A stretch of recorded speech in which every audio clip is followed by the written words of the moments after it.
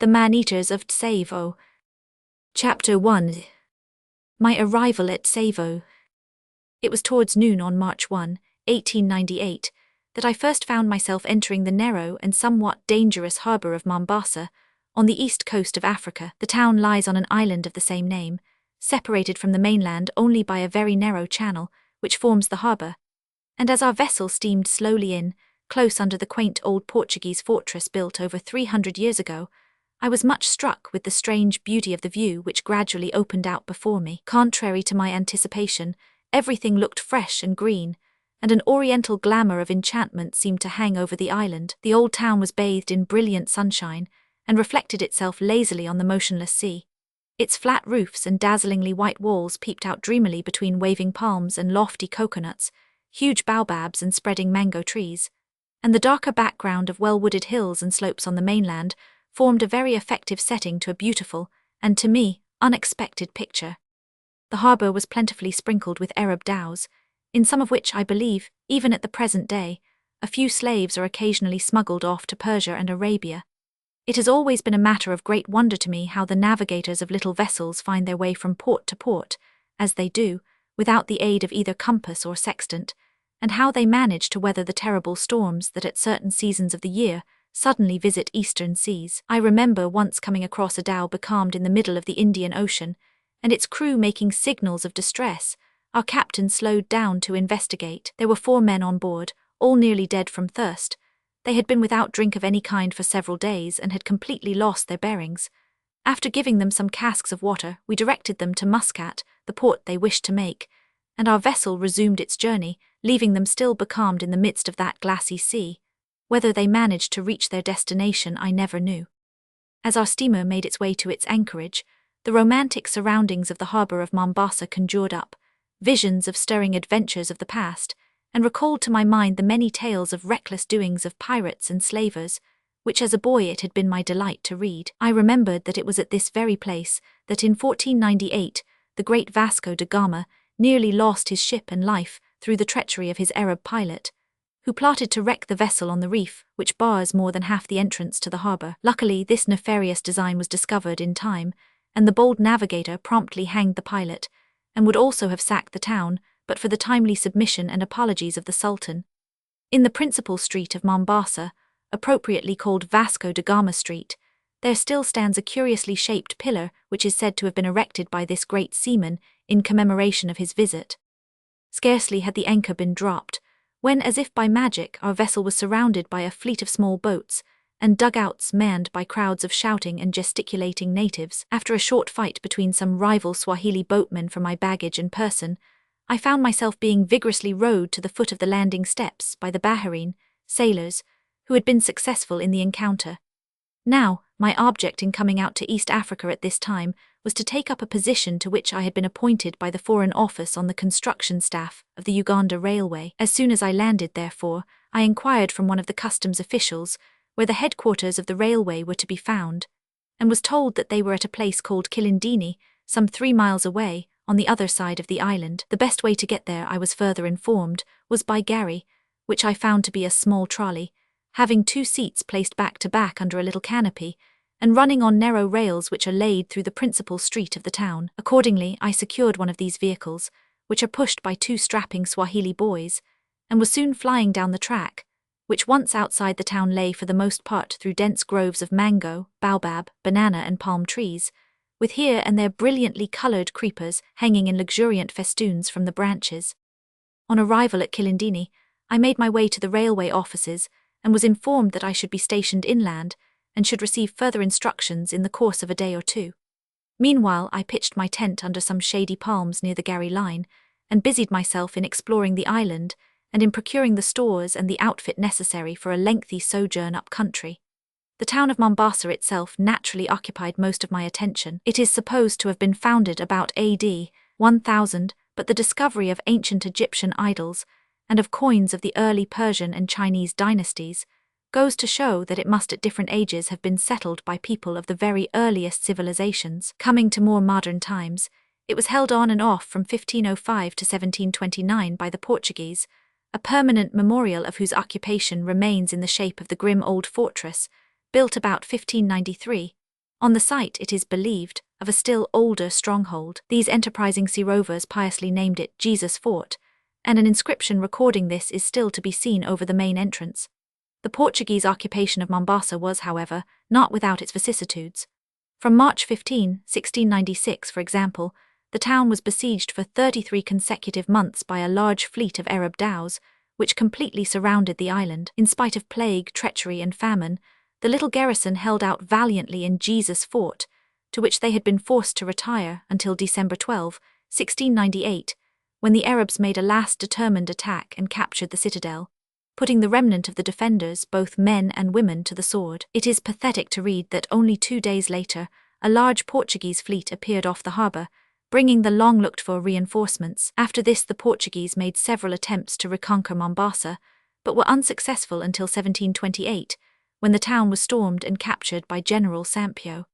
The Arabs, however, returned the next year in overwhelming numbers, and again drove the Portuguese out, and although the latter made one more attempt in 1769 to regain their supremacy, they did not succeed. The Arabs, as represented by the Sultan of Zanzibar, remain in nominal possession of Mombasa to the present day. But in 1887 Sayyid Bargash, the then Sultan of Zanzibar, gave for an annual rental a concession of his mainland territories to the British East Africa Association, which in 1888 was formed into the Imperial British East Africa Company.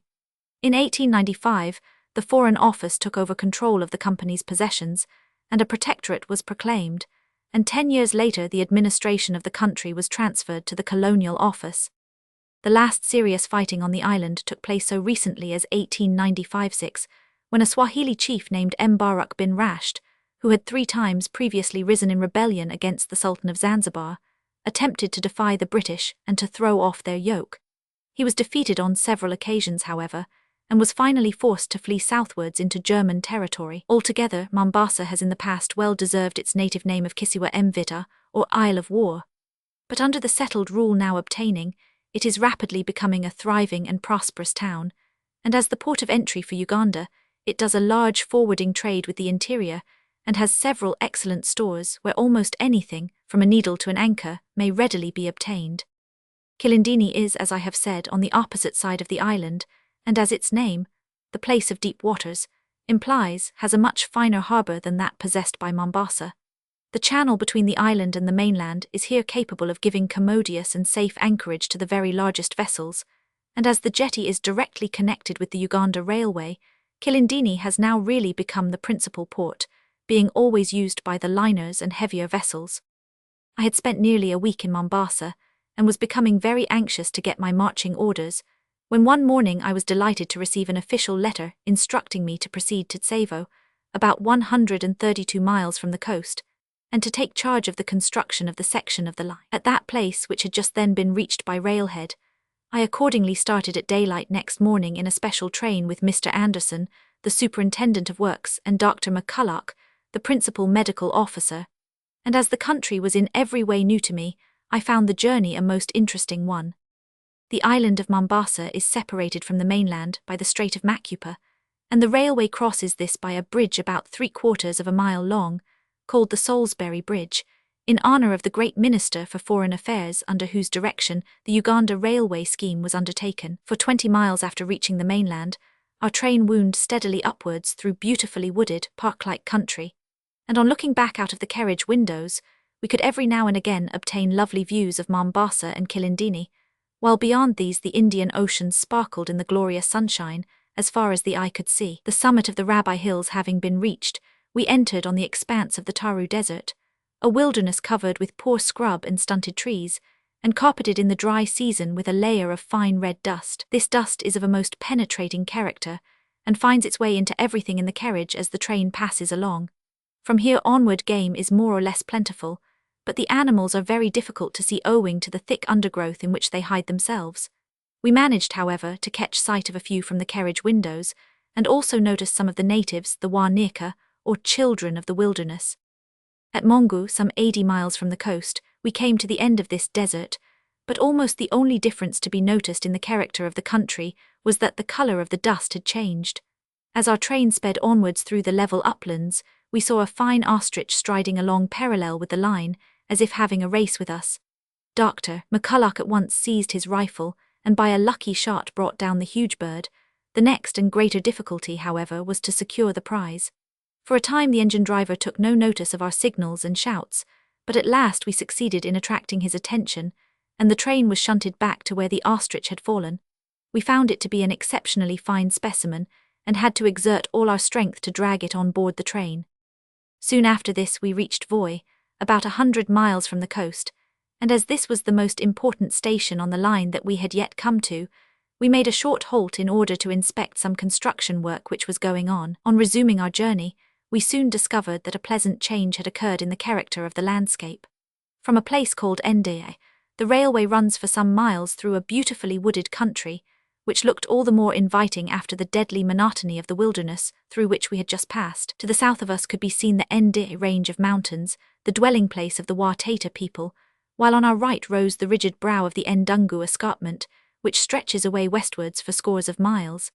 Here our journey was slow, as every now and again we stopped to inspect the permanent works in progress, but eventually, towards dusk, we arrived at our destination, Tsavo. I slept that night in a little palm hut which had been built by some previous traveller, and which was fortunately unoccupied for the time being. It was rather broken down and dilapidated, not even possessing a door, and as I lay on my narrow camp bed, I could see the stars twinkling through the roof.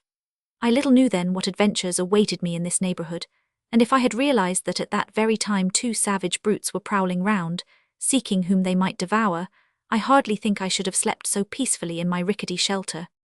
Next morning I was up betimes, eager to make acquaintance with my new surroundings. My first impression on coming out of my hut was that I was hemmed in on all sides by a dense growth of impenetrable jungle, and on scrambling to the top of a little hill close at hand, I found that the whole country as far as I could see was covered with low, stunted trees, thick undergrowth and, wait a bit, thorns. The only clearing, indeed, appeared to be where the narrow track for the railway had been cut. This interminable nyika, or wilderness of whitish and leafless dwarf trees, presented a ghastly and sun-stricken appearance, and here and there a ridge of dark-red heat-blistered rock jutted out above the jungle, and added by its rugged barrenness to the dreariness of the picture. Away to the northeast stretched the unbroken line of the Ndungu escarpment, while far off to the south I could just catch a glimpse of the snow-capped top of towering Kilima Njaro. The one redeeming feature of the neighbourhood was the river from which Tsavo takes its name. This is a swiftly flowing stream, always cool and always running, the latter being an exceptional attribute in this part of East Africa, and the fringe of lofty green trees along its banks formed a welcome relief to the general monotony of the landscape. When I had thus obtained a rough idea of the neighbourhood, I returned to my hut and began in earnest to make preparations for my stay in this out-of-the-way place. The stores were unpacked, and my boys pitched my tent in a little clearing close to where I had slept the night before, and not far from the main camp of the workmen. Railhead had at this time just reached the western side of the river, and some thousands of Indian coolies and other workmen were encamped there. As the line had to be pushed on with all speed, a diversion had been made, and the river crossed by means of a temporary bridge. My principal work was to erect the permanent structure, and to complete all the other works for a distance of 30 miles on each side of Tsavo. I accordingly made a survey of what had to be done, and sent my requisition for labour, tools and material to the headquarters at Kilindini. In a short time workmen and supplies came pouring in, and the noise of hammers and sledges, drilling and blasting echoed merrily through the district. Chapter 2. The first appearance of the man-eaters. Unfortunately, this happy state of affairs did not continue for long, and our work was soon interrupted in a rude and startling manner. 2 most voracious and insatiable man-eating lions appeared upon the scene, and for over 9 months waged an intermittent warfare against the railway and all those connected with it in the vicinity of Tsavo. This culminated in a perfect reign of terror in December 1898, when they actually succeeded in bringing the railway works to a complete standstill for about 3 weeks. At first they were not always successful in their efforts to carry off a victim, but as time went on they stopped at nothing, and indeed braved any danger in order to obtain their favourite food. Their methods then became so uncanny, and their man-stalking so well-timed and so certain of success, that the workmen firmly believed that they were not real animals at all, but devils in lion's shape. Many a time the coolies solemnly assured me that it was absolutely useless to attempt to shoot them. They were quite convinced that the angry spirits of 2 departed native chiefs had taken this form in order to protest against a railway being made through their country, and by stopping its progress to avenge the insult thus shown to them. I had only been a few days at Tsavo when I first heard that these brutes had been seen in the neighborhood. Shortly afterwards, 1 or 2 coolies mysteriously disappeared, and I was told that they had been carried off by night from their tents and devoured by lions. At the time, I did not credit this story, and was more inclined to believe that the unfortunate men had been the victims of foul play at the hands of some of their comrades. They were, as it happened, very good workmen, and had each saved a fair number of rupees, so I thought it quite likely that some scoundrels from the gangs had murdered them for the sake of their money. This suspicion, however, was very soon dispelled.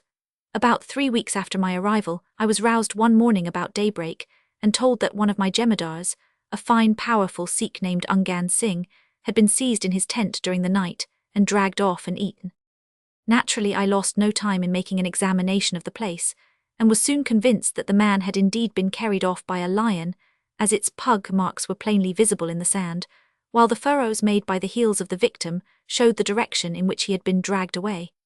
Moreover, the jemadar shared his tent with half a dozen other workmen, and one of his bedfellows had actually witnessed the occurrence. He graphically described how, at about midnight, the lion suddenly put its head in at the open tent door and seized Ungan Singh, who happened to be nearest the opening, by the throat. The unfortunate fellow cried out "Koro, let go," and threw his arms up round the lion's neck.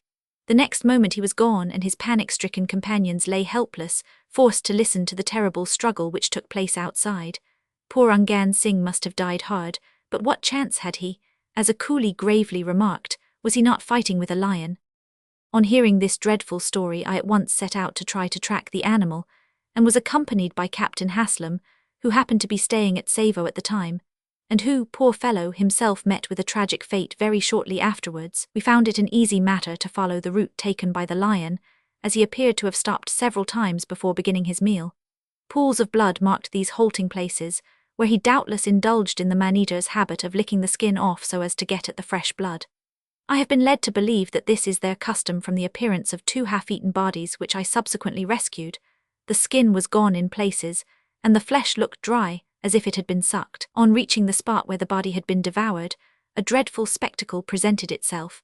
The ground all round was covered with blood and morsels of flesh and bones, but the unfortunate jemadar's head had been left intact, save for the holes made by the lion's tusks on seizing him, and lay a short distance away from the other remains, the eyes staring wide open with a startled, horrified look in them. The place was considerably cut up, and on closer examination we found that 2 lions had been there and had probably struggled for possession of the body. It was the most gruesome sight I had ever seen. We collected the remains as well as we could and heaped stones on them, the head with its fixed, terrified stare seeming to watch us all the time, for it we did not bury, but took back to camp for identification before the medical officer. Thus occurred my first experience of man-eating lions, and I vowed there and then that I would spare no pains to rid the neighborhood of the brutes. I little knew the trouble that was in store for me, or how narrow were to be my own escapes from sharing poor Ungan Singh's fate. That same night I sat up in a tree close to the late jemadar's tent, hoping that the lions would return to it for another victim. I was followed to my perch by a few of the more terrified coolies, who begged to be allowed to sit up in the tree with me. All the other workmen remained in their tents, but no more doors were left open. I had with me my .303 and a 12-bore shotgun, one barrel loaded with ball and the other with slug. Shortly after settling down to my vigil, my hopes of bagging one of the brutes were raised by the sound of their ominous roaring coming closer and closer. Presently this ceased, and quiet reigned for an hour or two, as lions always stalk their prey in complete silence. All at once, however, we heard a great uproar and frenzied cries coming from another camp about half a mile away. We knew then that the lions had seized a victim there, and that we should see or hear nothing further of them that night. Next morning I found that one of the brutes had broken into a tent at Railhead Camp, whence we had heard the commotion during the night, and had made off with a poor wretch who was lying there asleep. After a night's rest, therefore, I took up my position in a suitable tree near this tent.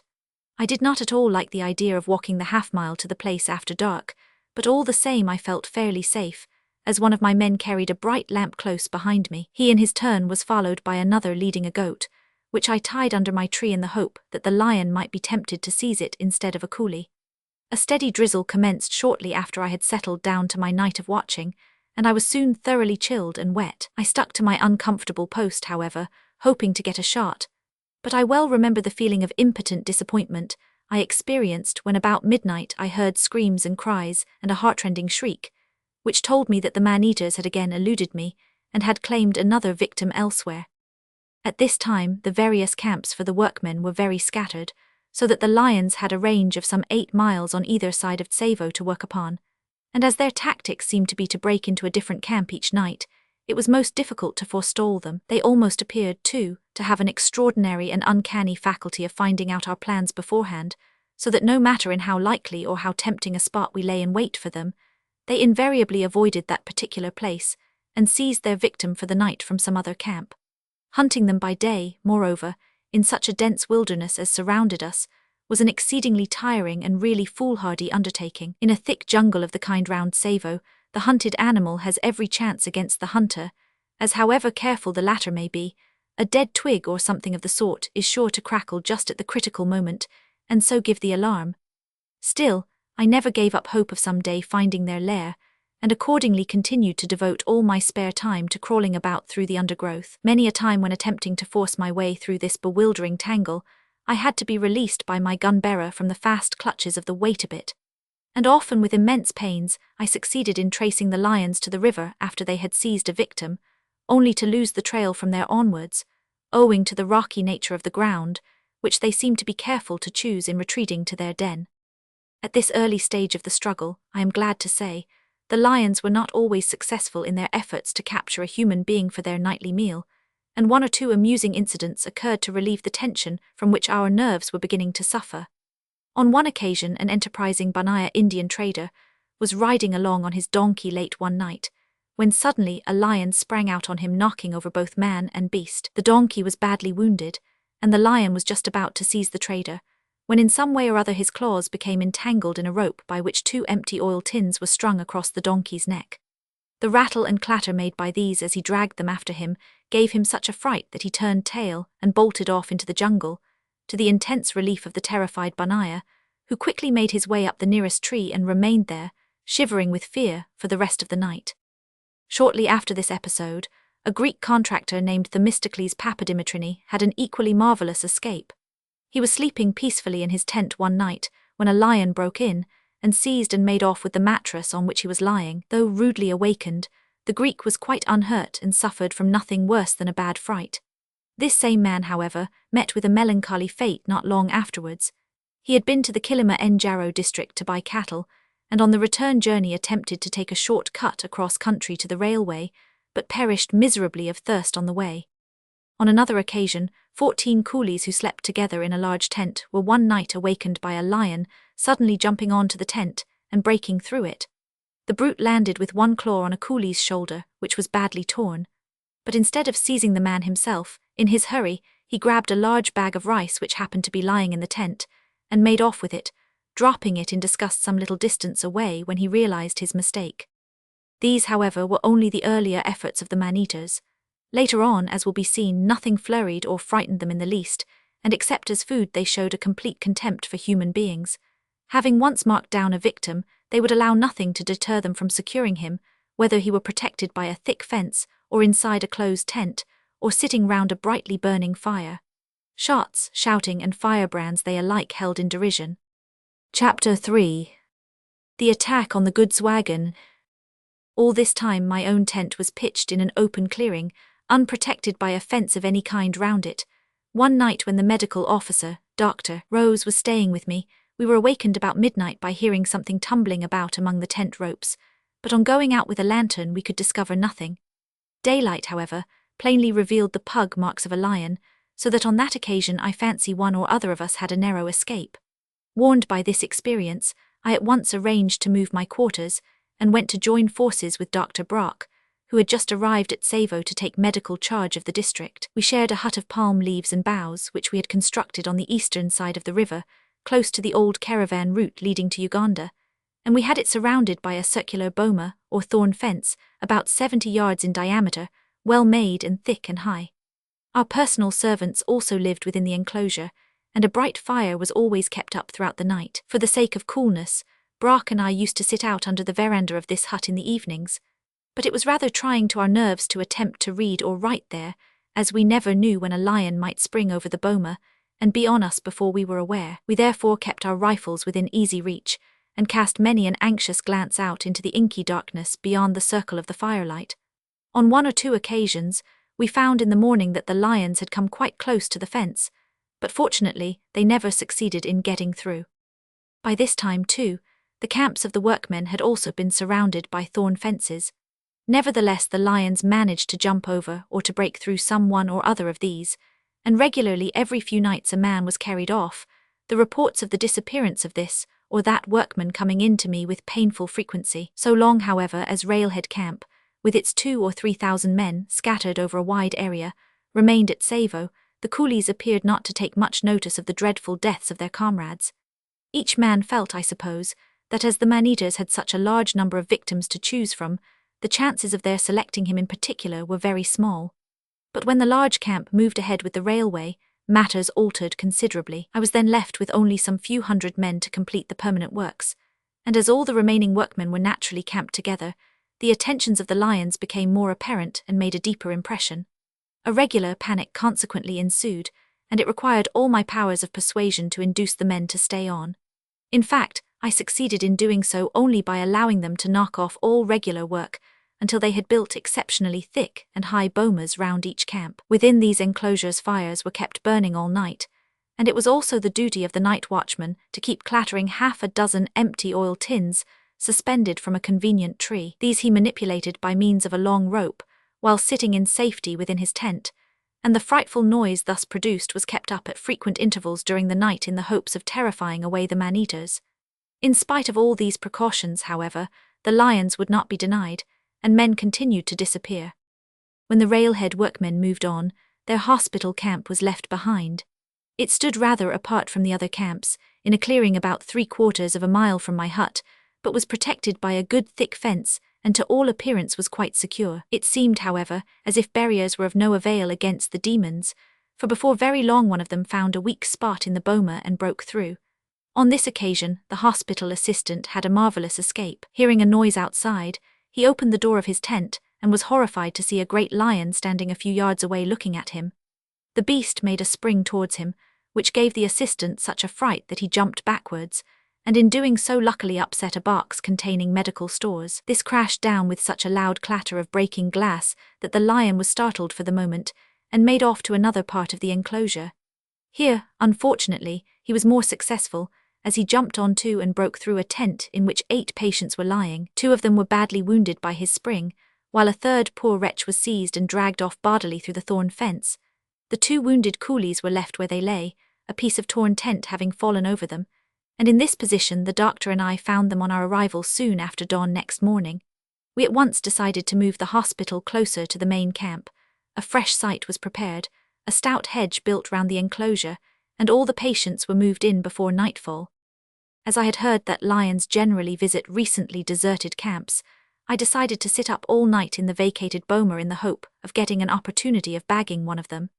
But in the middle of my lonely vigil, I had the mortification of hearing shrieks and cries coming from the direction of the new hospital, telling me only too plainly that our dreaded foes had once more eluded me. Hurrying to the place at daylight, I found that one of the lions had jumped over the newly erected fence and had carried off the hospital bisti, water carrier, and that several other coolies had been unwilling witnesses of the terrible scene which took place within the circle of light given by the big camp fire.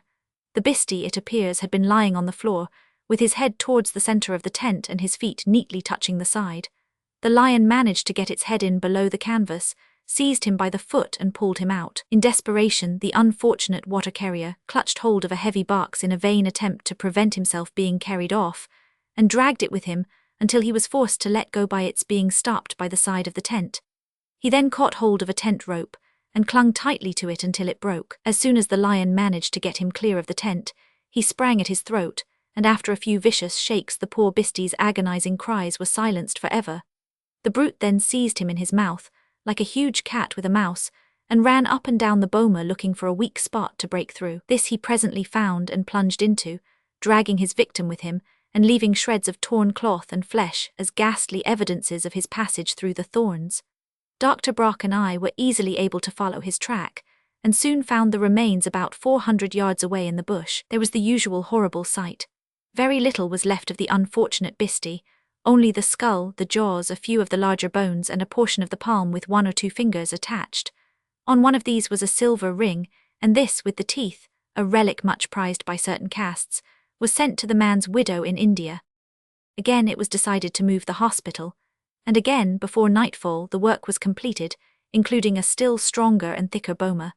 When the patients had been moved, I had a covered goods wagon placed in a favourable position on a siding which ran close to the site which had just been abandoned, and in this Brock and I arranged to sit up that night. We left a couple of tents still standing within the enclosure, and also tied up a few cattle in it as bait for the lions, who had been seen in no less than 3 different places in the neighbourhood during the afternoon April 23.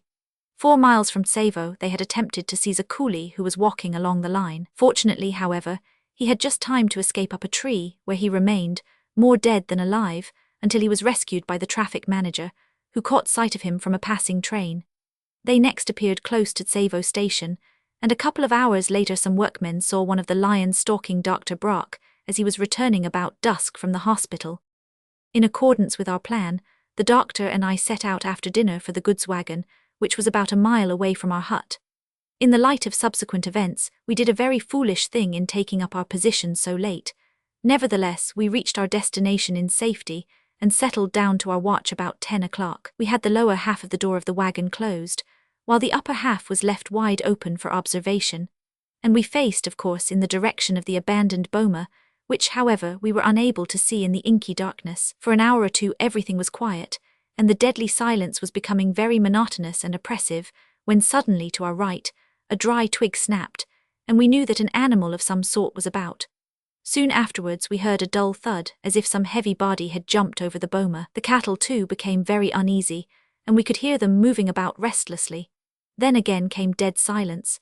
At this juncture I proposed to my companion that I should get out of the wagon and lie on the ground close to it, as I could see better in that position, should the lion come in our direction with his prey. Brock, however, persuaded me to remain where I was, and a few seconds afterwards I was heartily glad that I had taken his advice, for at that very moment one of the man-eaters, although we did not know it, was quietly stalking us, and was even then almost within springing distance. Orders had been given for the entrance to the boma to be blocked up, and accordingly we were listening in the expectation of hearing the lion force his way out through the bushes with his prey. As a matter of fact, however, the doorway had not been properly closed, and while we were wondering what the lion could be doing inside the boma for so long, he was outside all the time, silently reconnoitring our position. Presently I fancied I saw something coming very stealthily towards us. I feared, however, to trust to my eyes, which by that time were strained by prolonged staring through the darkness. So under my breath I asked Brock whether he saw anything, at the same time covering the dark object as well as I could with my rifle. Brock did not answer.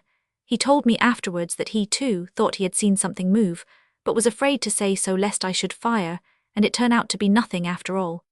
After this there was intense silence again for a second or two, then with a sudden bound a huge body sprang at us. "The lion!" I shouted, and we both fired almost simultaneously, not a moment too soon, for in another second the brute would assuredly have landed inside the wagon. As it was, he must have swerved off in his spring, probably blinded by the flash and frightened by the noise of the double report, which was increased 100-fold by the reverberation of the hollow iron roof of the truck. Had we not been very much on the alert, he would undoubtedly have got one of us, and we realized that we had had a very lucky and very narrow escape. The next morning we found Brock's bullet embedded in the sand close to a footprint. It could not have missed the lion by more than an inch or two. Mine was nowhere to be found. Thus ended my first direct encounter with one of the man-eaters. Chapter 4. The building of the Tsavo Bridge. During all this troublesome period the construction of the railway had been going steadily forward, and the first important piece of work, which I had commenced on arrival, was completed. This was the widening of a rock cutting through which the railway ran just before it reached the river.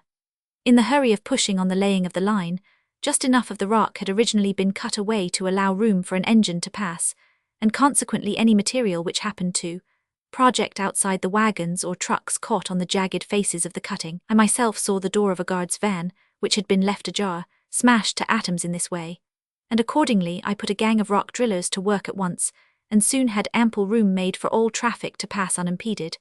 While this was going on, Another gang of men were laying the foundations of a girder bridge, which was to span a gully between this cutting and Tsavo station. This would have taken too long to erect when railhead was at the place, so a diversion had been made round it, the temporary track leading down almost to the bed of the nullah and up again on the further side. When the foundations and abutments were ready, the gully was spanned by an iron girder, the slopes leading up to it banked up on either side, and the permanent way laid on an easy grade.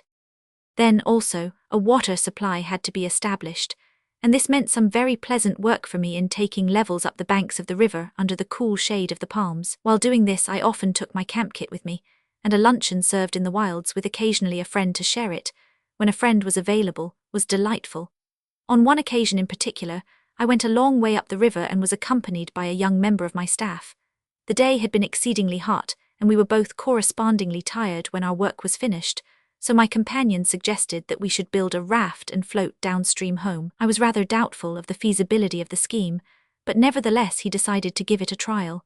Setting to work with our axes, we soon had a raft built, lashing the poles together with the fibre which grows in abundance all over the district. When it was finished, we pushed it out of the little backwater where it had been constructed, and the young engineer jumped aboard. All went well until it got out into midstream, when much to my amusement it promptly toppled gracefully over. I helped my friend to scramble quickly up the bank out of reach of possible crocodiles, when, none the worse for his ducking, he laughed as heartily as I at the adventure. Except for an occasional relaxation of this sort, every moment of my time was fully occupied. Superintending the various works and 100 other duties kept me busy all day long, while my evenings were given up to settling disputes among the coolies, hearing reports and complaints from the various jemadars and workpeople, and in studying the Swahili language. Preparations, too, for the principal piece of work in the district, the building of the railway bridge over the Tsavo River, were going on apace. These involved much personal work on my part. Cross and oblique sections of the river had to be taken, the rate of the current and the volume of water at flood, mean and low levels had to be found, and all the necessary calculations made. These having at length been completed, I marked out the positions for the abutments and piers, and the work of sinking their foundations was begun. The two centre piers in particular caused a great deal of trouble, as the river broke in several times, and had to be dammed up and pumped dry again before work could be resumed. Then we found we had to sink much deeper than we expected in order to reach a solid foundation indeed. The sinking went on, until I began to despair of finding one, and was about to resort to pile driving, when at last, to my relief, we struck solid rock on which the huge foundation stones could be laid with perfect safety. Another great difficulty with which we had to contend was the absence of suitable stone in the neighbourhood. It was not that there was none to be found, for the whole district abounds in rock, but that it was so intensely hard as to be almost impossible to work, and a bridge built of it would have been very costly. I spent many a weary day trudging through the thorny wilderness, vainly searching for suitable material, and was beginning to think that we should be forced to use iron columns for the piers, when one day I stumbled quite by accident on the very thing. Brock and I were out pot hunting, and hearing some guinea fowl cackling among the bushes, I made a circuit half round them so that Brock, on getting in his shot, should drive them over in my direction. I eventually got into position on the edge of a deep ravine and knelt on one knee, crouching down among the ferns. There I had scarcely time to load when over flew a bird which I missed badly, and I did not have another chance, for Brock had got to work, and being a first-rate shot had quickly bagged a brace. Meanwhile I felt the ground very hard under my knee, and on examination found that the bank of the ravine was formed of stone, which extended for some distance, and which was exactly the kind of material for which I had long been fruitlessly searching. I was greatly delighted with my unexpected discovery, though at first I had grave misgivings about the distance to be traversed, and the difficulty of transporting the stone across the intervening country. Indeed, I found in the end that the only way of getting the material to the place where it was wanted was by laying down a tram line right along the ravine, throwing a temporary bridge across the Tsavo, following the stream down and recrossing it again close to the site of the permanent bridge. Accordingly, I set men to work at once to cut down the jungle and prepare a road on which to lay the double trolley line. One morning when they were thus engaged, a little paa, a kind of very small antelope, sprang out and found itself suddenly in the midst of a gang of coolies. Terrified and confused by the shouting of the men, it ran straight at Sher Shah the jemadar, who promptly dropped a basket over it and held it fast. I happened to arrive just in time to save the graceful little animal's life, and took it home to my camp, where it very soon became a great pet.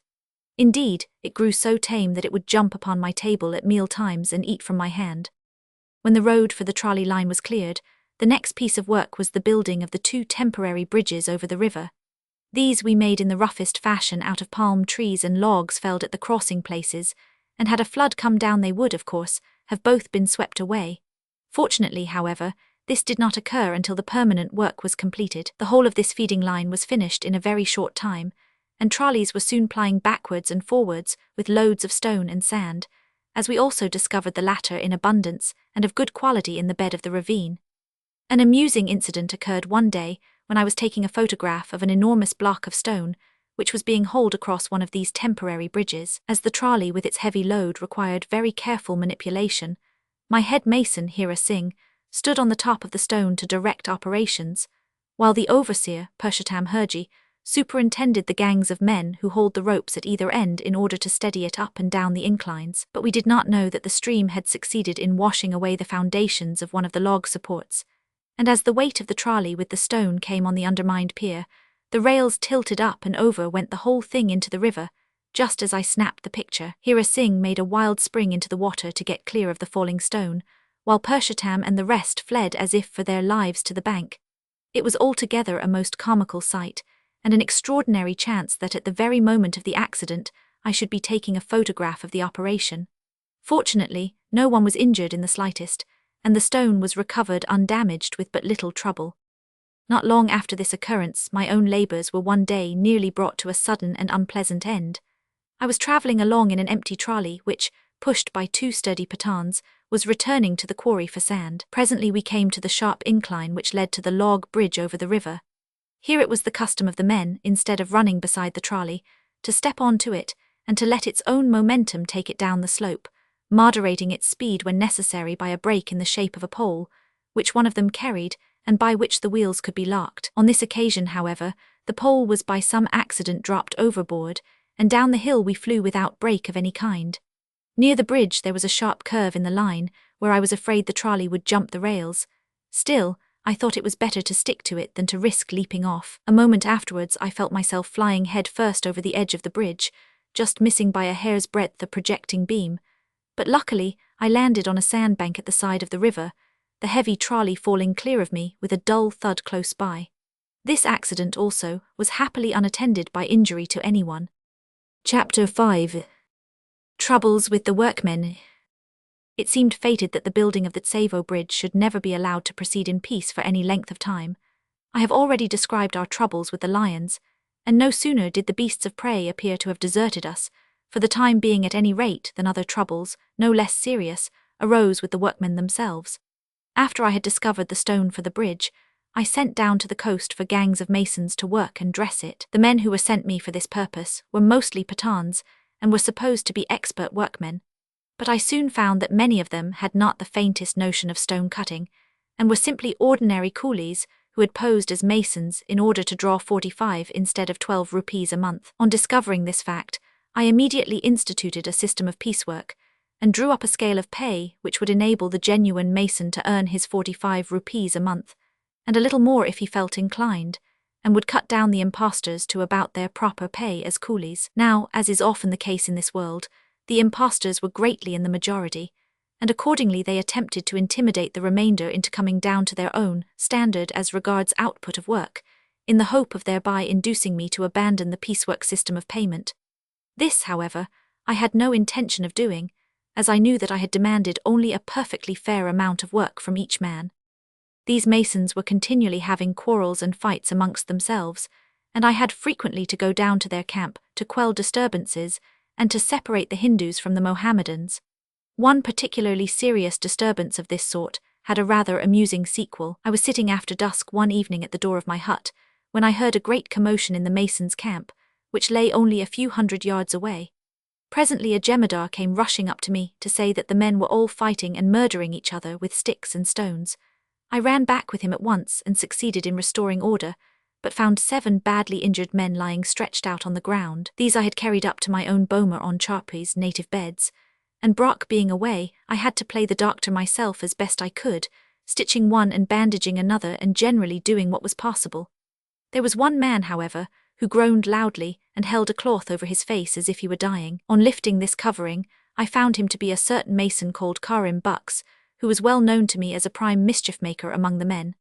I examined him carefully, but as I could discover nothing amiss, I concluded that he must have received some internal injury, and accordingly told him that I would send him to the hospital at Voi, about 30 miles down the line, to be attended to properly. He was then carried back to his camp, groaning grievously all the time. Scarcely had he been removed, when the head jemadar came and informed me that the man was not hurt at all, and that as a matter of fact he was the sole cause of the disturbance.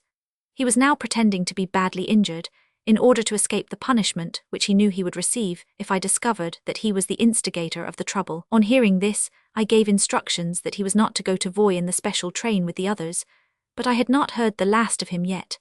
About 11 o'clock that night I was called up, and asked to go down to the mason's camp to see a man who was supposed to be dying. I at once pulled on my boots, got some brandy and ran down to the camp, where to my surprise and amusement I found that it was my friend Karim Bux who was at death's door.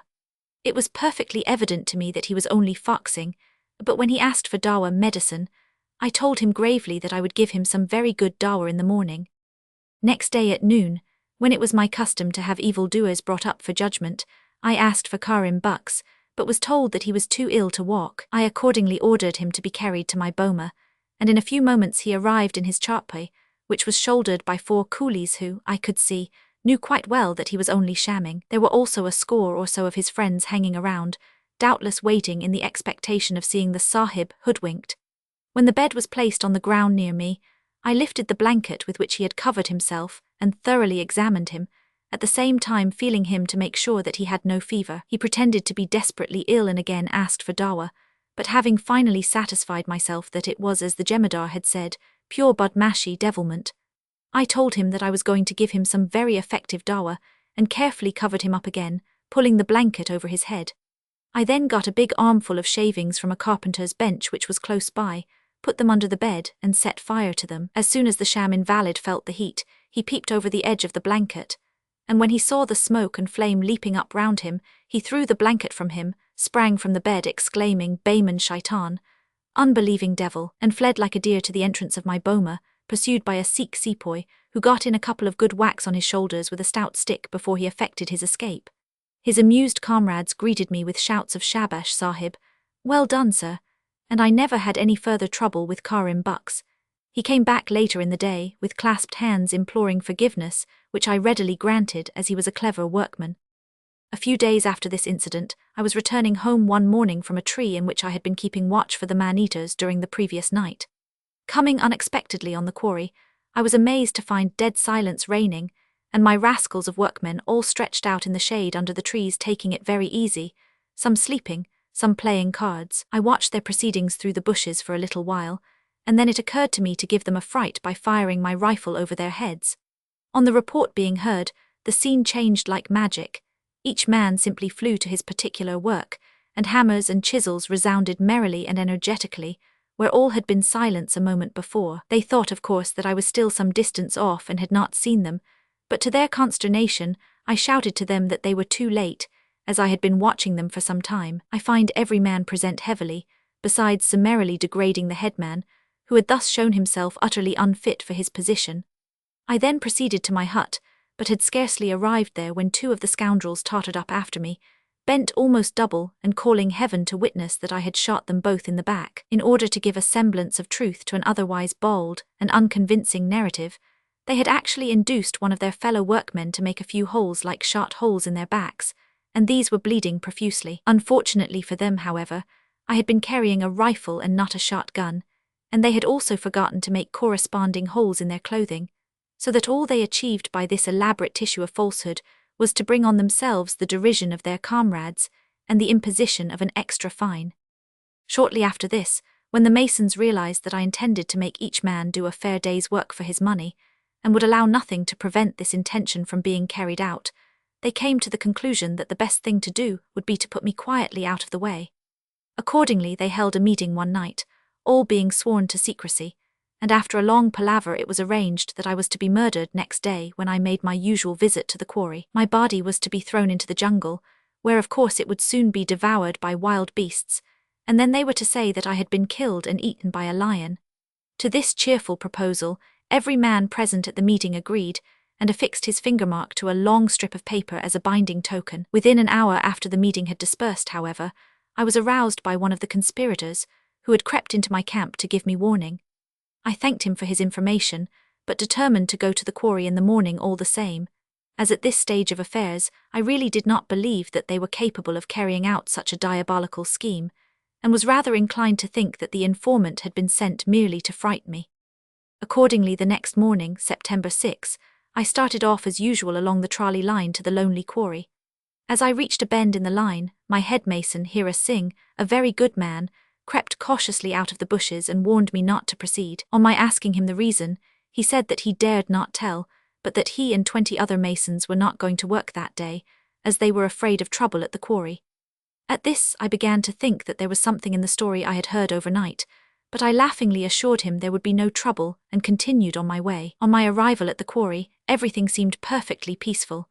All the men were working away busily, but after a moment or two I noticed stealthy side glances and felt that there was something in the wind. As soon as I came up to the first gang of workmen, the jemadar, a treacherous-looking villain, informed me that the men working further up the ravine had refused to obey his orders, and asked me if I would go and see them. I felt at once that this was a device to lure me into the narrow part of the ravine, where, with gangs in front of me and behind me, there would be no escape. Still, I thought I would see the adventure through, whatever came of it, so I accompanied the jemadar up the gully. When we got to the further gang, he went so far as to point out the 2 men who, he said, had refused to do what he told them. I suppose he thought that as I was never to leave the place alive, it did not matter whom he complained of. I noted their names in my pocketbook in my usual manner, and turned to retrace my steps. Immediately a yell of rage was raised by the whole body of some 60 men, answered by a similar shout from those I had first passed, and who numbered about 100. Both groups of men, carrying crowbars and flourishing their heavy hammers, then closed in on me in the narrow part of the ravine. I stood still, waiting for them to act, and one man rushed at me, seizing both my wrists and shouting out that he was going to be hung and shot for me. Rather a curious way of putting it, but that was his exact expression. I easily wrenched my arms free and threw him from me, but by this time I was closely hemmed in, and everywhere I looked I could see nothing but evil and murderous-looking faces. One burly brute, afraid to be the first to deal a blow, hurled the man next him at me, and if he had succeeded in knocking me down, I am certain that I should never have got up again alive. As it was, however, I stepped quickly aside, and the man intended to knock me down was himself thrown violently against a rock, over which he fell heavily. This occasioned a moment's confusion, of which I quickly took advantage. I sprang on to the top of the rock, and before they had time to recover themselves I had started haranguing them in Hindustani.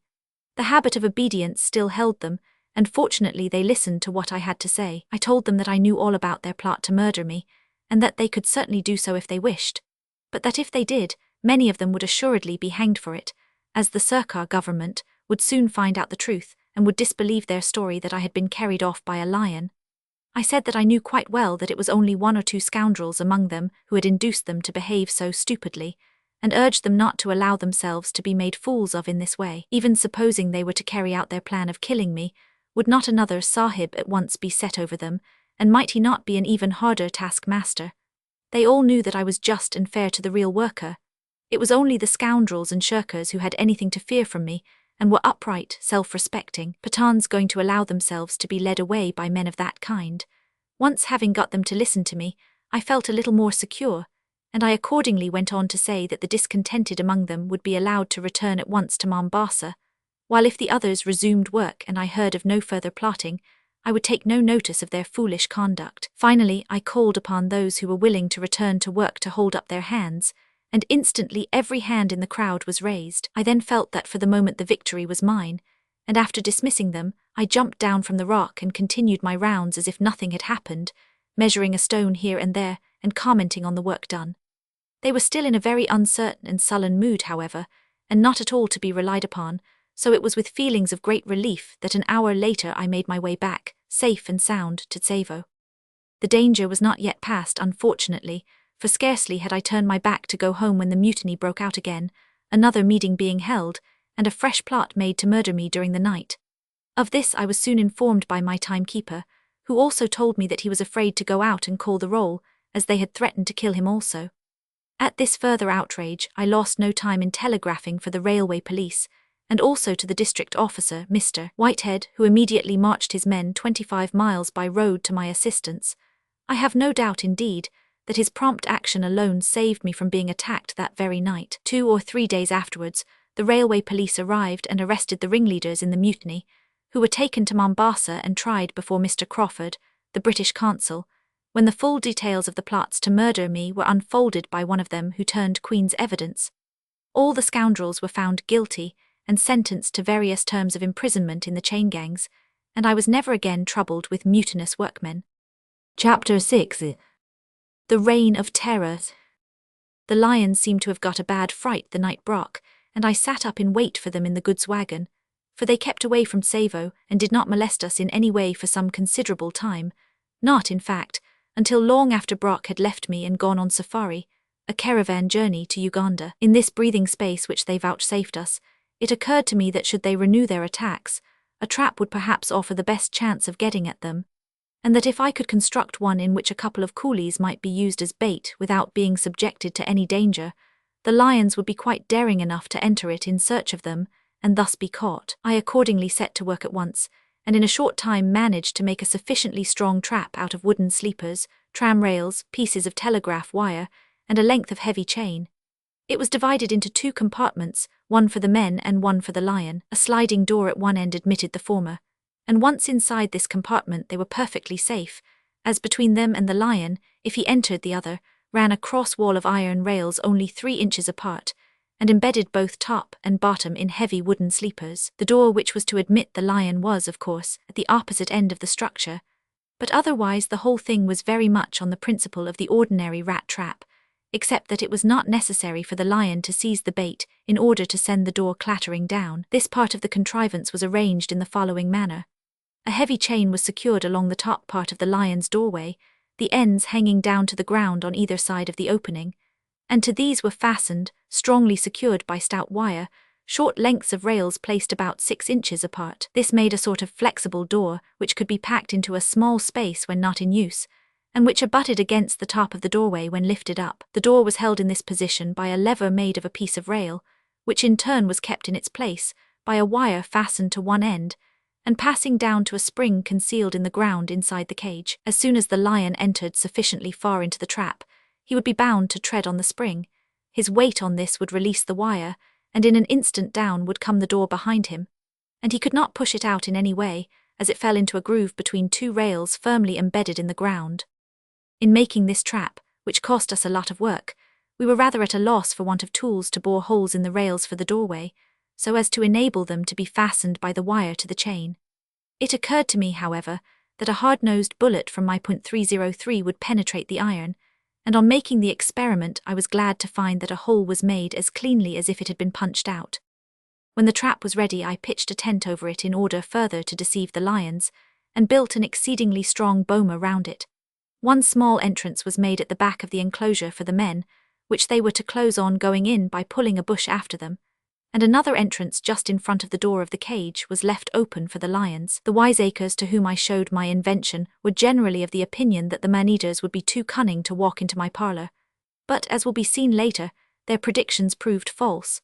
For the first few nights I baited the trap myself, but nothing happened except that I had a very sleepless and uncomfortable time, and was badly bitten by mosquitoes.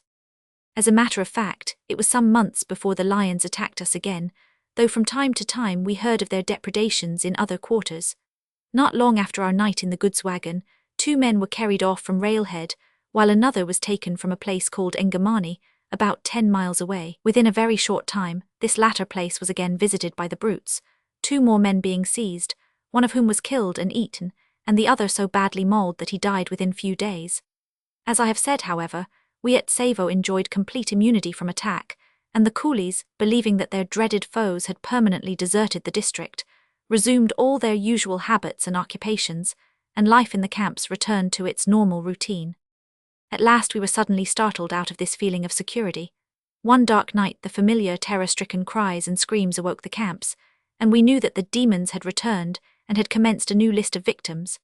On this occasion, a number of men had been sleeping outside their tents for the sake of coolness, thinking, of course, that the lions had gone for good, when suddenly in the middle of the night, one of the brutes was discovered forcing its way through the boma. The alarm was at once given, and sticks, stones and firebrands were hurled in the direction of the intruder. All was of no avail, however, for the lion burst into the midst of the terrified group, seized an unfortunate wretch amid the cries and shrieks of his companions, and dragged him off through the thick thorn fence.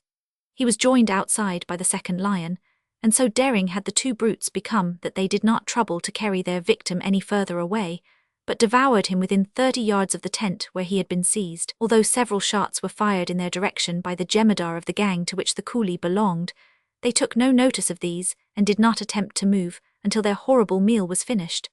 The few scattered fragments that remained of the body I would not allow to be buried at once, hoping that the lions would return to the spot the following night. And on the chance of this, I took up my station at nightfall in a convenient tree. Nothing occurred to break the monotony of my watch, however, except that I had a visit from a hyena, and the next morning I learned that the lions had attacked another camp about 2 miles from Tsavo, for by this time the camps were again scattered, as I had works in progress all up and down the line. There the man-eaters had been successful in obtaining a victim, whom, as in the previous instance, they devoured quite close to the camp. How they forced their way through the bomas without making a noise was, and still is, a mystery to me. I should have thought that it was next to impossible for an animal to get through at all, yet they continually did so, and without a sound being heard. After this occurrence, I sat up every night for over a week near likely camps, but all in vain. Either the lions saw me and then went elsewhere, or else I was unlucky, for they took man after man from different places without ever once giving me a chance of a shot at them. This constant night watching was most dreary and fatiguing work, but I felt that it was a duty that had to be undertaken, as the men naturally looked to me for protection. In the whole of my life, I have never experienced anything more nerve-shaking than to hear the deep roars of these dreadful monsters growing gradually nearer and nearer, and to know that someone or other of us was doomed to be their victim before morning dawned. Once they reached the vicinity of the camps, the roars completely ceased, and we knew that they were stalking for their prey. Shouts would then pass from camp to camp, Kabar dar bayan shaitan ata, beware brothers, the devil is coming, but the warning cries would prove of no avail, and sooner or later agonizing shrieks would break the silence, and another man would be missing from roll call next morning. I was naturally very disheartened at being foiled in this way night after night, and was soon at my wits' end to know what to do. It seemed as if the lions were really devils after all and bore a charmed life. As I have said before, tracking them through the jungle was a hopeless task, but as something had to be done to keep up the men's spirits, I spent many a weary day crawling on my hands and knees through the dense undergrowth of the exasperating wilderness around us. As a matter of fact, if I had come up with the lions on any of these expeditions, it was much more likely that they would have added me to their list of victims than that I should have succeeded in killing either of them, as everything would have been in their favor. About this time, too, I had many helpers and several officers, civil, naval and military, came to Tsavo from the coast and sat up night after night in order to get a shot at our daring foes.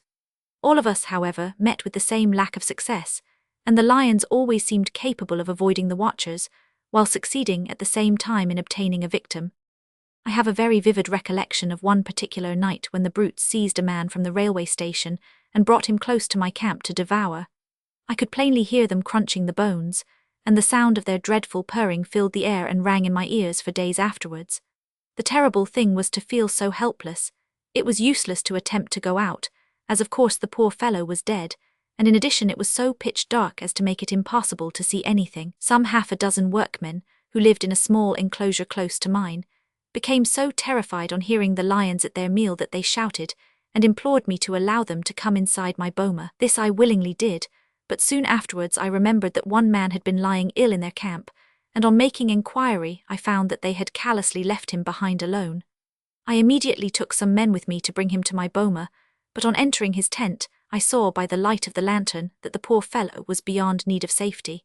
He had died of shock at being deserted by his companions. From this time matters gradually became worse and worse. Hitherto, as a rule, only one of the man-eaters had made the attack and had done the foraging, while the other waited outside in the bush, but now they began to change their tactics, entering the bomas together and each seizing a victim. In this way 2 Swahili porters were killed during the last week of November, one being immediately carried off and devoured. The other was heard moaning for a long time, and when his terrified companions at last summoned up sufficient courage to go to his assistance, they found him stuck fast in the bushes of the boma, through which for once the lion had apparently been unable to drag him. He was still alive when I saw him next morning, but so terribly mauled that he died before he could be got to the hospital. Within a few days of this, the two brutes made a most ferocious attack on the largest camp in the section, which for safety's sake was situated within a stone's throw of Tsavo station and close to a permanent way inspector's iron hut. Suddenly, in the dead of night, the two man-eaters burst in among the terrified workmen, and even from my boma, some distance away, I could plainly hear the panic-stricken shrieking of the coolies. Then followed cries of "They've taken him, they've taken him," as the brutes carried off their unfortunate victim and began their horrible feast close beside the camp. The inspector, Mr. Dalgairns, fired over 50 shots in the direction in which he heard the lions, but they were not to be frightened and calmly lay there until their meal was finished. After examining the spot in the morning, we at once set out to follow the brutes, Mr. Dalgairns feeling confident that he had wounded one of them, as there was a trail on the sand like that of the toes of a broken limb. After some careful stalking, we suddenly found ourselves in the vicinity of the lions and were greeted with ominous growlings. Cautiously advancing and pushing the bushes aside, we saw in the gloom what we at first took to be a lion cub. Closer inspection, however, showed it to be the remains of the unfortunate coolie, which the man-eaters had evidently abandoned at our approach. The legs, one arm and half the body had been eaten, and it was the stiff fingers of the other arm trailing along the sand which had left the marks we had taken to be the trail of a wounded lion. By this time the beasts had retired far into the thick jungle where it was impossible to follow them, so we had the remains of the coolie buried, and once more returned home disappointed. Now the bravest men in the world, much less the ordinary Indian coolie, will not stand constant terrors of this sort indefinitely. The whole district was by this time thoroughly panic-stricken, and I was not at all surprised, therefore, to find on my return to camp that same afternoon, December 1, that the men had all struck work and were waiting to speak to me. When I sent for them, they flocked to my boma in a body and stated that they would not remain at Tsavo any longer for anything or anybody. They had come from India on an agreement to work for the government, not to supply food for either lions or devils. No sooner had they delivered this ultimatum than a regular stampede took place. Some hundreds of them stopped the first passing train by throwing themselves on the rails in front of the engine, and then, swarming on to the trucks and throwing in their possessions anyhow, they fled from the accursed spot. After this the railway works were completely stopped, and for the next 3 weeks practically nothing was done but build lion-proof huts for those workmen who had had sufficient courage to remain.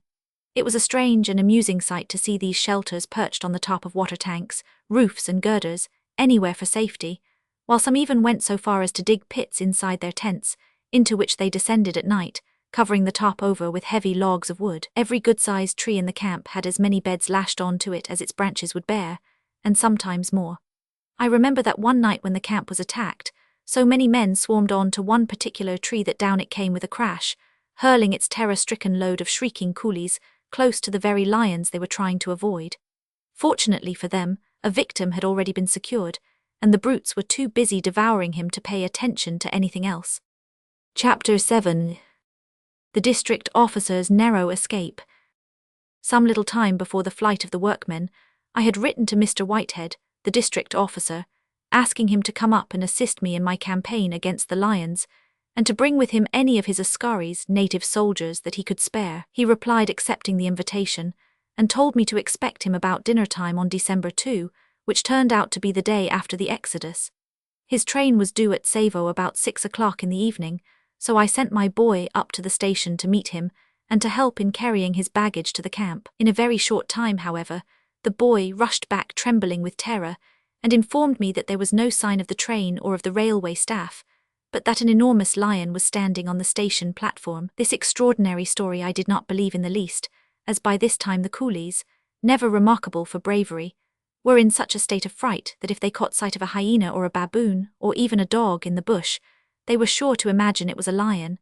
But I found out next day that it was an actual fact, and that both station master and signalman had been obliged to take refuge from one of the man-eaters by locking themselves in the station building.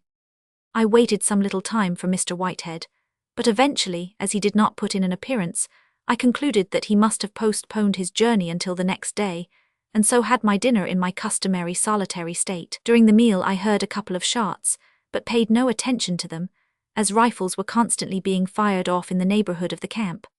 Later in the evening, I went out as usual to watch for our elusive foes, and took up my position in a crib made of sleepers, which I had built on a big girder close to a camp, which I thought was likely to be attacked. Soon after settling down at my post, I was surprised to hear the man-eaters growling and purring and crunching up bones about 70 yards from the crib. I could not understand what they had found to eat, as I had heard no commotion in the camps, and I knew by bitter experience that every meal the brutes obtained from us was announced by shrieks and uproar. The only conclusion I could come to was that they had pounced upon some poor unsuspecting native traveller.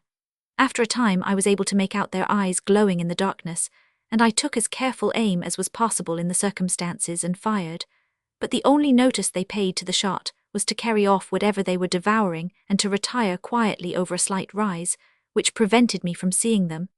There they finished their meal at their ease. As soon as it was daylight, I got out of my crib and went towards the place where I had last heard them. On the way, whom should I meet but my missing guest, Mr. Whitehead, looking very pale and ill and generally dishevelled. "Where on earth have you come from?" I exclaimed. "Why didn't you turn up to dinner last night?" "A nice reception you give a fellow when you invite him to dinner," was his only reply. "Why, what's up?" I asked. "That infernal lion of yours nearly did for me last night," said Whitehead.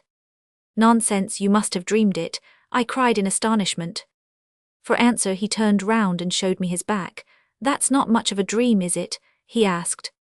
His clothing was rent by one huge tear from the nape of the neck downwards, and on the flesh there were 4 great claw marks, showing red and angry through the torn cloth. Without further parley, I hurried him off to my tent, and bathed and dressed his wounds, and when I had made him considerably more comfortable, I got from him the whole story of the events of the night. It appeared that his train was very late, so that it was quite dark when he arrived at Tsavo station, from which the track to my camp lay through a small cutting.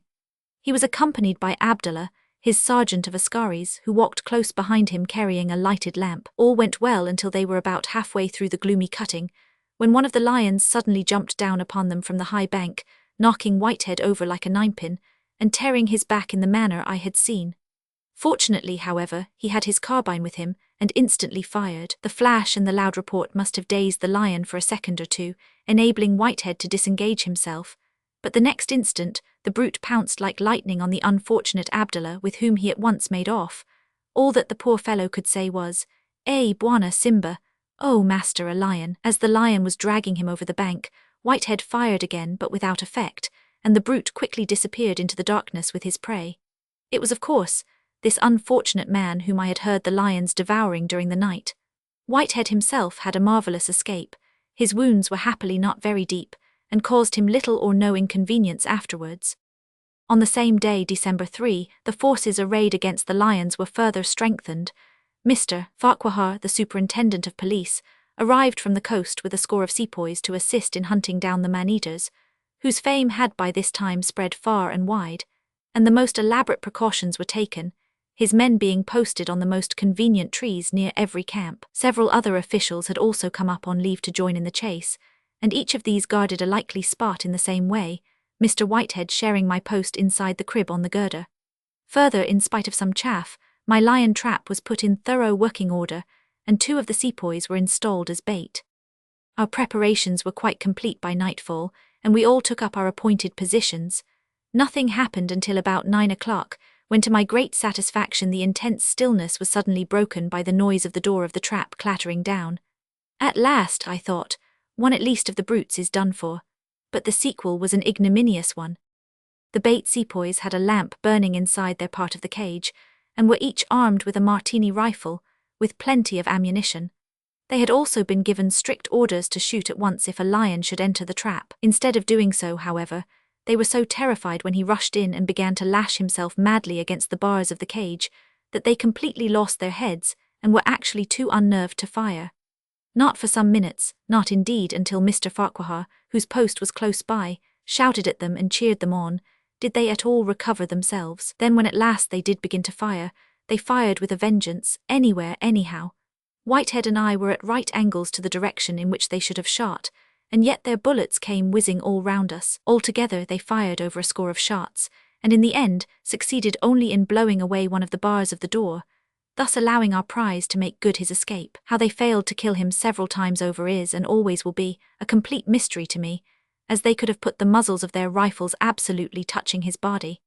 There was, indeed, some blood scattered about the trap, but it was small consolation to know that the brute, whose capture and death seemed so certain, had only been slightly wounded. Still, we were not unduly dejected, and when morning came, a hunt was at once arranged.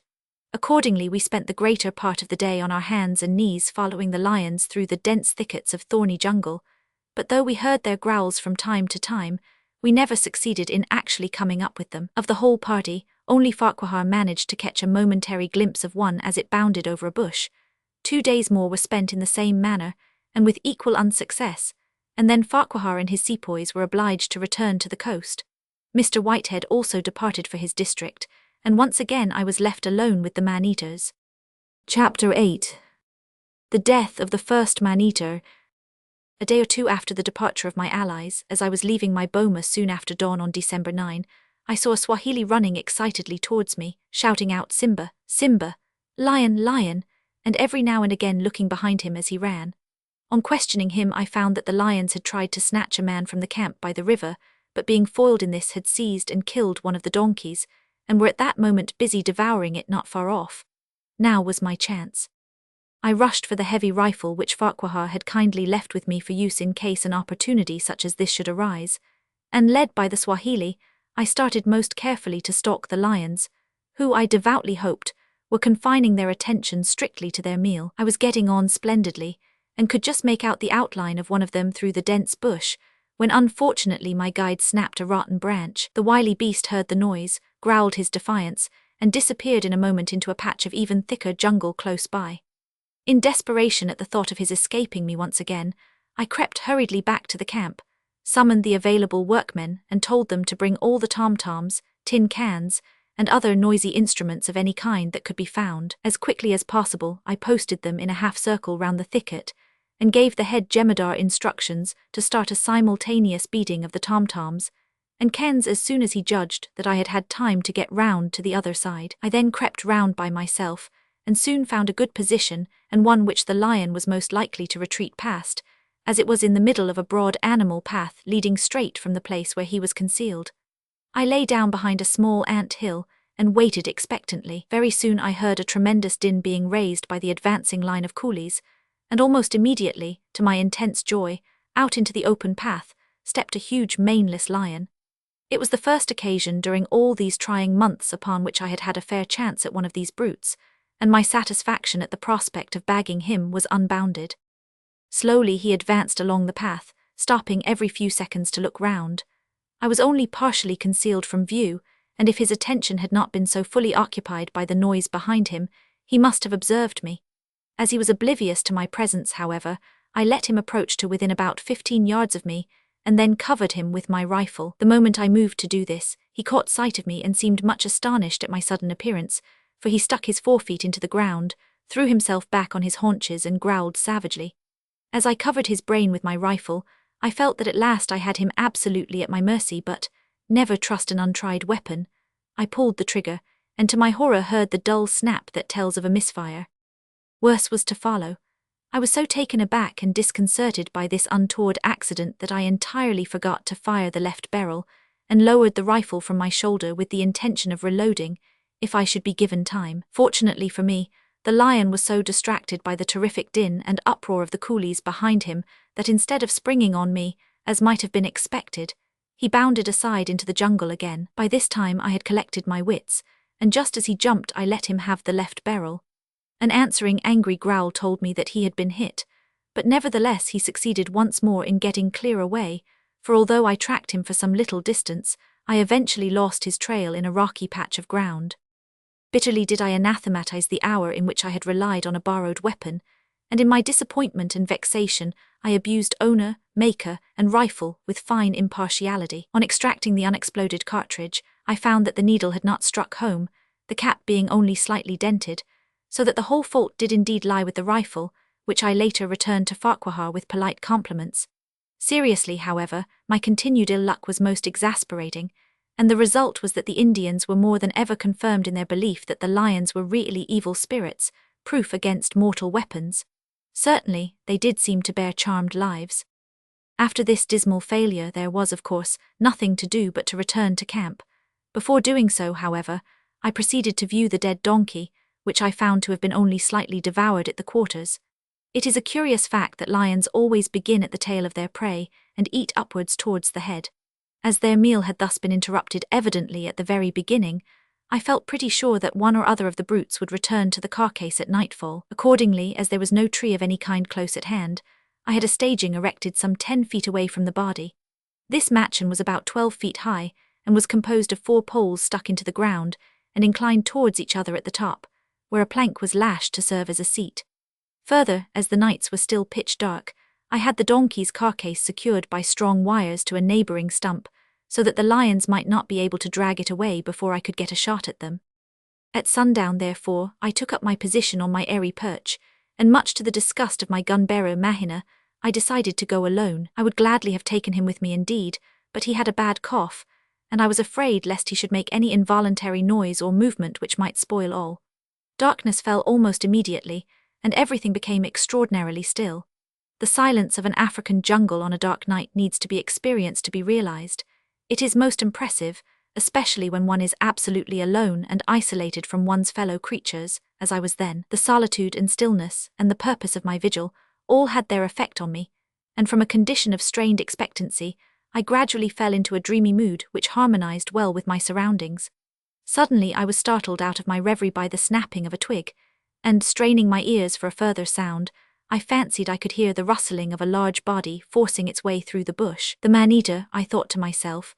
Surely tonight my luck will change and I shall bag one of the brutes. Profound silence again succeeded. I sat on my eyrie like a statue, every nerve tense with excitement. Very soon, however, all doubt as to the presence of the lion was dispelled. A deep, long-drawn sigh, sure sign of hunger, came up from the bushes, and the rustling commenced again as he cautiously advanced. In a moment or two a sudden stop, followed by an angry growl, told me that my presence had been noticed, and I began to fear that disappointment awaited me once more. But no, matters quickly took an unexpected turn.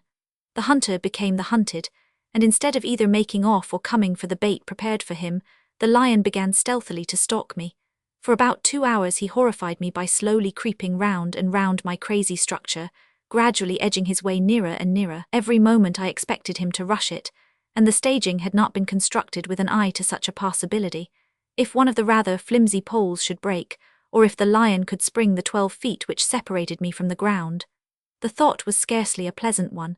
I began to feel distinctly creepy, and heartily repented my folly in having placed myself in such a dangerous position. I kept perfectly still, however, hardly daring even to blink my eyes, but the long-continued strain was telling on my nerves, and my feelings may be better imagined than described, when about midnight suddenly something came flop and struck me on the back of the head. For a moment I was so terrified that I nearly fell off the plank, as I thought that the lion had sprung on me from behind. Regaining my senses in a second or two, I realized that I had been hit by nothing more formidable than an owl, which had doubtless mistaken me for the branch of a tree.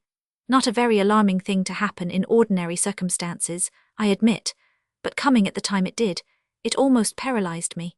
The involuntary start which I could not help giving was immediately answered by a sinister growl from below. After this I again kept as still as I could, though absolutely trembling with excitement, and in a short while I heard the lion begin to creep stealthily towards me. I could barely make out his form as he crouched among the whitish undergrowth, but I saw enough for my purpose, and before he could come any nearer, I took careful aim and pulled the trigger. The sound of the shot was at once followed by a most terrific roar, and then I could hear him leaping about in all directions. I was no longer able to see him, however, as his first bound had taken him into the thick bush, but to make assurance doubly sure, I kept blazing away in the direction in which I heard him plunging about. At length came a series of mighty groans, gradually subsiding into deep sighs, and finally ceasing altogether, and I felt convinced that one of the devils who had so long harried us would trouble us no more. As soon as I ceased firing, a tumult of inquiring voices was borne across the dark jungle from the men in camp, about a quarter of a mile away. I shouted back that I was safe and sound, and that one of the lions was dead, whereupon such a mighty cheer went up from all the camps as must have astonished the denizens of the jungle for miles around. Shortly, I saw scores of lights twinkling through the bushes.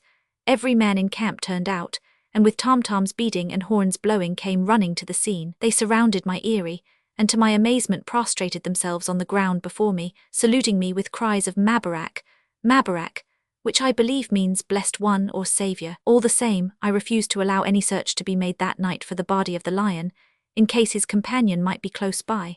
Besides, it was possible that he might be still alive, and capable of making a last spring.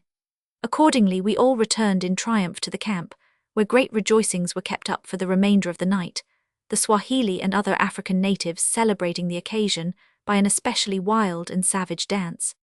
For my part, I anxiously awaited the dawn, and even before it was thoroughly light, I was on my way to the eventful spot, as I could not completely persuade myself that even yet the devil might not have eluded me in some uncanny and mysterious way. Happily, my fears proved groundless, and I was relieved to find that my luck, after playing me so many exasperating tricks, had really turned at last.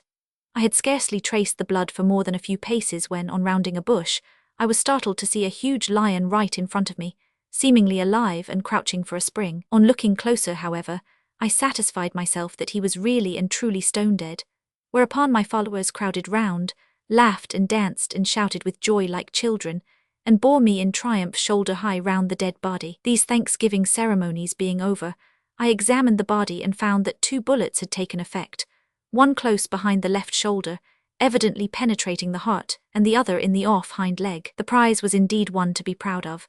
His length from tip of nose to tip of tail was 9 feet 8 inches, he stood 3 feet 9 inches high, and it took 8 men to carry him back to camp. The only blemish was that the skin was much scored by the boma thorns through which he had so often forced his way in carrying off his victims. The news of the death of one of the notorious man-eaters soon spread far and wide over the country. Telegrams of congratulation came pouring in, and scores of people flocked from up and down the railway to see the skin for themselves. Chapter 9. The Death of the Second Man-Eater. It must not be imagined that with the death of this lion, our troubles at Tsavo were at an end. His companion was still at large, and very soon began to make us unpleasantly aware of the fact. Only a few nights elapsed before he made an attempt to get at the permanent way inspector, climbing up the steps of his bungalow and prowling round the veranda. The inspector, hearing the noise and thinking it was a drunken coolie, shouted angrily, "Go away," but, fortunately for him, did not attempt to come out or to open the door. Thus disappointed in his attempt to obtain a meal of human flesh, the lion seized a couple of the inspector's goats and devoured them there and then. On hearing of this occurrence, I determined to sit up the next night near the inspector's bungalow. Fortunately, there was a vacant iron shanty close at hand, with a convenient loophole in it for firing from, and outside this I placed 3 full-grown goats as bait, tying them to a half-length of rail, weighing about 250 pounds. The night passed uneventfully until just before daybreak, when at last the lion turned up, pounced on one of the goats and made off with it, at the same time dragging away the others, rail and all. I fired several shots in his direction, but it was pitch dark and quite impossible to see anything, so I only succeeded in hitting one of the goats. I often longed for a flashlight on such occasions. Next morning I started off in pursuit and was joined by some others from the camp. I found that the trail of the goats and rail was easily followed, and we soon came up about a quarter of a mile away to where the lion was still busy at his meal. He was concealed in some thick bush and growled angrily on hearing our approach. Finally, as we got closer, he suddenly made a charge, rushing through the bushes at a great pace. In an instant, every man of the party scrambled hastily up the nearest tree, with the exception of one of my assistants, Mr. Winkler, who stood steadily by me throughout. The brute, however, did not press his charge home, and on throwing stones into the bushes where we had last seen him, we guessed by the silence that he had slunk off. We therefore advanced cautiously, and on getting up to the place discovered that he had indeed escaped us, leaving 2 off the goats scarcely touched. Thinking that in all probability the lion would return as usual to finish his meal, I had a very strong scaffolding put up a few feet away from the dead goats, and took up my position on it before dark. On this occasion I brought my gun-bearer Mahina to take a turn at watching, as I was by this time worn out for want of sleep, having spent so many nights on the lookout. I was just dozing off comfortably when suddenly I felt my arm seized, and on looking up saw Mahina pointing in the direction of the goats. "Sure, lion," was all he whispered. I grasped my double smoothbore which I had charged with slug and waited patiently. In a few moments I was rewarded, for as I watched the spot where I expected the lion to appear, there was a rustling among the bushes, and I saw him stealthily emerge into the open and pass almost directly beneath us. I fired both barrels practically together into his shoulder, and to my joy could see him go down under the force of the blow. Quickly I reached for the magazine rifle, but before I could use it, he was out of sight among the bushes, and I had to fire after him quite at random. Nevertheless, I was confident of getting him in the morning, and accordingly set out as soon as it was light. For over a mile there was no difficulty in following the blood trail, and as he had rested several times, I felt sure that he had been badly wounded. In the end, however, my hunt proved fruitless, for after a time the traces of blood ceased and the surface of the ground became rocky, so that I was no longer able to follow the spoor.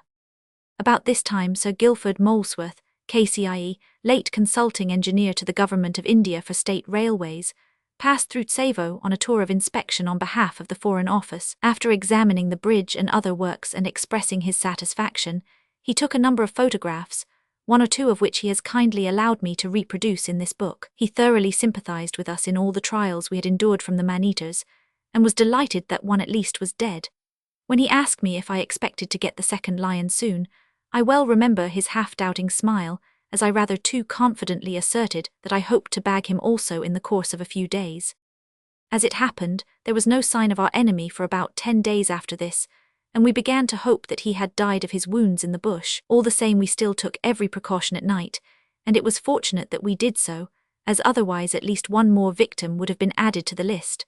For on the night of December 27, I was suddenly aroused by terrified shouts from my trolley men, who slept in a tree close outside my boma, to the effect that a lion was trying to get at them. It would have been madness to have gone out, as the moon was hidden by dense clouds, and it was absolutely impossible to see anything more than a yard in front of one, so all I could do was to fire off a few rounds just to frighten the brute away. This apparently had the desired effect, for the men were not further molested that night, but the man-eater had evidently prowled about for some time, for we found in the morning that he had gone right into every one of their tents, and round the tree was a regular ring of his footmarks. The following evening I took up my position in this same tree, in the hope that he would make another attempt. The night began badly, as while climbing up to my perch I very nearly put my hand on a venomous snake which was lying coiled round one of the branches. As may be imagined, I came down again very quickly, but one of my men managed to dispatch it with a long pole. Fortunately the night was clear and cloudless, and the moon made everything almost as bright as day. I kept watch until about 2 a.m, when I roused Mahina to take his turn. For about an hour I slept peacefully with my back to the tree, and then woke suddenly with an uncanny feeling that something was wrong. Mahina, however, was on the alert and had seen nothing, and although I looked carefully round us on all sides, I too could discover nothing unusual. Only half satisfied, I was about to lie back again, when I fancied I saw something move a little way off among the low bushes. On gazing intently at the spot for a few seconds, I found I was not mistaken. It was the man-eater, cautiously stalking us. The ground was fairly open round our tree, with only a small bush every here and there, and from our position it was a most fascinating sight to watch this great brute stealing stealthily round us, taking advantage of every bit of cover as he came. His skill showed that he was an old hand at the terrible game of man-hunting, so I determined to run no undue risk of losing him this time. I accordingly waited until he got quite close, about 20 yards away, and then fired my .303 at his chest. I heard the bullet strike him, but unfortunately it had no knockdown effect, for with a fierce growl he turned and made off with great long bounds. Before he disappeared from sight, however, I managed to have 3 more shots at him from the magazine rifle, and another growl told me that the last of these had also taken effect. We awaited daylight with impatience, and at the first glimmer of dawn we set out to hunt him down. I took a native tracker with me, so that I was free to keep a good lookout, while Mahina followed immediately behind with a Martini carbine. Splashes of blood being plentiful, we were able to get along quickly, and we had not proceeded more than a quarter of a mile through the jungle when suddenly a fierce warning growl was heard right in front of us. Looking cautiously through the bushes, I could see the man-eater glaring out in our direction and showing his tusks in an angry snarl. I at once took careful aim and fired. Instantly he sprang out and made a most determined charge down on us. I fired again and knocked him over, but in a second he was up once more and coming for me as fast as he could in his crippled condition.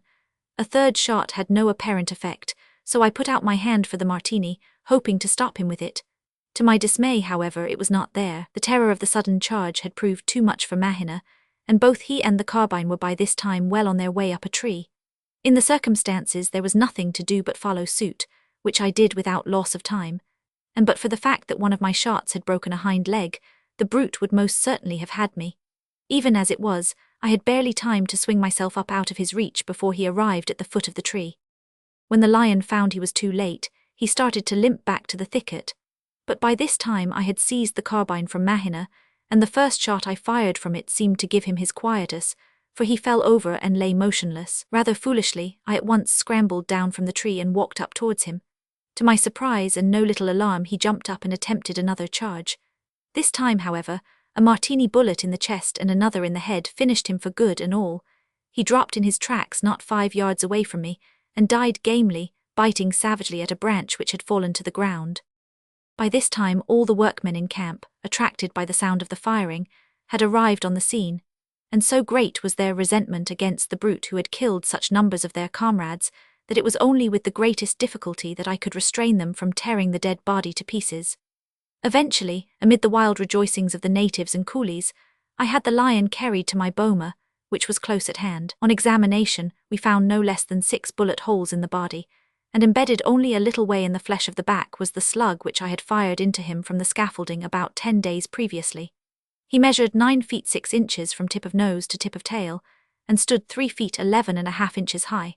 But, as in the case of his companion, the skin was disfigured by being deeply scored all over by the boma thorns. The news of the death of the second devil soon spread far and wide over the country, and natives actually travelled from up and down the line to have a look at my trophies and at the devil killer, as they called me. Best of all, the coolies who had absconded came flocking back to Tsavo, and much to my relief work was resumed, and we were never again troubled by man-eaters. It was amusing indeed to notice the change which took place in the attitude of the workmen towards me after I had killed the 2 lions. Instead of wishing to murder me, as they once did, they could not now do enough for me, and as a token of their gratitude they presented me with a beautiful silver bowl, as well as with a long poem written in Hindustani describing all our trials and my ultimate victory. As the poem relates our troubles in somewhat quaint and biblical language, I have given a translation of it in the appendix. The bowl I shall always consider my most highly prized and hardest won trophy.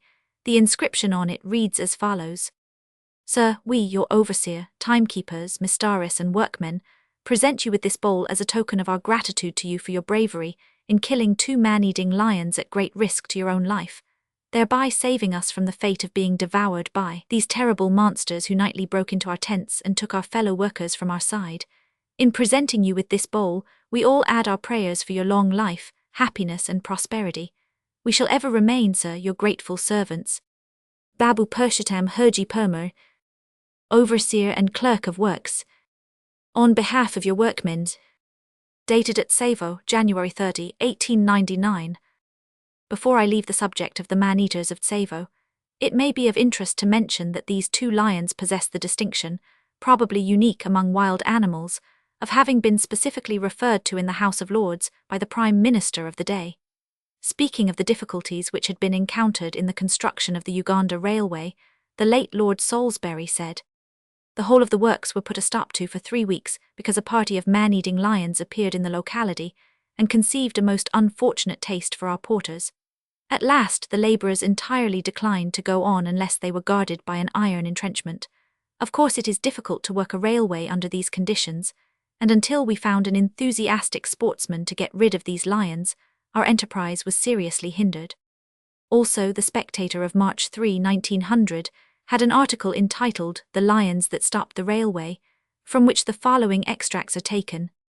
The parallel to the story of the lions which stopped the rebuilding of Samaria must occur to everyone, and if the Samaritans had quarter as good cause for their fears as had the railway coolies, their wish to propitiate the local deities is easily understood. If the whole body of lion anecdote, from the days of the Assyrian kings till the last year of the 19th century, were collated and brought together, it would not equal in tragedy or atrocity, in savageness or in sheer insolent contempt for man, armed or unarmed, white or black, the story of these 2 beasts. To what a distance the whole story carries us back, and how impossible it becomes to account for the survival of primitive man against this kind of foe.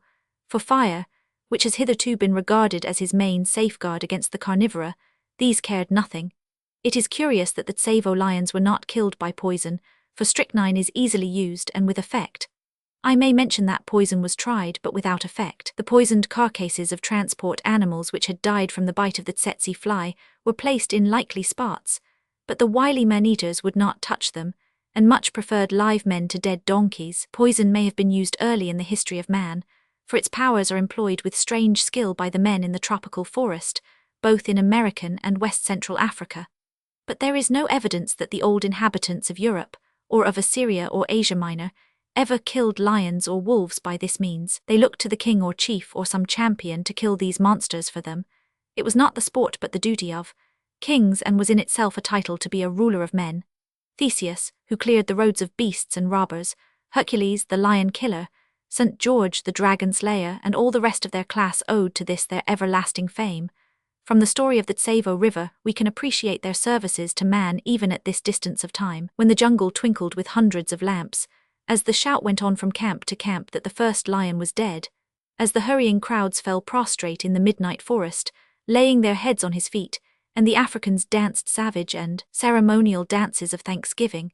Mr. Patterson must have realized in no common way what it was to have been a hero and deliverer in the days when man was not yet undisputed lord of the creation, and might pass at any moment under the savage dominion of the beasts. Well had the two man-eaters earned all this fame. They had devoured between them no less than 28 Indian coolies, in addition to scores of unfortunate African natives of whom no official record was kept. Chapter 10. The completion of the Tsavo Bridge. When all the excitement had died down and there was no longer any dread of the man-eaters, work went on briskly, and the bridge over the Tsavo rapidly neared completion. As the piers and abutments progressed in height, the question of how to lift the large stones into their positions had to be solved. We possessed no cranes for this purpose, so I set to work and improvised a shears made of a couple of 30-foot rails. These were bolted together at the top, while the other ends were fixed at a distance of about 10 feet apart in a large block of wood. This contrivance acted capitally, and by manipulation of ropes and pulleys, the heavy stones were swung into position quickly and without difficulty, so that in a very short time the masonry of the bridge was completed. The next business was to span the 60-foot distance between the piers with iron girders.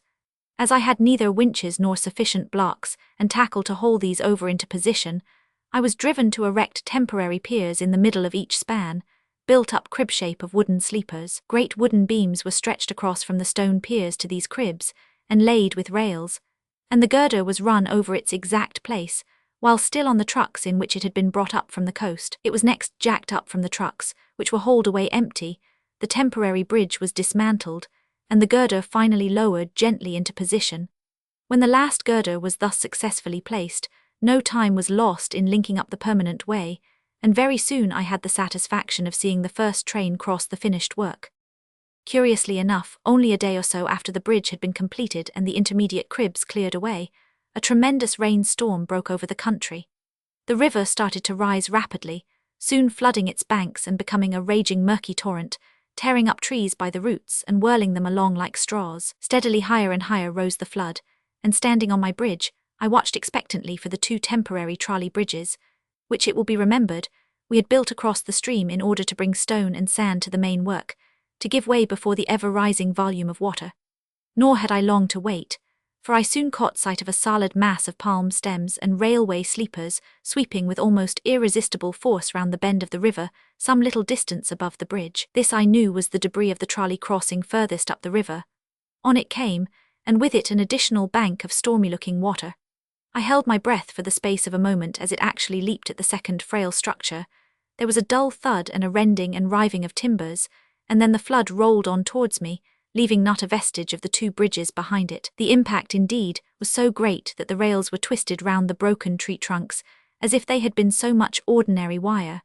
The double tier of wreckage now swept forward, and hurled itself with a sullen plunge against the cutwaters of my stone piers. The shock was great, but to my immense satisfaction the bridge took it without a tremor, and I saw the remnant of the temporary crossings swirl through the great spans and quickly disappear on its journey to the ocean. I confess that I witnessed the whole occurrence with a thrill of pride. We were never long without excitement of some kind or another at Tsavo. When the camp was not being attacked by man-eating lions, it was visited by leopards, hyenas, wild dogs, wild cats, and other inhabitants of the jungle around us.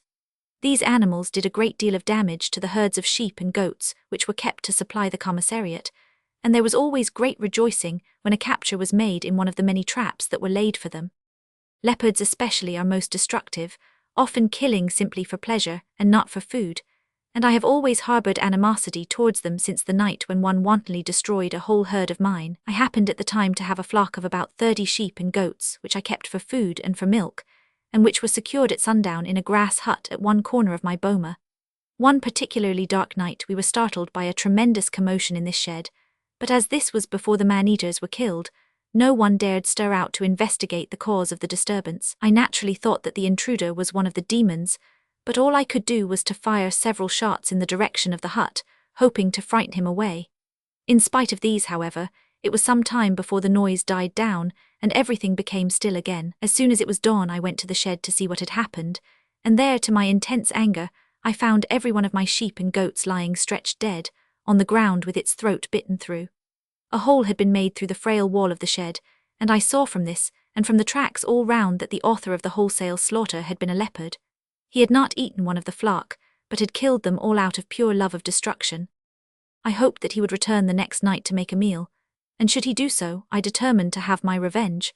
I accordingly left the carcasses exactly as they lay, and having a very powerful steel trap, like an enormous rat trap, and quite strong enough to hold a leopard if he should put his foot in it, I placed this in the opening into the shed, and secured it by a stout chain to a long stake driven into the ground outside. Darkness found everyone in my boma on the alert, and listening anxiously to hear the noise the leopard would make the moment he was caught in the trap.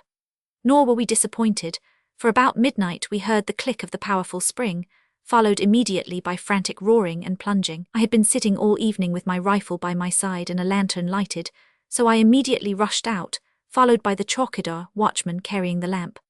As we approached the shed, the leopard made a frantic spring in our direction as far as the chain would allow him, and this so frightened the chowkidar that he fled in terror, leaving me in utter darkness. The night was as black as had been the previous one, and I could see absolutely nothing, but I knew the general direction in which to fire and accordingly emptied my magazine at the beast. As far as I could make out, he kept dodging in and out through the broken wall of the goat house, but in a short time my shots evidently told, as his struggles ceased and all was still. I called out that he was dead, and at once everyone in the boma turned out, bringing all the lanterns in the place. With the others came my Indian overseer, who shouted that he too wanted revenge, as some of the goats had belonged to him, whereupon he levelled his revolver at the dead leopard, and shutting his eyes tightly, fired 4 shots in rapid succession. Naturally not one of these touched the beast, but they caused considerable consternation amongst the onlookers, who scattered rapidly to right and left. Next morning, a party of starving Wakamba happened to be passing just as I was about to skin the leopard, and asked by means of signs to be allowed to do the job for me, and then to take the meat. I of course assented to this proposal, and in a very few minutes the skin had been neatly taken off, and the famishing natives began a ravenous meal on the raw flesh. Wild dogs are also very destructive, and often caused great losses among our sheep and goats. Many a night have I listened to these animals hunting and harrying some poor creature of the wilds round my camp. They never relinquish a chase, and will attack anything, man or beast, when really driven by hunger. I was at Tsavo station one day, unfortunately without my rifle, when one of these dogs came up and stood within about 30 yards of me. He was a fine-looking beast, bigger than a kali, with jet-black hair and a white-tipped bushy tail. I was very sorry that I had not brought my rifle, as I badly wanted a specimen and never had another chance of obtaining one. Chapter 11. The Swahili and other native tribes. I have always been very keenly interested in the different native races of Africa, and consequently availed myself of every opportunity of studying their manners and customs. I had little scope for this at Tsavo, however, as the district around us was practically uninhabited. Still, there was of course a good number of Swahili among my workmen, together with a few Wakamba, Wa-Enyamwezi, and others, so I soon became more or less acquainted with the habits of these tribes. The Swahili live principally along the coast of British East Africa and at Zanzibar. They are a mixed race, being the descendants of Arab fathers and Negro mothers. Their name is derived from the Arabic word Suahil, coast, but it has also been said, by some who have found them scarcely so guileless as might have been expected, to be really a corruption of the word Sawahili, that is, those who cheat all alike. However that may be, the men are as a rule of splendid physique, and well qualified for the calling that the majority of them follow, that of caravan porters. They are a careless, light-hearted, improvident people, and are very fond of all the good things of this world, enjoying them thoroughly whenever they get the chance. Their life is spent in journeying to and from the interior, carrying heavy loads of provisions and trade goods on the one journey, and returning with similar loads of ivory or other products of the country. They are away for many months at a time on these expeditions, and consequently, as they cannot spend money on the march, they have a goodly number of rupees to draw on their return to Mombasa. These generally disappear with wonderful rapidity, and when no more fun can be bought, they join another caravan and begin a new safari to the Great Lakes, or even beyond. Many a time have I watched them trudging along the old caravan road, which crossed the Tsavo at a ford about half a mile from the railway station. Here a halt was always called, so that they might wash and bathe in the cool waters of the river. Nothing ever seems to damp the spirits of the Swahili porter. Be his life ever so hard, his load ever so heavy, the moment it is off his back and he has disposed of his posho, food, he straightway forgets all his troubles, and begins to laugh and sing and joke with his fellows as if he were the happiest and luckiest mortal alive. Such was my cook, Mabruki, and his merry laugh was quite infectious. I remember that one day he was opening a tin of biscuits for me, and not being able to pull off the underlid with his fingers, he seized the flap in his magnificent teeth and tugged at it. I shouted to him to stop, thinking that he might break a tooth, but he misunderstood my solicitude and gravely assured me that he would not spoil the tin. The Swahili men wear a long white cotton garment like a nightshirt called a kanzu. The women, who are too liberally endowed to be entirely graceful, go about with bare arms and shoulders, and wear a long brightly coloured cloth which they wind tightly round their bosoms, and then allow to fall to the feet. All are followers of the Prophet, and their social customs are consequently much the same as those of any other Mohammedan race, though with a good admixture of savagedom. They have a happy knack of giving a nickname to every European with whom they have to do, such nickname generally making reference to something peculiar or striking in his habits, temper, or appearance. On the whole, they are a kindly, generous folk, whom one cannot help liking. Of the many tribes which are to be seen about the railway on the way up from the coast, perhaps the most extraordinary-looking are the Wa Nirka, the people who inhabit the thorny Nirka wilderness which borders on the Taru Desert.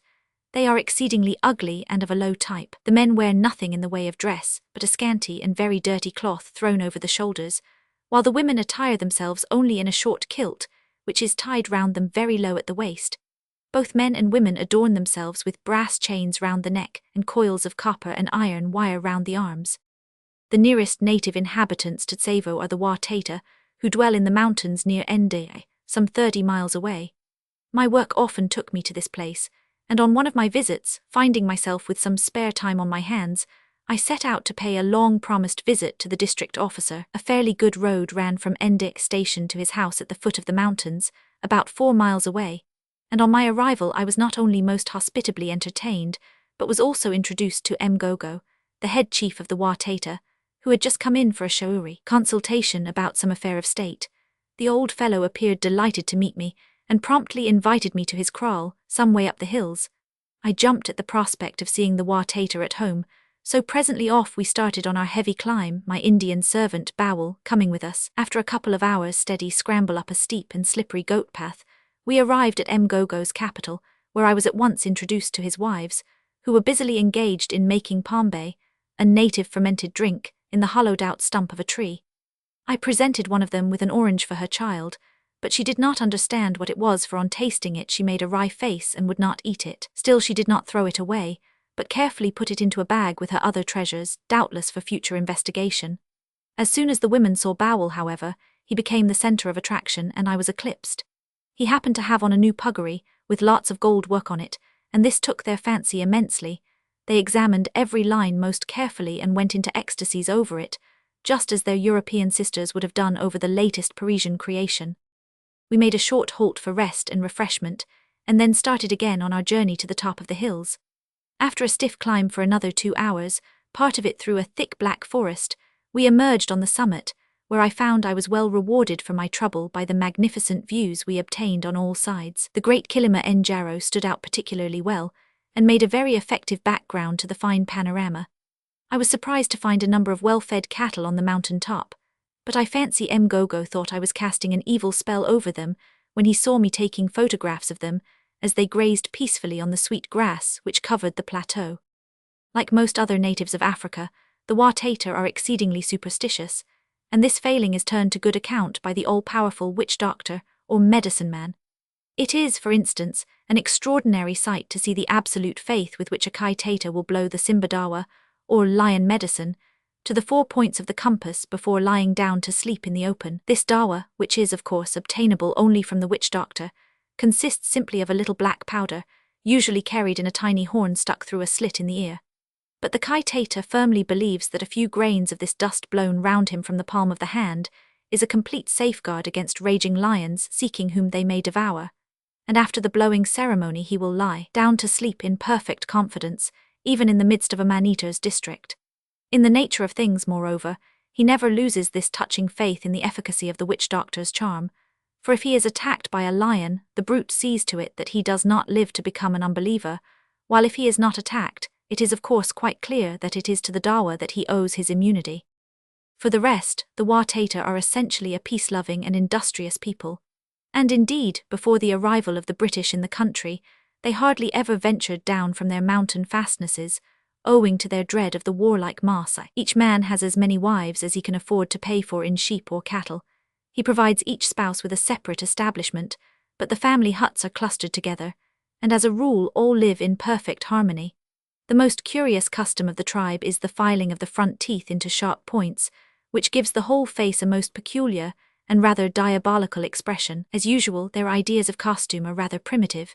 The men sometimes wear a scrap of cloth round the loins, while the women content themselves with the same, or with a short kilt. Both sexes adorn themselves with a great quantity of copper or iron wire coiled round their arms and legs, and smear their bodies all over with grease, the men adding red clay to the mixture. Many of the women also wear dozens of rows of beads, while their ears are hung with pieces of chain and other fantastic ornaments. The men always carry bows and poisoned arrows, as well as a short, roughly fashioned sword, hung on a leathern thong round the waist. A 3-legged stool is also an important part of their equipment, and is slung on the shoulder when on the march. The next people met with on the road to the Great Lakes are the Wakamba, who inhabit the Ukambani province, and may be seen from Mtoto Ande to the Athai River. They are a very large tribe, but have little cohesion, being split up into many clans under chiefs who govern in a patriarchal kind of way. In appearance and dress, or the want of it, they are very like the Wa Tata, and they have the same custom of filing the front teeth. As a rule, too, they are a peace-loving people, though when driven to it by hunger they will commit very cruel and treacherous acts of wholesale murder. While the railway was being constructed, a severe famine occurred in their part of the country, when hundreds of them died of starvation. During this period they several times swooped down on isolated railway maintenance gangs and utterly annihilated them, in order to obtain possession of the food which they knew would be stored in the camps. These attacks were always made by night. Like most other native races in East Africa, their only arms are the bow and poisoned arrow, but in the use of these primitive weapons they are specially expert.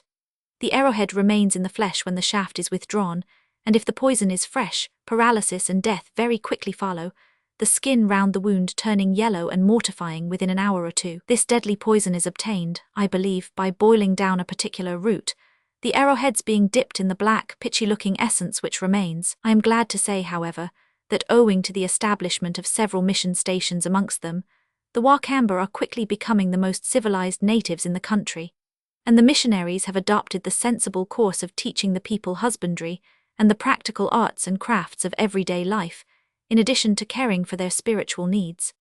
Chapter 12. A Night After Hippo. During my stay at Tsavo, I made many little excursions into the surrounding country, and used to go off on a short shooting and exploring expedition whenever I had the opportunity.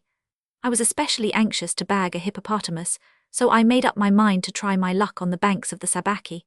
Unfortunately, I possessed no heavy rifle, which is almost a necessity for hippo shooting, but it occurred to me to supply the deficiency by manufacturing a few cartridges for my smoothbore. In these I had double charges of powder and a hardened bullet made of lead mixed with about an eighth part of tin.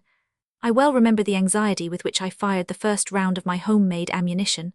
As I more than half expected that the barrel would burst, I lashed the gun in the fork of a tree, tied a piece of string 100 feet long to the trigger, and then, taking shelter behind a friendly stump, pulled off. To my great satisfaction, the barrel stood the test perfectly. More than that, on trying the penetrative effect of my bullets, I found that they would smash through a steel plate an eighth of an inch thick at 30 yards range. This was quite good enough for my purpose, and gave me great confidence in the weapon. All the same, I had a very narrow escape one day while manufacturing some of this ammunition. My plan was to remove the shot from the cartridge, put in the additional powder, and ram this well in before replacing the wad and putting in the bullet. I had clamped my refilling machine to my rough-hewn table, and was stamping the double charge of powder well down into the cartridge, when suddenly, for some unknown reason, the whole charge exploded right into my face. Everything became pitch dark to me, and I groped my way about the little hut in agony of mind as well as of body, for I thought I had been blinded. I am thankful to say, however, that gleams of light soon began to return to my eyes, and in a few hours' time I was almost all right again and able to go on with my cartridge making.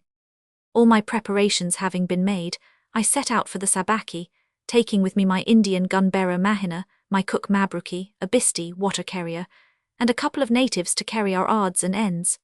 On these occasions I usually took no tent but bivouacked in the open. We took some bread and a few tinned provisions with us, but I could always depend upon getting a paa, guinea fowl, partridge or rock rabbit for the larder on the march. These rock rabbits are more like big rats than rabbits, and are found in great numbers among the rocks along the banks of the rivers. They are not at all bad eating, but the Swahili will not touch them. They call them tupu, shameless, naked things, owing to their lack of a tail, of which indeed they possess not even a vestige. Our route lay by the always interesting Tsavo River. Along the banks everything within reach of its moisture is delightfully fresh and green. Palms and other trees, festooned with brilliant flowering creepers, flourish along its course. All kinds of monkeys chatter and jabber in the shade overhead as they swing themselves from branch to branch, while birds of the most gorgeous plumage flutter about, giving a very tropical aspect to the scene. On the other hand, if one is tempted to stray away from the river, be it only for a few yards, one comes immediately into the parched, thorny wilderness of stunted, leafless trees. Here the sun beats down pitilessly, and makes the Nika of the Tsavo Valley almost intolerable. The river has its source at the foot of snow-crowned Kilima Njaro, whence it flows for about 80 miles in a northerly direction until it joins the Athai River, about 7 miles below Tsavo Station. From this point the united streams take the name of Sabaki and flow more or less eastwards until they reach the Indian Ocean at Malindi, some 70 miles north of Mombasa. A narrow and tortuous Maasai warpath winds along its whole length, but although we followed this trail our journey was nevertheless a very slow one, owing to the overhanging branches and creepers, from which we had constantly to be disengaged. The march was full of interest, however, for it was not long before we came upon fresh tracks both of hippo and rhino. Every now and again, also, we caught glimpses of startled bushbuck and waterbuck, while occasionally the sound of a splash in the water told of a wary crocodile. We had gone about half the distance to the Sabaki when we came upon an unexpected obstacle in the shape of a great ridge of barren, rugged rock, about 100 feet high, which extended for about a mile or so on both banks of the river. The sides of this gorge went sheer down into the water, and were quite impossible to scale. I therefore determined to make a detour round it, but Mahina was confident that he could walk along in the river itself. I hinted mildly at the possibility of there being crocodiles under the rocky ledges. Mahina declared, however, that there was no danger, and making a bundle of his lower garments, he tied it to his back and stepped into the water. For a few minutes all went well. Then, in an instant, he was lifted right off his feet by the rush of the water and whirled away. The river took a sharp bend in this gorge, and he was round it and out of our sight in no time, the last glimpse we caught of him showing him vainly trying to catch hold of an overhanging branch. Although we at once made all the haste we could to get round the ridge of rocks, it took us nearly half an hour to do it. I had almost given up hope of ever seeing Mahina again, and was much relieved, therefore, when we reached the riverside once more, to find him safe and sound, and little the worse for his adventure. Luckily he had been dashed up against a rushy bank, and had managed to scramble out with no more serious damage than a bruised shin. Eventually we arrived at the junction of the rivers, and proceeded some way down the Sabaki, beside which the Tsavo looks very insignificant. Several islands are dotted about in midstream, and are overgrown with tall reeds and rushes, in which hippo find capital covert all the year round. As with the Tsavo, the banks of the Sabaki are lined with trees of various kinds, affording most welcome shade from the heat of the sun, and skirting the river is a caravan road from the interior, still used, I believe, for smuggling slaves and ivory to the coast, where dhows are in readiness to convey them to Persia or Arabia. After an early dinner, which Mabruki soon got ready, I left my followers encamped in a safe boma a mile away from the river, and started out with Mahina to find a suitable tree near a hippo run in which to spend the night. Having some difficulty in finding a likely spot, we crossed to the other side of the river, rather a risky thing to do on account of the number of crocodiles in it. We found a fairly shallow ford, however, and managed to get safely over. Here, on what was evidently an island during flood time, we found innumerable traces of both hippo and rhino. In fact, the difficulty was to decide which track was the best and freshest. At length, I picked out a tree close to the river, and commanding a stretch of sand which was all flattened down, and looked as if at least one hippo rolled there regularly every night. As there was still about an hour before sundown, we did not take up our station at once, but proceeded along the bank to see if any other game was about. We had not gone very far when Mahina, who was a little way ahead, signalled to me, and on joining him I saw a splendid-looking waterbuck standing in a shallow pool of the river. It was the first time I had seen one of these fine antelope, and I was delighted with the sight. I might have got 20 yards or so nearer, but I thought I had better not risk moving, so I aimed at the shoulder and fired. The buck gave one leap into the air, and then turned and galloped quickly behind an island which completely hid him from view. We waited for him to clear the rushes at the other end of this island, but as he did not appear I got impatient and plunged into the river, regardless of crocodiles or anything else. On rounding the island, however, he was nowhere to be seen, and had evidently turned off while in the shelter of the reeds, and so gained the opposite bank. I was keenly disappointed at my failure, for it was impossible to follow him up. To do so we should have had to make a long detour to get across the river, and by that time darkness would have set in. This incident shows the great drawback to the 303, namely, that it has very little knockdown effect unless it strikes a vital part, and even then in a bush country, an animal may manage to go far enough to be lost. On the other hand, an animal wounded with a hard bullet is likely to make a speedy recovery, which is a great blessing. Mahina was even more upset at the escape of the buck than I was, and as we trudged back through the sand to our tree, he was full of gloomy forebodings of an unlucky night. By the light of a splendid full moon, we settled ourselves on a great outspreading branch, and commenced our vigil. Soon the jungle around us began to be alive with its peculiar sounds. A night bird would call, a crocodile shut his jaws with a snap, or a rhino or hippo crash through the bushes on its way to the water. Now and again we could even hear the distant roar of the lion. Still there was nothing to be seen. After waiting for some considerable time, a great hippo at last made his appearance and came splashing along in our direction, but unfortunately took up his position behind a tree which, in the most tantalizing way, completely hid him from view. Here he stood tooting and snorting and splashing about to his heart's content. For what seemed hours, I watched for this ungainly creature to emerge from his covert, but as he seemed determined not to show himself, I lost patience and made up my mind to go down after him. I therefore handed my rifle to Mahina to lower to me on reaching the ground, and began to descend carefully, holding on by the creepers which encircled the tree. To my intense vexation and disappointment, just as I was in this helpless condition, halfway to the ground, the great hippo suddenly came out from his shelter and calmly lumbered along right underneath me. I bitterly lamented my ill luck and want of patience, for I could almost have touched his broad back as he passed. It was under these exasperating conditions that I saw a hippo for the first time, and without doubt, he is the ugliest and most forbidding-looking brute I have ever beheld. The moment the great beast had passed our tree, he scented us, snorted loudly, and dived into the bushes close by, smashing through them like a traction engine. In screwing myself round to watch him go, I broke the creepers by which I was holding on and landed on my back in the sand at the foot of the tree, none the worse for my short drop, but considerably startled at the thought that the hippo might come back at any moment. I climbed up to my perch again without loss of time, but he was evidently as much frightened as I was, and returned no more. Shortly after this, we saw 2 rhino come down to the river to drink. They were too far off for a shot, however, so I did not disturb them, and they gradually waddled upstream out of sight.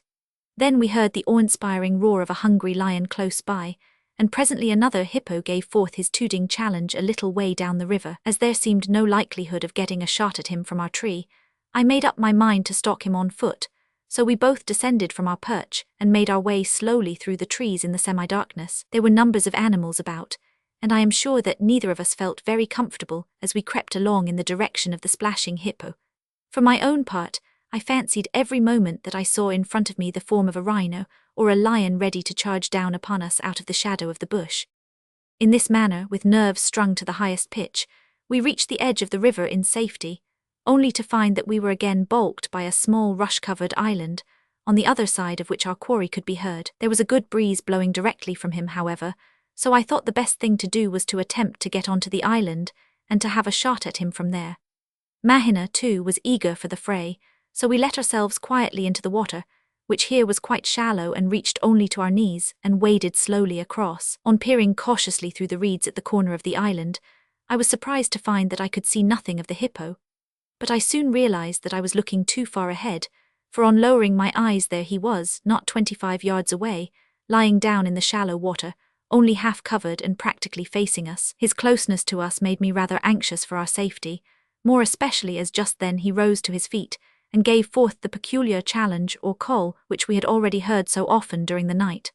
All the same, as he raised his head, I fired at it. He whirled round, made a plunge forward, staggered and fell, and then lay quite still. To make assurance doubly sure, I gave him a couple more bullets as he lay, but we found afterwards that they were not needed, as my first shot had been a very lucky one and had penetrated the brain. We left him where he fell and got back to our perch, glad and relieved to be in safety once more. As soon as it was daylight we were joined by my own men and by several Wakamba, who had been hunting in the neighborhood. The natives cut out the tusks of the hippo, which were rather good ones, and feasted ravenously on the flesh, while I turned my attention with gratitude to the hot coffee and cakes which Mabruki had meanwhile prepared. Chapter 13. A day on the Ndungu escarpment.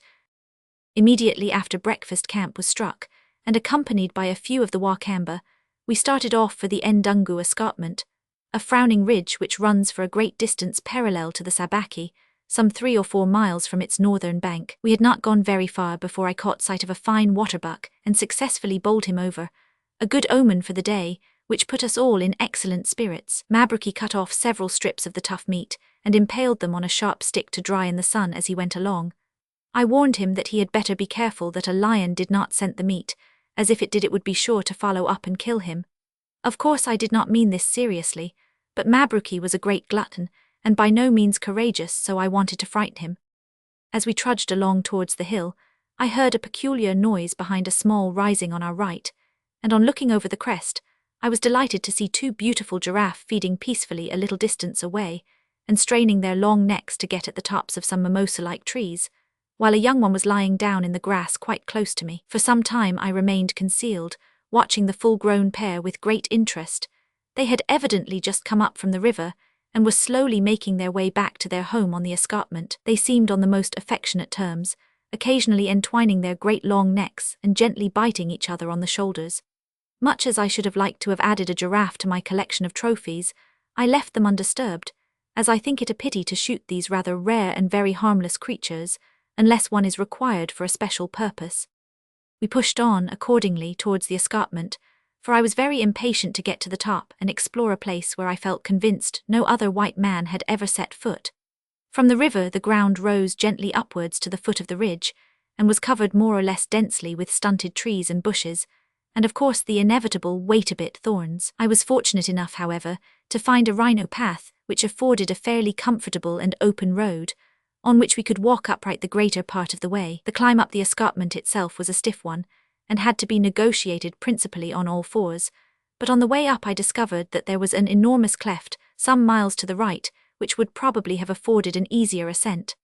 I had not time to explore it on this particular day, but I made a mental note to do so on some future occasion.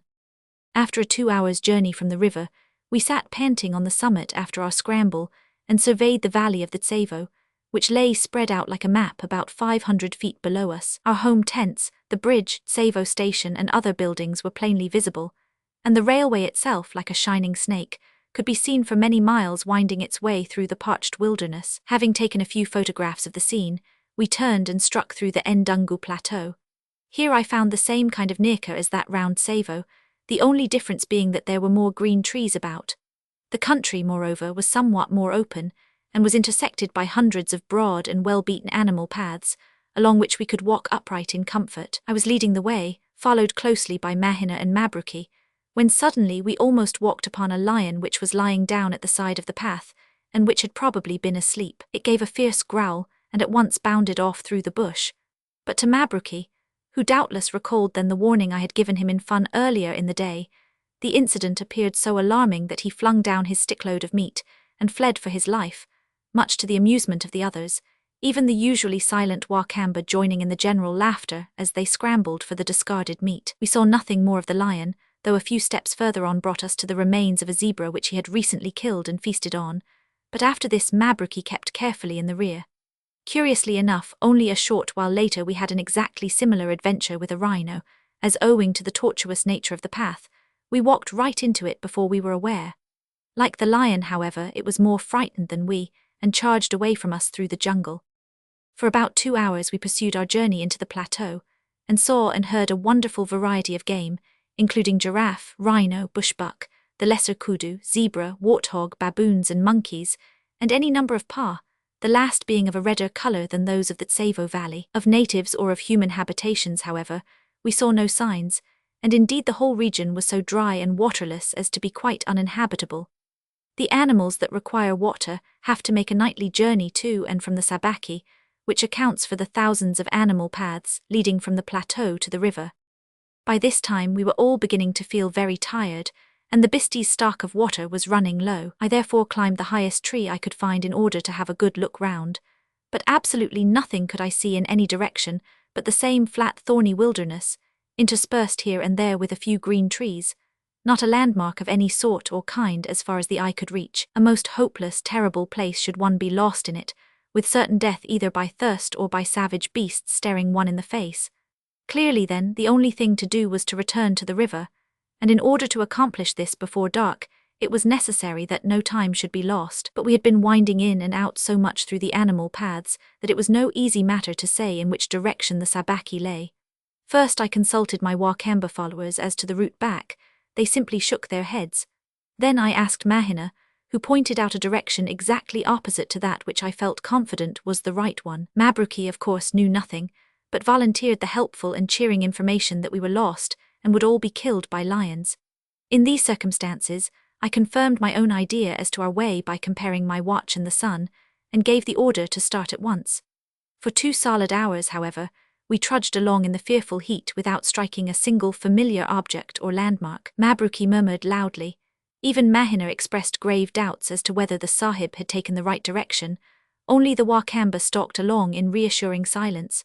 For some time we had been following a broad white rhino path, and the great footmarks of one of these beasts were fresh and plainly visible in the dust. He had been travelling in the opposite direction to us, and I felt sure that he must have been returning from drinking in the river.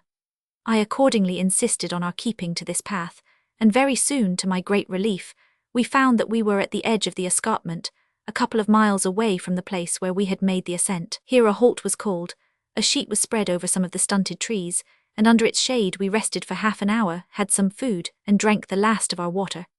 After this we pushed on with renewed vigour, and arrived at the Sabaki in good time before sundown, having bagged a couple of guinea fowl and a paa on the way to serve for dinner. After the long and fatiguing day my bathe in a clear shady pool was a real delight, but I might not have enjoyed it quite so much if I had known then of the terrible fate which awaited one of my followers in the same river the next day. By the time I got back to camp, supper was ready and fully appreciated. The tireless Mahina had also collected some dry grass for my bed, and I turned in at once with my rifle handy, and slept the sleep of the just, regardless of all the wild beasts in Africa. At dawn Mabruki roused me with a cup of steaming hot coffee and some biscuits, and a start was at once made on our return journey to Tsavo. The place where we had struck the Sabaki the previous evening was some miles further down the stream than I had ever been before, so I decided to take advantage of the Maasai Trail along its bank until the Tsavo River was reached. I did not think we should meet with any further adventure on our way home, but in the wilds the unexpected is always happening. Shortly after we started, one of the Wakamba went down to the river's edge to fill his calabash with water, when a crocodile suddenly rose up out of the stream, seized the poor fellow, and in a moment had dragged him in. I was on ahead at the time and so did not witness the occurrence, but on hearing the cries of the others I ran back as quickly as possible, too late, however, to see any sign of either crocodile or native. Mahina philosophically remarked that after all it was only a Washinzi, savage, whose loss did not much matter, and the other 3 Wakamba certainly did not appear to be affected by the incident, but calmly possessed themselves of their dead companion's bow and quiver of poisoned arrows, and of the stock of meat which he had left on the bank. I have since learned that accidents of this kind are of fairly frequent occurrence along the banks of these rivers. On one occasion while I was in the country, a British officer had a very lucky escape. He was filling his water bottle at the river when one of these brutes caught him by the hand and attempted to draw him in. Fortunately, one of his servants rushed to his assistance and managed to pull him out of the crocodile's clutches with the loss only of 2 of his fingers.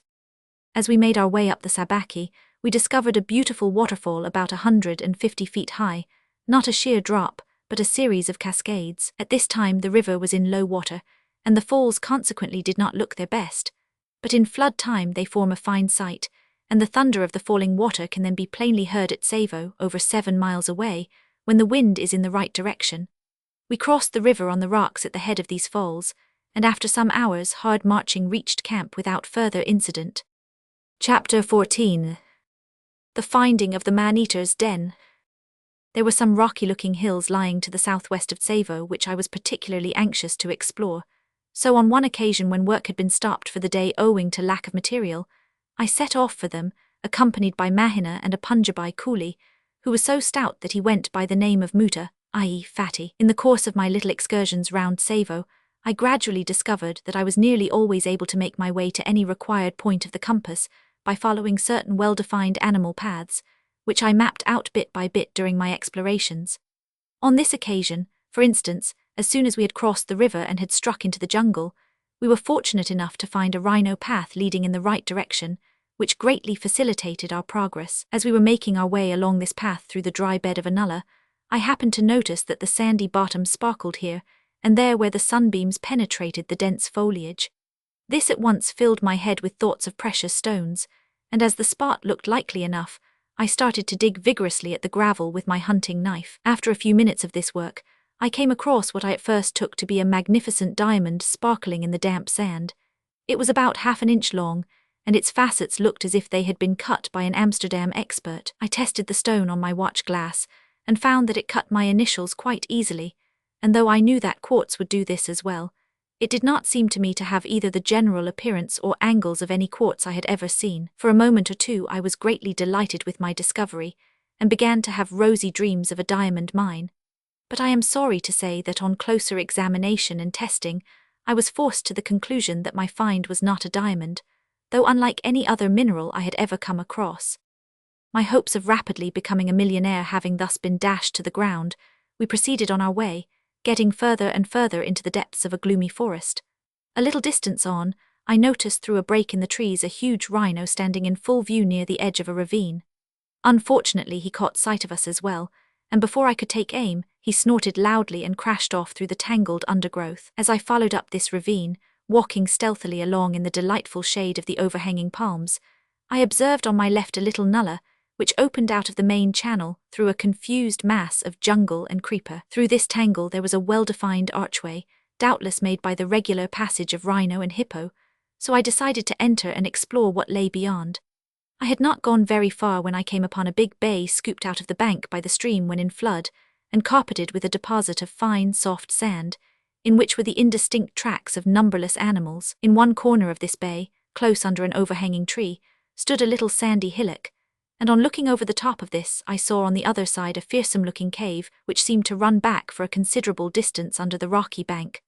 Round the entrance and inside the cavern I was thunderstruck to find a number of human bones, with here and there a copper bangle such as the natives wear. Beyond all doubt the man-eater's den. In this manner, and quite by accident, I stumbled upon the lair of these once-dreaded demons, which I had spent so many days searching for through the exasperating and interminable jungle during the time when they terrorized Tsavo. I had no inclination to explore the gloomy depths of the interior, but thinking that there might possibly still be a lioness or cub inside, I fired a shot or two into the cavern through a hole in the roof. Save for a swarm of bats, nothing came out, and after taking a photograph of the cave, I gladly left the horrible spot, thankful that the savage and insatiable brutes which once inhabited it were no longer at large. Retracing my steps to the main ravine, I continued my journey along it. After a little while I fancied I saw a hippo among some tall rushes growing on the bank, and quickly signed to Mahina and Muta to stay perfectly still. I then made a careful stalk, only to discover, after all my trouble, that my eyes had deceived me and made me imagine a black bank and a few rushes to be a living animal. We now left the bed of the ravine and advanced along the top. This turned out to be a good move, for soon we heard the galloping of a herd of some animal or other across our front. I rushed round a corner in the path a few yards ahead, and crouching under the bushes saw a line of startled zebras flying past. This was the first time I had seen these beautifully marked animals in their wild state, so I selected the largest and fired, and as I was quite close to them he dropped in his tracks stone dead. When I stood over the handsome creature I was positively sorry for having killed him. Not so Muda, however, who rushed up in ecstasy, and before I could stop him had cut his throat. This was done, as he remarked, to make the meat lawful. For Muda was a devout follower of the Prophet, and no true Mohammedan will eat the flesh of any animal unless the throat has been cut at the proper place, and the blood allowed to flow.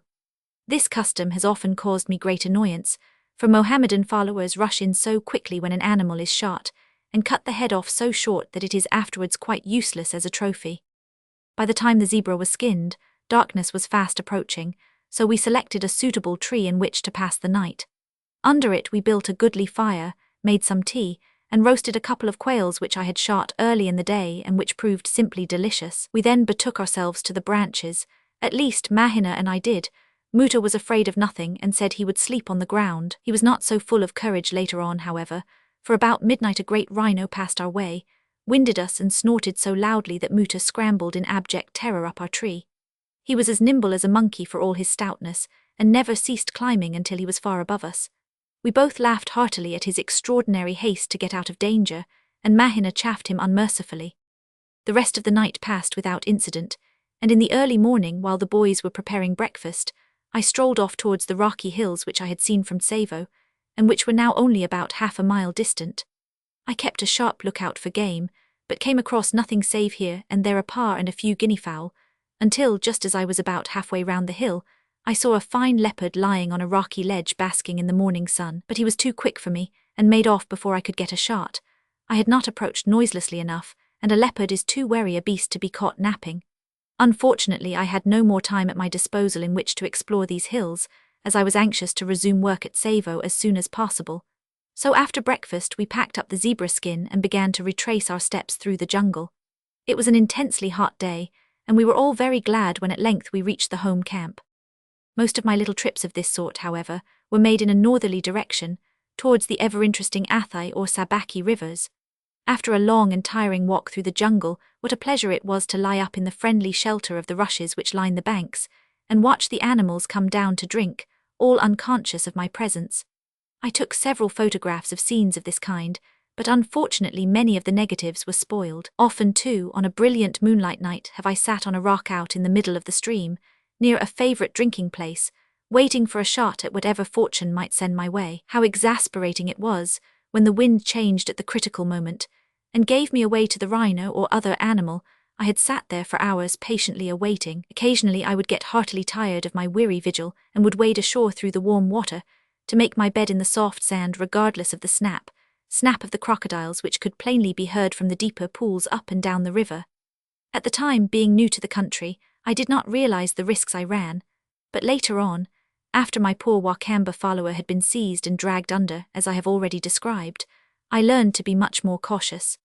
The shortest way of reaching the Athai River from Tsavo was to strike through the jungle in a northwesterly direction, and here there was luckily a particularly well-defined rhino path, which I always made use of. I discovered it quite by accident on one occasion when I had asked some guests who were staying with me at Tsavo to spend a night on the banks of the river. As we were making our way slowly and painfully through the dense jungle, I came across this well-trodden path, which appeared to lead in the direction in which I wished to go, and as I felt convinced that at any rate it would bring us to the river somewhere, I followed it with confidence. Our progress was now easy, and the track led through fairly open glades where traces of bushbuck and waterbuck were numerous. Indeed, once or twice we caught glimpses of these animals as they bounded away to the shelter of the thicket, warned by the sound of our approach. In the end, as I anticipated, the old rhino path proved a true guide, for it struck the Athai at an ideal spot for a camping ground, where some lofty trees close to the bank of the river gave a most grateful and refreshing shade. We had a delightful picnic, and my guests greatly enjoyed their night in the open, although one of them got rather a bad fright from a rhino which suddenly snorted close to our camp, evidently very annoyed at our intrusion on his domain. In the morning they went off as soon as it was light to try their luck along the river, while I remained in camp to see to breakfast. After an hour or more, however, they all returned, empty-handed but very hungry, so when they had settled down to rest after a hearty meal, I thought I would sally forth and see if I could not meet with better success. I had gone only a short distance up the right bank of the river, when I thought I observed a movement among the bushes ahead of me. On the alert, I stopped instantly, and the next moment was rewarded by seeing a splendid bushbuck advance from the water in a most stately manner. I could only make out his head and neck above the undergrowth, but as he was only some 50 yards off, I raised my rifle to my shoulder to fire. This movement at once caught his eye, and for the fraction of a second he stopped to gaze at me, thus giving me time to aim at where I supposed his shoulder to be. When I fired, he disappeared so suddenly and so completely that I felt sure that I had missed him, and that he had made off through the bush. I therefore reloaded, and advanced carefully with the intention of following up his trail. But to my unbounded delight, I came upon the buck stretched out dead in his tracks, with my bullet through his heart. I lost no time in getting back to camp, the antelope swinging by his feet from a branch borne by 2 sturdy coolies, and my unlucky friends were very much astonished when they saw the fine bag I had secured in so short a time. The animal was soon skinned and furnished us with a delicious roast for lunch, and in the cool of the evening we made our way back to Tsavo without further adventure. Some little time after this, while one of these same friends, Mr. C. Rawson, happened to be again at Tsavo, we were sitting after dark under the veranda of my hut. I wanted something from my tent, and sent Mian, my Indian chowkidar, to fetch it. He was going off in the dark to do so when I called him back and told him to take a lantern for fear of snakes. This he did, and as soon as he got to the door of the tent, which was only a dozen yards off, he called out frantically, "Ah, Sahib Burra Sampai! Oh, master, there is a big snake here." "Where?" I shouted. "Here by the bed," he cried. "Bring the gun quickly." I seized the shotgun, which I always kept handy, and rushed to the tent, where by the light of the lantern I saw a great red snake, about 7 feet long, gazing at me from the side of my camp bed. I instantly fired at him, cutting him clean in half with the shot. The tail part remained where it was, but the head half quickly wriggled off and disappeared in the gloom of the tent. The trail of blood, however, enabled us to track it, and we eventually found the snake, still full of fight, under the edge of the ground sheet. He made a last vicious dart at one of the men who had run up, but was quickly given the happy dispatch by a blow on the head. Rawson now picked it up and brought it to the light. He then put his foot on the back of its head, and with a stick forced open the jaws, when suddenly we saw 2 perfectly clear jets of poison spurt out from the fangs. An Indian babu clerk, who happened to be standing near, got the full benefit of this, and the poor man was so panic-stricken that in a second he had torn off every atom of his clothing. We were very much amused at this, as of course we knew that although the poison was exceedingly venomous, it could do no harm unless it penetrated a cut or open wound in the flesh. I never found out the name of this snake, which, as I have said, was of a dark brick-red colour all over, and I only saw one other of the same kind all the time I was in East Africa. I came upon it suddenly one day when out shooting. It was evidently much startled and stood erect, hissing venomously, but I also was so much taken aback at its appearance that I did not think about shooting it until it had glided off and disappeared in the thick undergrowth. Chapter 15. Unsuccessful Rhino Hunts. Although the jungle round Tsavo was a network of rhino paths, I had never so far been successful in my efforts to obtain one of these animals, nor was my ambition yet to be realized. One day I was out exploring in the dense bush some 6 or 7 miles away from camp, and found my progress more than usually slow, owing to the fact that I had to spend most of my time crawling on all fours through the jungle. I was very pleased, therefore, to emerge suddenly on a broad and well-beaten track, along which I could walk comfortably in an upright position. In this were some fresh rhino footprints which seemed barely an hour old, so I determined to follow them up. The roadway was beaten in places into a fine white dust by the passage of many heavy animals, and as I pushed cautiously forward, I fully expected to come face to face with a rhino at every corner I turned. After having gone a little way, I fancied that I really did see one lying at the foot of a tree some distance ahead of me, but on approaching cautiously found that it was nothing more than a great brown heap of loose earth, which one of the huge beasts had raised by rolling about on the soft ground. This, however, was evidently a resting place which was regularly used, so I made up my mind to spend a night in the overhanging branches of the tree. The next afternoon, accordingly, Mahina and I made our way back to the place, and by dusk we were safely but uncomfortably perched among the branches directly over the path. We had scarcely been there an hour when, to our delight, we heard a great rhino plodding along the track in our direction. Unfortunately, the moon had not yet risen, so I was unable to catch sight of the monster as he approached. I knew, however, that there was light enough for me to see him when he emerged from the bushes into the little clearing round the foot of our tree. Nearer and nearer we heard him coming steadily on, and I had my rifle ready, pointing it in the direction in which I expected his head to appear. But alas, just at that moment the wind veered round and blew straight from us towards the rhino, who scented us immediately, gave a mighty snort, and then dived madly away through the jungle. For some considerable time we could hear him crashing ponderously through everything that came in his way, and he must have gone a long distance before he recovered from his fright and slowed down to his usual pace. At any rate, we neither heard nor saw anything more of him, and spent a wakeful and uncomfortable night for nothing. My next attempt to bag a rhino took place some months later, on the banks of the Sabaki, and was scarcely more successful. I had come down from Tsavo in the afternoon, accompanied by Mahina, and finding a likely tree within a few yards of the river and with fresh footprints under it, I at once decided to take up my position for the night in its branches. Mahina preferred to sit where he could take a comfortable nap, and wedged himself in a fork of the tree some little way below me, but still some 8 or 10 feet from the ground. It was a calm and perfect night, such as can be seen only in the tropics. Everything looked mysteriously beautiful in the glorious moonlight, and stood out like a picture looked at through a stereoscope. From my perch among the branches, I watched first a waterbuck come to drink in the river, then a bushbuck. Later, a tiny paa emerged from the bushes and paused at every step with one graceful forefoot poised in the air, thoroughly on the alert, and looking round carefully and nervously for any trace of a possible enemy. At length it reached the brink of the river in safety, and stooped to drink. Just then I saw a jackal come up on its trail and begin carefully to stalk it, not even rustling a fallen leaf in its stealthy advance on the poor little antelope. All of a sudden, however, the jackal stopped dead for a second, and then made off out of sight as fast as ever he could go. I looked round to discover the cause of this hurried exit, and to my surprise saw a large and very beautiful leopard crouching down and moving noiselessly in the direction of our tree. At first I thought it must be stalking some animal on the ground below us, but I soon realized that it was Mahina that the brute was intent on. Whether, if left to himself, the leopard would actually have made a spring at my sleeping gun-bearer, I do not know. But I had no intention of letting him have a chance of even attempting this, so I cautiously raised my rifle and leveled it at him. Absolutely noiseless as I was in doing this, he noticed it. Possibly a glint of moonlight on the barrel caught his eye, and immediately disappeared into the bush before I could get in a shot. I at once woke Mahina and made him come up to more secure quarters beside me. For a long time after this nothing disturbed our peace, but at last the quarry I had hoped for made his appearance on the scene. Just below us there was an opening in the elephant grass which lined the river's edge, and through this the broad stream shone like silver in the moonlight. Without warning, this gap was suddenly filled by a huge black mass, a rhino making his way, very leisurely, out of the shallow water. On he came with a slow, ponderous tread, combining a certain stateliness with his awkward strides. Almost directly beneath us he halted and stood for an instant clearly exposed to our view. This was my opportunity. I took careful aim at his shoulder and fired.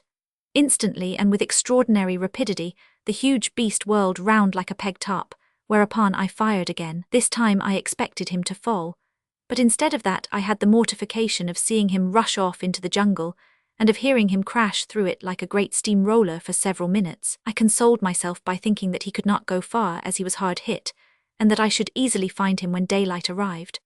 Mahina, who was in a wild state of excitement over the burra janwar, great animal, was also of this opinion, and as there was no longer any reason for silence, he chatted to me about many strange and curious things until the grey dawn appeared. When we got down from our perch, we found the track of the wounded rhino clearly marked by great splashes of blood, and for a couple of miles the spoor could thus be easily followed. At length, however, it got fainter and fainter, and finally ceased altogether, so that we had to abandon the search. The ground round about was rocky, and there was no possibility of telling which way our quarry had gone. I was exceedingly sorry for this, as I did not like to leave him wounded, but there was no help for it, so we struck out for home and arrived at Tsavo in the afternoon very tired, hungry and disappointed. Rhinos are extraordinary animals, and not in any way to be depended upon. One day they will sheer off on meeting a human being and make no attempt to attack. The next day, for no apparent reason, they may execute a most determined charge. I was told for a fact by an official who had been long in the country that on one occasion, while a gang of 21 slaves, chained neck to neck as was the custom, was being smuggled down to the coast, and was proceeding in Indian file along a narrow path, a rhinoceros suddenly charged out at right angles to them. impaled the center man on its horns, and broke the necks of the remainder of the party by the suddenness of his rush. These huge beasts have a very keen sense of smell, but equally indifferent eyesight, and it is said that if a hunter will only stand perfectly still on meeting a rhino, it will pass him by without attempting to molest him. I feel bound to add, however, that I have so far failed to come across anybody who has actually tried the experiment. On the other hand, I have met 1 or 2 men who have been tossed on the horns of these animals, and they described it as a very painful proceeding. It generally means being a cripple for life, if one even succeeds in escaping death. Mr. B. Eastwood, the chief accountant of the Uganda Railway, once gave me a graphic description of his marvelous escape from an infuriated rhino. He was on leave at the time on a hunting expedition in the neighborhood of Lake Beringo, about 80 miles north of the railway from Nakuru, and had shot and apparently killed a rhino.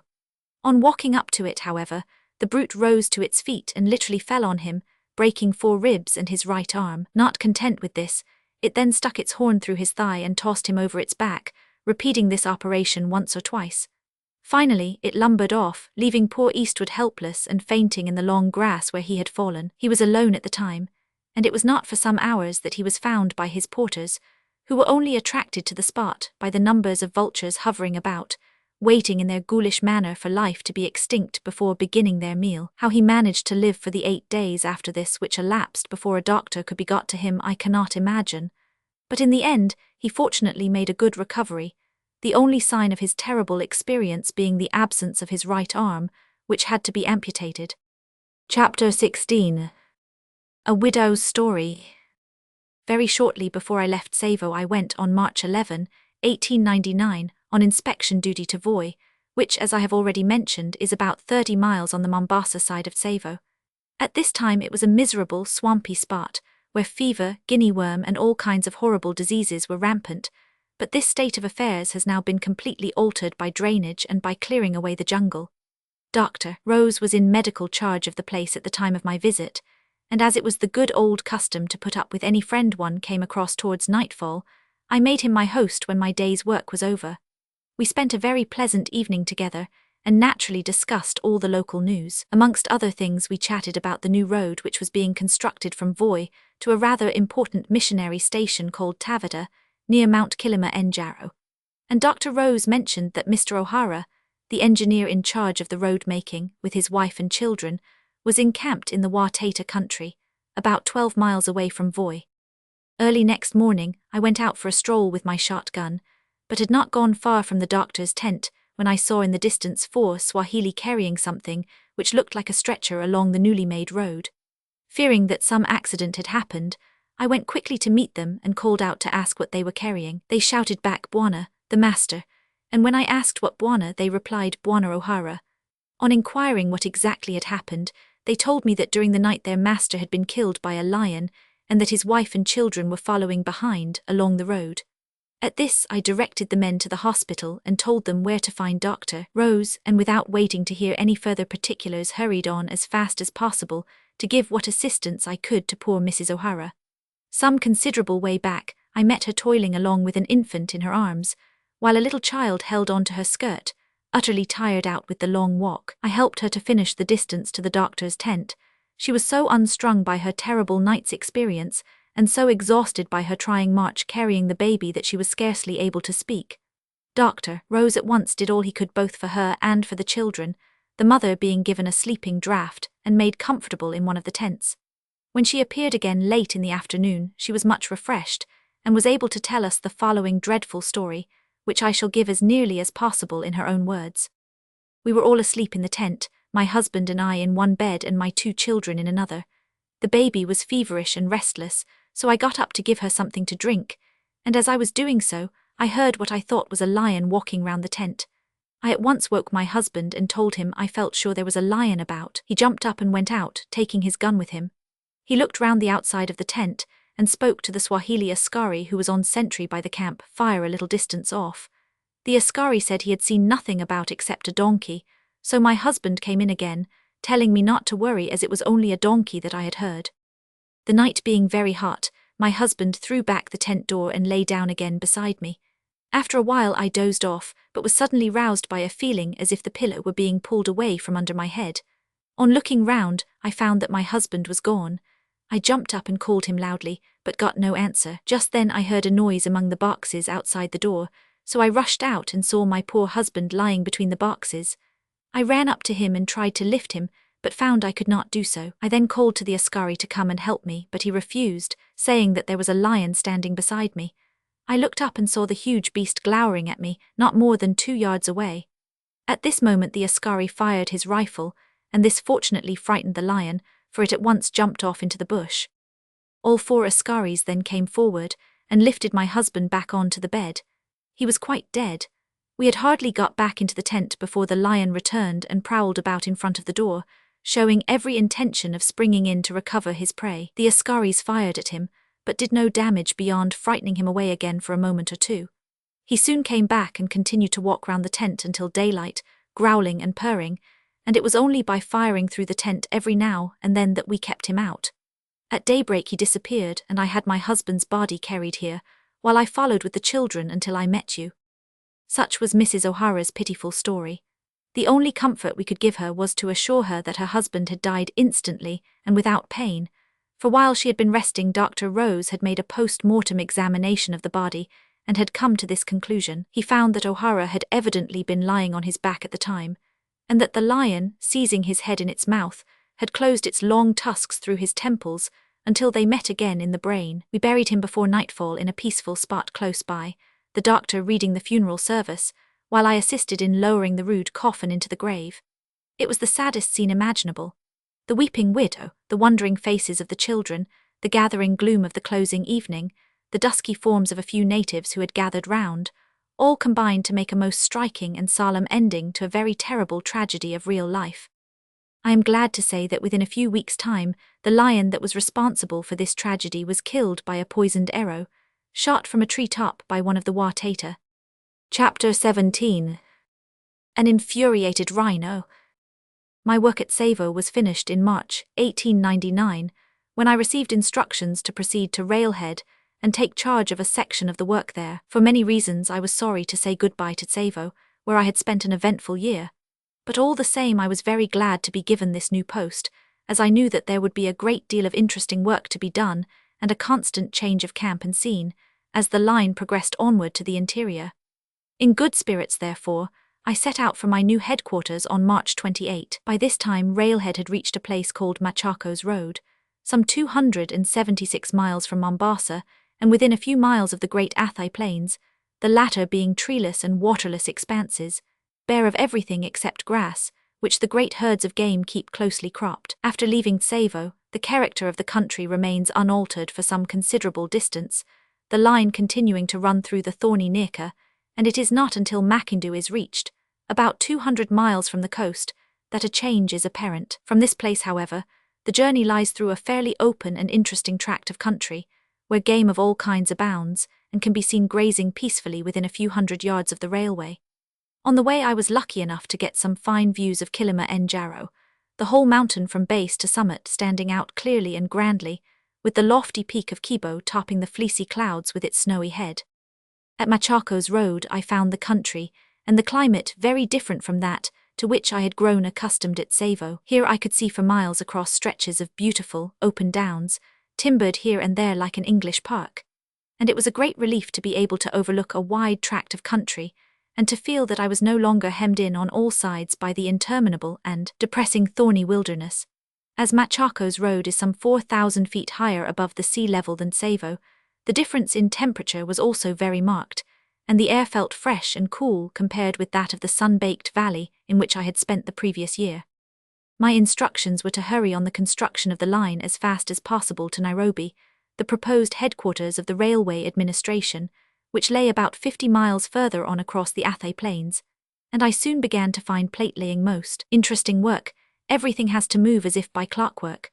First, the earth surface has to be prepared and rendered perfectly smooth and level, cuttings have to be made and hollows banked up, tunnels have to be bored through hills and bridges thrown across rivers. Then a line of coolies moves along, placing sleepers at regular intervals.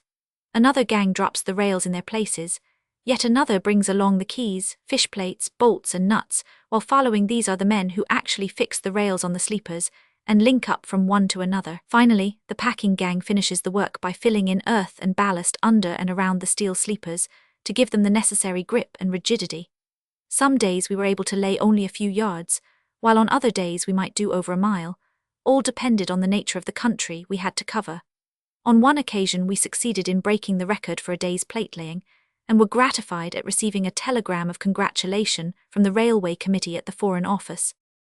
I made it my custom to take a walk each morning for some distance ahead of rails along the centre line of the railway, in order to spy out the land, and to form a rough estimate of the material that would be required in the way of sleepers, girders for temporary bridges, etc. It was necessary to do this in order to avoid undue delay taking place owing to shortage of material of any kind. About 10 days after my arrival at Machaco's Road, I walked in this way for 5 or 6 miles ahead of the last laid rail. It was rather unusual for me to go so far, and as it happened, I was alone on this occasion, Mahina having been left behind in camp. About 2 miles away on my left, I noticed a dark-looking object, and thinking it was an ostrich, I started off towards it. Very soon, however, I found that it was bigger game than an ostrich, and on getting still nearer made out the form of a great rhinoceros lying down. I continued to advance very cautiously, wriggling through the short grass until at length I got within 50 yards of where the huge beast was resting. Here I lay and watched him, but after some little time he evidently suspected my presence, for rising to his feet, he looked straight in my direction and then proceeded to walk round me in a half-circle. The moment he got wind of me, he whipped round in his tracks like a cat and came for me in a bee-line. Hoping to turn him, I fired instantly, but unfortunately my soft-nosed bullets merely annoyed him further and had not the slightest effect on his thick hide. On seeing this, I flung myself down quite flat on the grass and threw my helmet some 10 feet away in the hope that he would perceive it and vent his rage on it instead of me. On he thundered, while I scarcely dared to breathe. I could hear him snorting and rooting up the grass quite close to me, but luckily for me, he did not catch sight of me and charged by a few yards to my left. As soon as he had passed me, my courage began to revive again, and I could not resist the temptation of sending a couple of bullets after him. These, however, simply cracked against his hide and splintered to pieces on it, sending the dry mud off in little clouds of dust. Their only real effect, indeed, was to make him still more angry. He stood stock still for a moment, and then gored the ground most viciously and started off once more on the semicircle round me. This proceeding terrified me more than ever, as I felt sure that he would come upwind at me again, and I could scarcely hope to escape a second time. Unfortunately, my surmise proved correct, for directly he scented me, up went his nose in the air and down he charged like a battering ram. I fairly pressed myself into the ground, as flat as ever I could, and luckily the grass was a few inches high. I felt the thud of his great feet pounding along, yet dared not move or look up lest he should see me. My heart was thumping like a steam hammer, and every moment I fully expected to find myself tossed into the air. Nearer and nearer came the heavy thudding, and I had quite given myself up for lost, when from my lying position I caught sight, out of the corner of my eye, of the infuriated beast rushing by. He had missed me again. I never felt so relieved in my life, and assuredly did not attempt to annoy him further. He went off for good this time, and it was with great satisfaction that I watched him gradually disappear in the distance. I could not have believed it possible that these huge, ungainly-looking brutes could move so rapidly, and turn and twist in their tracks just like monkeys, had I not actually seen this one do so before my eyes. If he had found me, he would certainly have pounded me to atoms, as he was an old bull and in a most furious and vicious mood. One day when Dr. Brock and I were out shooting, shortly after this incident and not far from where it occurred, we caught sight of 2 rhinos in a hollow some little distance from us, and commenced to stalk them, taking advantage of every fold of the ground in doing so, and keeping about 50 yards apart in case of a charge. In that event, one or other of us would be able to get in a broadside shot, which would probably roll the beast over. Proceeding carefully in this manner, we managed to get within about 60 yards of them, and as it was my turn for a shot, I took aim at the larger of the 2, just as it was moving its great head from one side to the other, wondering which of us it ought to attack. When at last it decided upon Brock, it gave me the chance I had been waiting for. I fired instantly at the hollow between neck and shoulder. The brute dropped at once, and save for 1 or 2 convulsive kicks of its stumpy legs as it lay half on its back, it never moved again. The second rhino proved to be a well-grown youngster which showed considerable fight as we attempted to approach its fallen comrade. We did not want to kill it, and accordingly spent about 2 hours in shouting and throwing stones at it before at last we succeeded in driving it away. We then proceeded to skin our prize.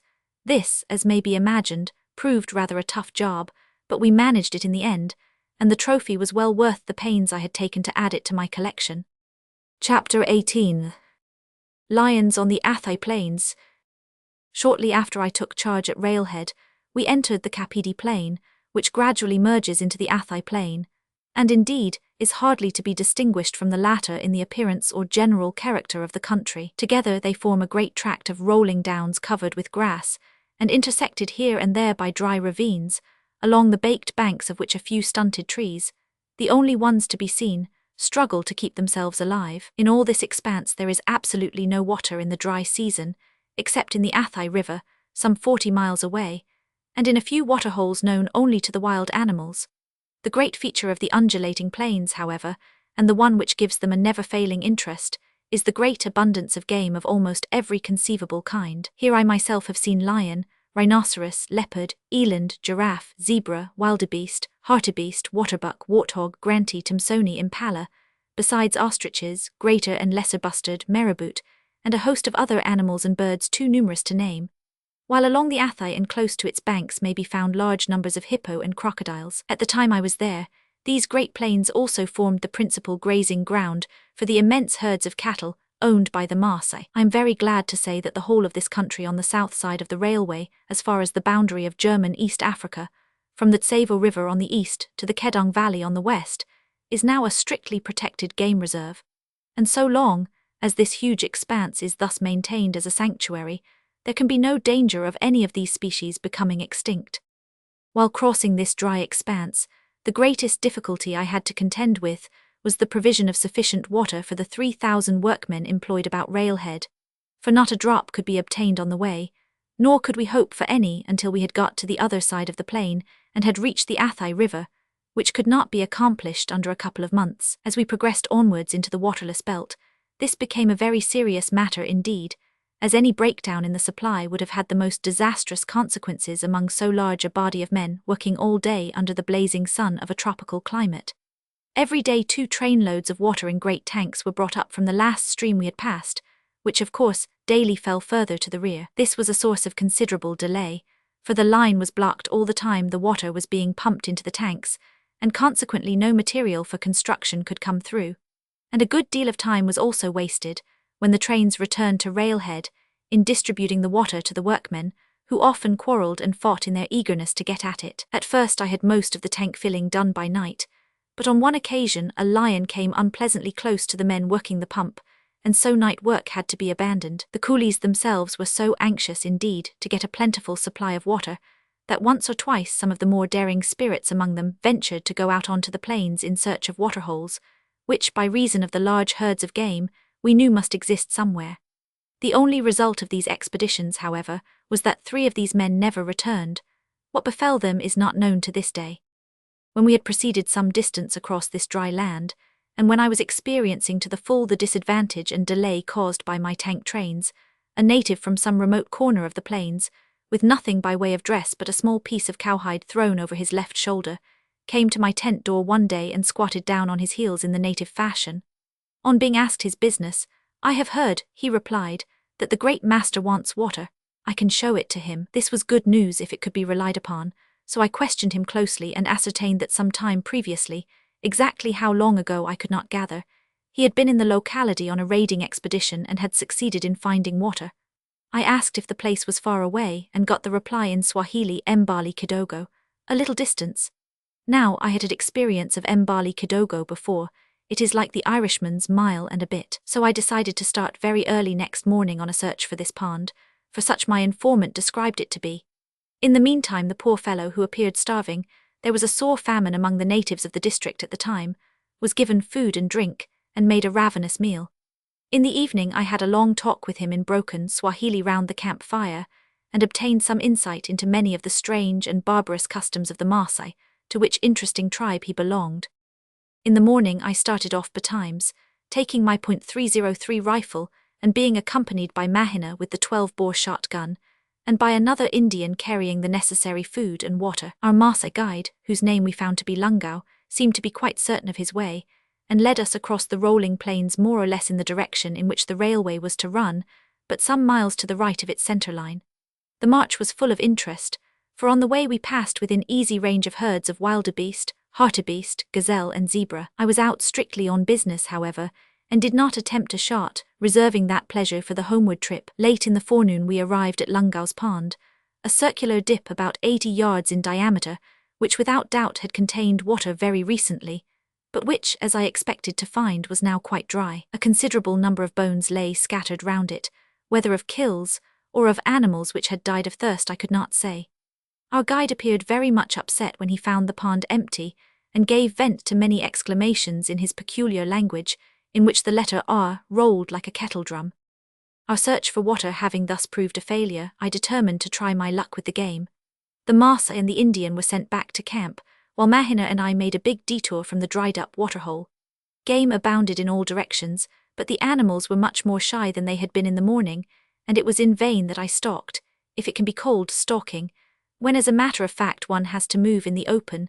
Splendid specimens of Thompson's and Grant's gazelle. I might have attempted a shot once or twice, but the probability was that owing to the long range it would have resulted only in a wound, and I think there is nothing so painful as to see an animal limping about in a crippled condition. In this fruitless manner we covered several miles, and I was beginning to think that we should have to return to camp without so much as firing a shot. Just then, however, I saw a herd of wildebeest, and with much care managed to get within 300 yards of them. I singled out the biggest head and, waiting for a favourable moment, fired at him, dropping him at once. I ran up to the fallen beast, which appeared to be dying, and told Mahina to drive the hunting knife right through his heart so as to put him quickly out of all pain. As Mahina was not doing this as skillfully or as quickly as I thought it might be done, and seemed unable to pierce the tough hide, I handed him my rifle and took the knife in order to do it myself. Just as I raised the knife to strike, I was startled by the wildebeest suddenly jumping to his feet. For a moment he stood looking at me in a dazed and tottery kind of way, and then to my amazement he turned and made off. At first he moved with such a shaky and uncertain gait that I felt confident that he could only go a few yards before dropping. So, as I did not wish to disturb the other game around us by firing a second shot, I thought it best just to wait. To my utter astonishment, however, after he had staggered for about 60 yards, he seemed to revive suddenly, broke into his ordinary gallop and quickly rejoined the herd. From that time I lost all trace of him, though I followed up for 4 or 5 miles. The wildebeest, in fact, is like Kipling's Fuzzy Wuzzy. He's generally shaman when he's dead, and my friend Rawson about this time had an experience very similar to mine, but attended with more serious results. He had knocked his wildebeest over in much the same way, and thought it was dead, and as he was very keen on obtaining photographs of game, he took his stand camera from the Indian who carried it, and proceeded to focus it on the animal's head. When he was just about to take the picture, he was thunderstruck to see the wildebeest jump up and come charging down upon him. He sprang quickly aside, and in an instant up went the camera into the air, followed the next moment by the unfortunate Indian, the wildebeest having stuck its horn right through the man's thigh and tossed him over its back. Fortunately the brute fell dead after this final effort, leaving Rawson grateful for his escape. After abandoning the chase of my wildebeest, we had not gone far on our way towards the home camp when I thought I observed something of a reddish colour moving in a patch of long grass, a good distance to our left front. I asked Mahina if he could make out what it was, but he was unable to do so, and before I could get my field glasses to bear, the animal, whatever it was, had disappeared into the grass. I kept my eye on the spot, however, and we gradually approached it. When we were about 100 yards off, the reddish object again appeared, and I saw that it was nothing less than the shaggy head of a lion peeping over the long grass. This time Mahina also saw what it was and called out, "Dekho, Sahib Sher." "Look, master, a lion." I whispered to him to be quiet and to take no notice of him, while I tried my best to follow my own advice. So we kept on, edging up towards the beast but apparently oblivious of his presence as he lay there grimly watching us. As we drew nearer, I asked Mahina in a whisper if he felt equal to facing a charge from the Sher if I should wound him. He answered simply that where I went, there would he go also, and right well he kept his word. I watched the lion carefully out of the corner of my eye as we closed in. Every now and then he would disappear from view for a moment, and it was a fascinating sight to see how he slowly raised his massive head above the top of the grass again, and gazed calmly and steadily at us as we neared him. Unfortunately I could not distinguish the outline of his body, hidden as it was in the grassy thicket. I therefore circled cautiously round in order to see if the cover was sufficiently thin at the back to make a shoulder shot possible, but as we moved, the lion also twisted round, and so always kept his head full on us. When I had described a half-circle, I found that the grass was no thinner and that my chances of a shot had not improved. We were now within 70 yards of the lion, who appeared to take the greater interest in us the closer we approached. He had lost the sleepy look with which he had at first regarded us, and was now fully on the alert. But still, he did not give me the impression that he meant to charge, and no doubt if we had not provoked him, he would have allowed us to depart in peace. I, however, was bent on war, in spite of the risk which one must always run by attacking a lion at such close quarters on an open plain as flat as the palm of the hand. So in a standing position I took careful aim at his head and fired. The distance was, as I have said, a bare 70 yards, yet I must confess to a disgraceful miss. More astonishing still, the beast made not the slightest movement, did not even blink an eye so far as I could see, but continued his steadfast, questioning gaze. Again I took aim, this time for a spot below the tip of his nose, and again I fired, with more success, the lion turning a complete somersault over his tail. I thought he was done for, but he instantly sprang to his feet again, and to my horror and astonishment was joined by a lioness whose presence we had never even thought of or suspected. Worse was still to follow, for to our dismay both made a most determined charge on us, bounding along at a great pace and roaring angrily as they came. Poor Mahina cried out, "Sahib, do shur ata hai, Master, 2 lions are coming," but I told him to stand stock still and for his life not to make the slightest movement. In the twinkling of an eye, the 2 beasts had covered about 40 yards of the distance towards us. As they did not show the least sign of stopping, I thought we had given the experiment of remaining absolutely motionless a fair trial, and was just about to raise the rifle to my shoulder as a last resort, when suddenly the wounded lion stopped, staggered, and fell to the ground. The lioness took a couple of bounds nearer to us, and then to my unmeasured relief turned to look round for her mate, who had by this time managed to get to his feet again. There they both stood, growling viciously and lashing their tails, for what appeared to me to be a succession of ages. The lioness then made up her mind to go back to the lion, and they both stood broadside on, with their heads close together and turned towards us, snarling in a most aggressive manner. Had either of us moved hand or foot just then, it would, I am convinced, have at once brought on another and probably a fatal charge. As the 2 great brutes stood in this position looking at us, I had of course a grand opportunity of dropping both, but I confess I did not feel equal to it at the moment. I could only devoutly hope that they would not renew their attack, and was only too thankful to let them depart in peace if they would, without any further hostility on my part. Just at this juncture, the lion seemed to grow suddenly very weak. He staggered some 10 yards back towards his lair, and then fell to the ground. The lioness followed and lay down beside him, both still watching us and growling savagely. After a few seconds the lion struggled to his feet again and retreated a little further, the lioness accompanying him until he fell once more. A third time the same thing took place, and at last I began to breathe more freely, as they had now reached the thicket from which they had originally emerged. Accordingly I took a shot at the lioness as she lay beside her mate, partly concealed in the long grass. I do not think I hit her, but anyhow she at once made off and bounded away at a great rate on emerging into the open. I sent a few bullets after her to speed her on her way, and then cautiously approached the wounded lion. He was stretched out at full length on his side with his back towards me, but I could see by the heaving of his flanks that he was not yet dead, so I put a bullet through his spine. He never moved after this, but for safety's sake, I made no attempt to go up to him for a few minutes, and then only after Mahina had planted a few stones on his body just to make sure that he was really dead. We both felt very pleased with ourselves as we stood over him and looked at his fine head, great paws, and long, clean, sharp tusks. He was a young but full-grown lion in fine condition, and measured 9 feet 8.5 inches from tip of nose to tip of tail. My last shot had entered the spine close to the shoulder and had lodged in the body. The first shot was a miss, as I have already said, but the second had caught him on the forehead, right between the eyes. The bullet, however, instead of traversing the brain, had been turned downwards by the frontal bone, through which it crashed, finally lodging in the root of the tongue, the lead showing on both sides. I cut out the tongue and hung it up to dry, intending to keep it as a trophy, but unfortunately a vulture swooped down when my back was turned and carried it off. From the time I knocked the lion over until he first staggered and fell, not more than a minute could have elapsed, quite long enough, however, to have enabled him to cover the distance and to have seized one or other of us. Unquestionably, we owed our lives to the fact that we both remained absolutely motionless, and I cannot speak too highly of Mahina for the splendid way in which he stood the charge. Had he acted as did another gunboy I know of, the affair might not have had so happy an ending. This gunboy went out with Captain G in this very neighborhood, and not long after our adventure, G came across a lion just as we did and wounded it. It charged down on them, but instead of remaining absolutely still, the terrified gunboy fled, with the result that the lion came furiously on and poor G met with a terrible death.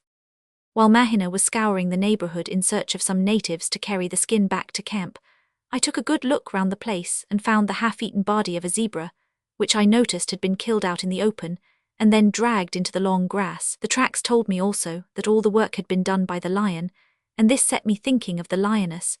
I accordingly swept the plain with my glasses in the direction in which she had bounded off, and after some searching I discovered her about a mile away, apparently lying down in the midst of a herd of hartebeest, who grazed away without taking any notice of her. I felt much inclined to follow her up, but I was afraid that if I did so the vultures that were already hovering around would settle on my lion and spoil the skin, for the destruction of which these ravenous birds are capable, even in the space of only a few minutes, is almost beyond belief. I accordingly returned to the dead beast and sat down astride of him. I had read that a frontal shot at a lion was a very risky one, and on carefully examining the head it was easy to see the reason, for owing to the sharp backward slope of the forehead, it is almost impossible for a bullet fired in this manner to reach the brain. As there were lots of lions about in this district, and as I wanted to bag some more, I set myself to think out a plan whereby the risk of a frontal shot might be got rid of.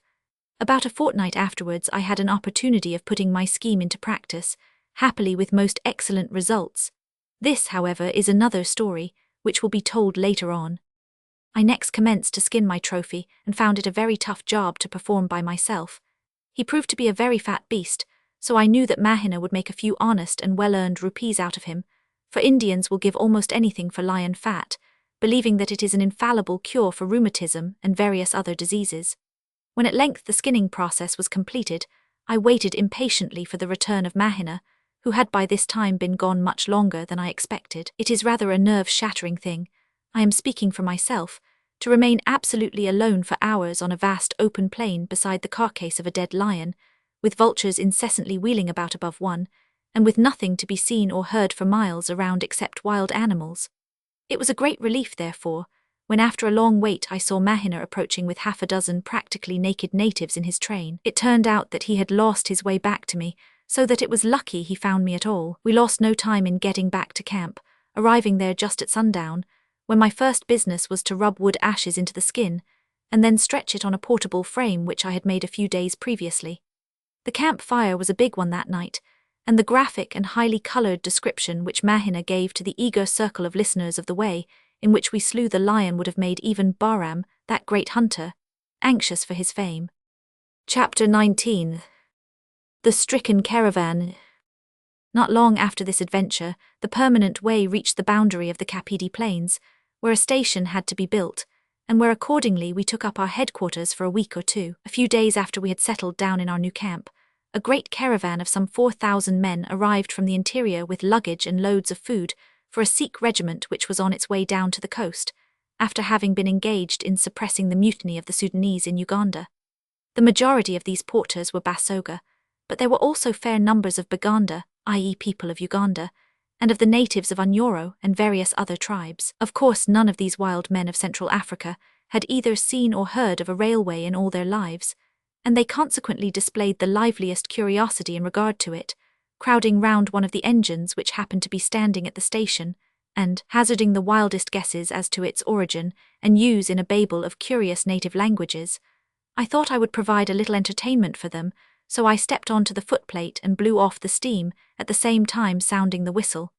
The effect was simply magical. The whole crowd first threw themselves flat on the ground howling with fear, and then, with heads well down and arms well spread out, they fled wildly in all directions, nor did the stampede cease until I shut off steam and stopped the whistle. Then, their curiosity gradually overpowering them, very cautiously they began to return, approaching the locomotive stealthily, as though it was some living monster of the jungle. Eventually, 2 of their chiefs summoned up courage enough to climb onto the engine, and afterwards thoroughly enjoyed a short run which I had to make down the line in order to bring up some construction material. Just after this caravan had moved on, we were subjected to some torrential rainstorms, which transformed the whole plain into a quaking bog and stopped all railway work for the time being. Indeed, the effect of a heavy downpour of rain in this sun-baked district is extraordinary.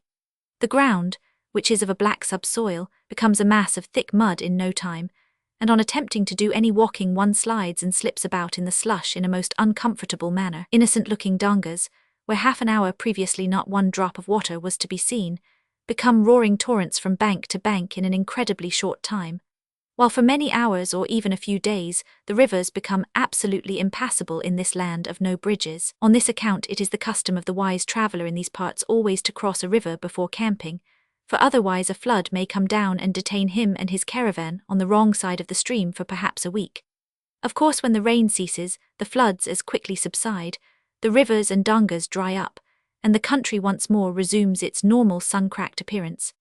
On leaving my tent one morning, when work was at a standstill owing to the rain, I noticed a great herd of zebra about a couple of miles away on the north side of the railway. Now, it had long been my ambition to capture one of these animals alive, so I said to myself, here is my chance. The men could do nothing owing to the rain, and the ground was very boggy, so I thought that if we could surround the herd judiciously and chase the zebra up and down from point to point through the heavy ground, some of them would soon get exhausted, and we should then be able to catch them. I selected for the hunt a dozen fleet-footed Indians who were employed on the earthworks, and who at once entered with great zest into the spirit of the scheme. After having partially surrounded the herd, the half-circle of coolies began to advance with wild shouts, whereupon the zebras galloped madly about from side to side, and then did just what we wished them to do, made straight for an exceptionally boggy part of the ground, where they soon became more or less helpless. We singled out a few young ones, and succeeded in running them to an absolute standstill, when we threw them down and sat on their heads until the other men came up with ropes. In this way we captured no less than 6. They were very wild and fractious, giving us a great deal of trouble in getting them along, but eventually we managed to bring them in triumph to the camp, where they were firmly secured.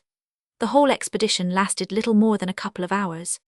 3 of the captured zebras I kept for myself, while the other 3 were given to the surfacing engineer, whose men had assisted in the hunt. 2 of my 3 unfortunately died very shortly after, but the third, a sturdy 2-year-old, flourished splendidly. At first he was exceedingly vicious, biting and kicking everyone who approached him. Indeed, he once planted both his hind feet on my chest, but did me no serious damage beyond throwing me heavily to the ground. In time, however, he became very tame and domesticated, allowing himself to be led about by a rope and head collar, and would drink from a bucket and eat from my hand. He used to be left to graze picketed by a long rope to a stake in the ground, but one afternoon on returning to camp I found, much to my annoyance, that he had disappeared. On making enquiry, I learned from my servants that a herd of wild zebra had galloped close by, and that this had so excited him that he managed to tear the picketing peg out of the ground, and so rejoin his brethren in freedom. Some few days after our successful sortie against the zebra, the great caravan of Basoga porters returned from the coast on their way back to their own country. But alas, with what a terrible difference in their appearance! All their gaiety and light-heartedness was gone, and the poor fellows were in a pitiable state. A frightful epidemic of dysentery had broken out amongst them, doubtless caused by their having eaten food to which they were entirely unaccustomed, their simple diet in their own homes consisting almost entirely of bananas, from which they also make a most refreshing and stimulating drink. The ranks of the caravan were terribly decimated, and dozens of men were left dead or dying along the roadside after each march. It was a case of the survival of the fittest, as of course it was quite impossible for the whole caravan to halt in the wilderness where neither food nor water was to be had. There was only one European with the party, and although he worked like a slave, he could do very little among such a number, while the Basoga themselves seemed quite indifferent to the sufferings of their comrades. 13 poor wretches fell out to die close to my tent.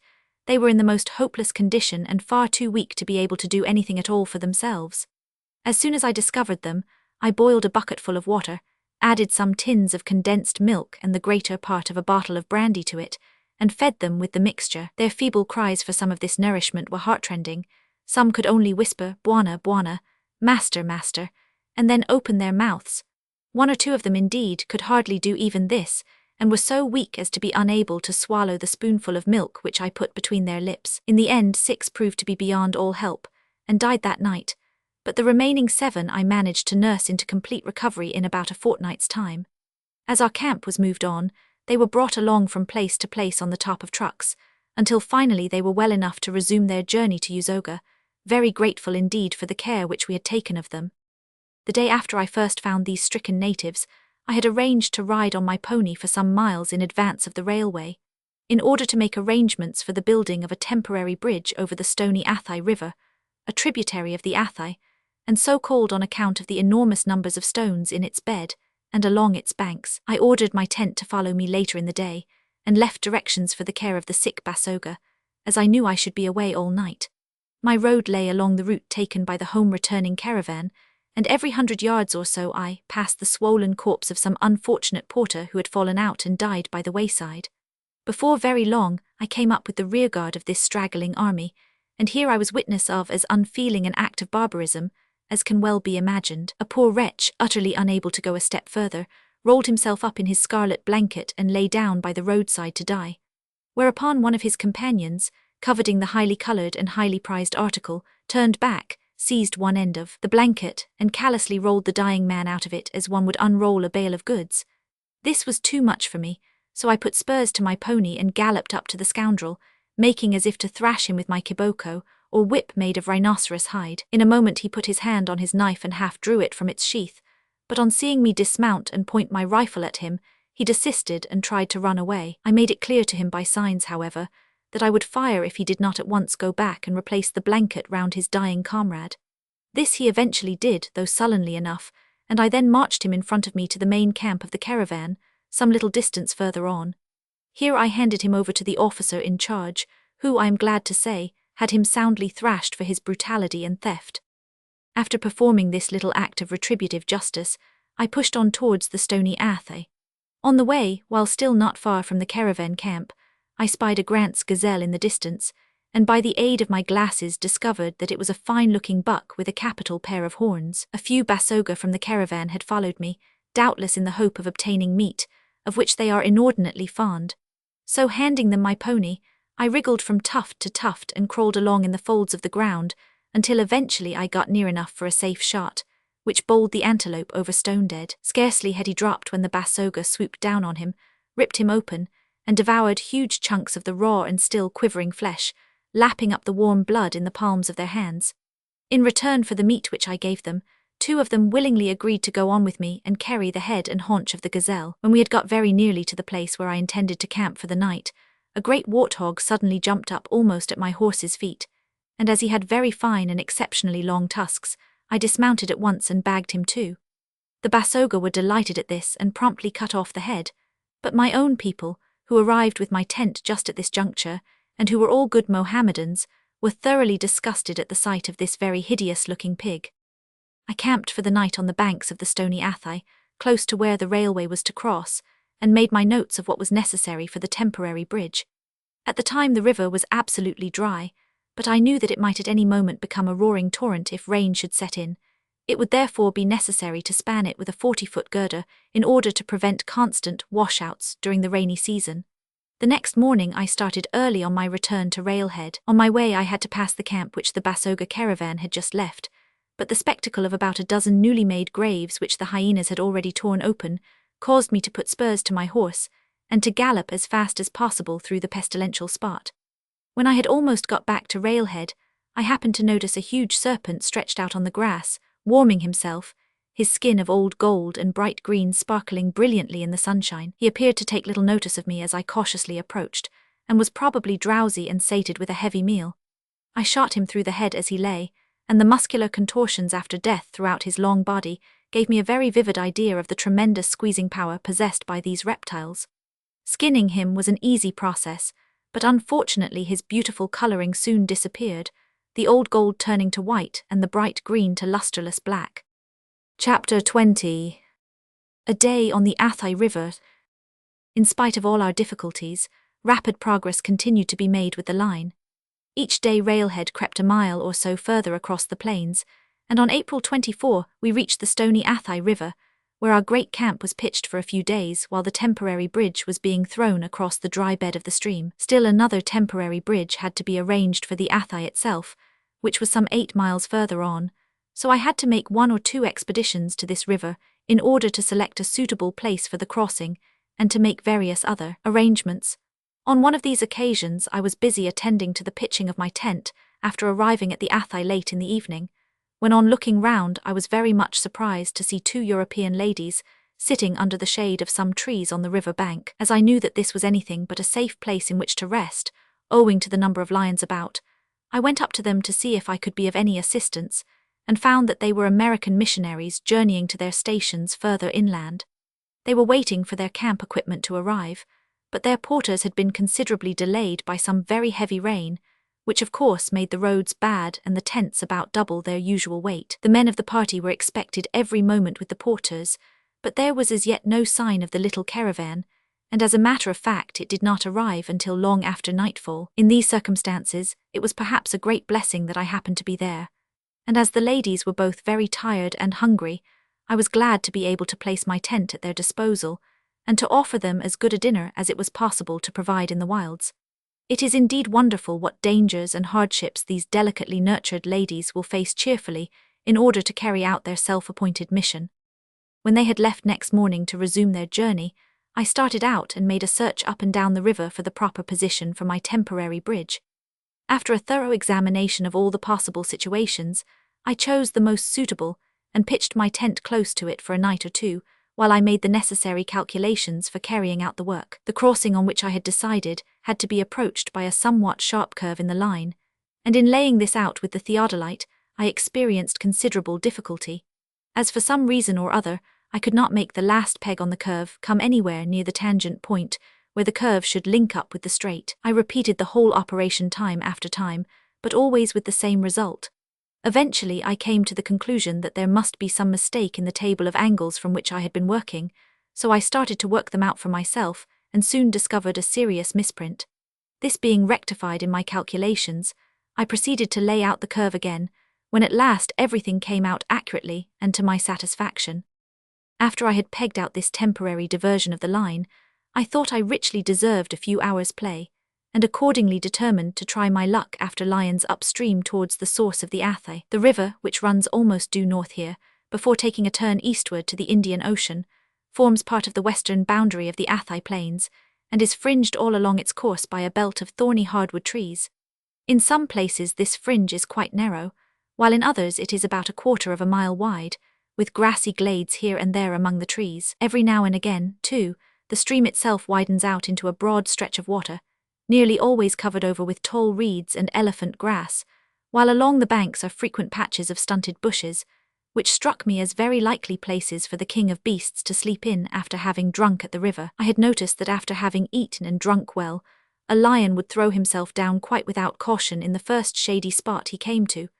Of course nothing except man ever disturbs him, and even of man the lions in this part of the country had as yet no fear, for they had rarely if ever been hunted previous to my time. As I felt rather tired after my morning's work, I decided to use my pony on this expedition, although as a rule I went on foot.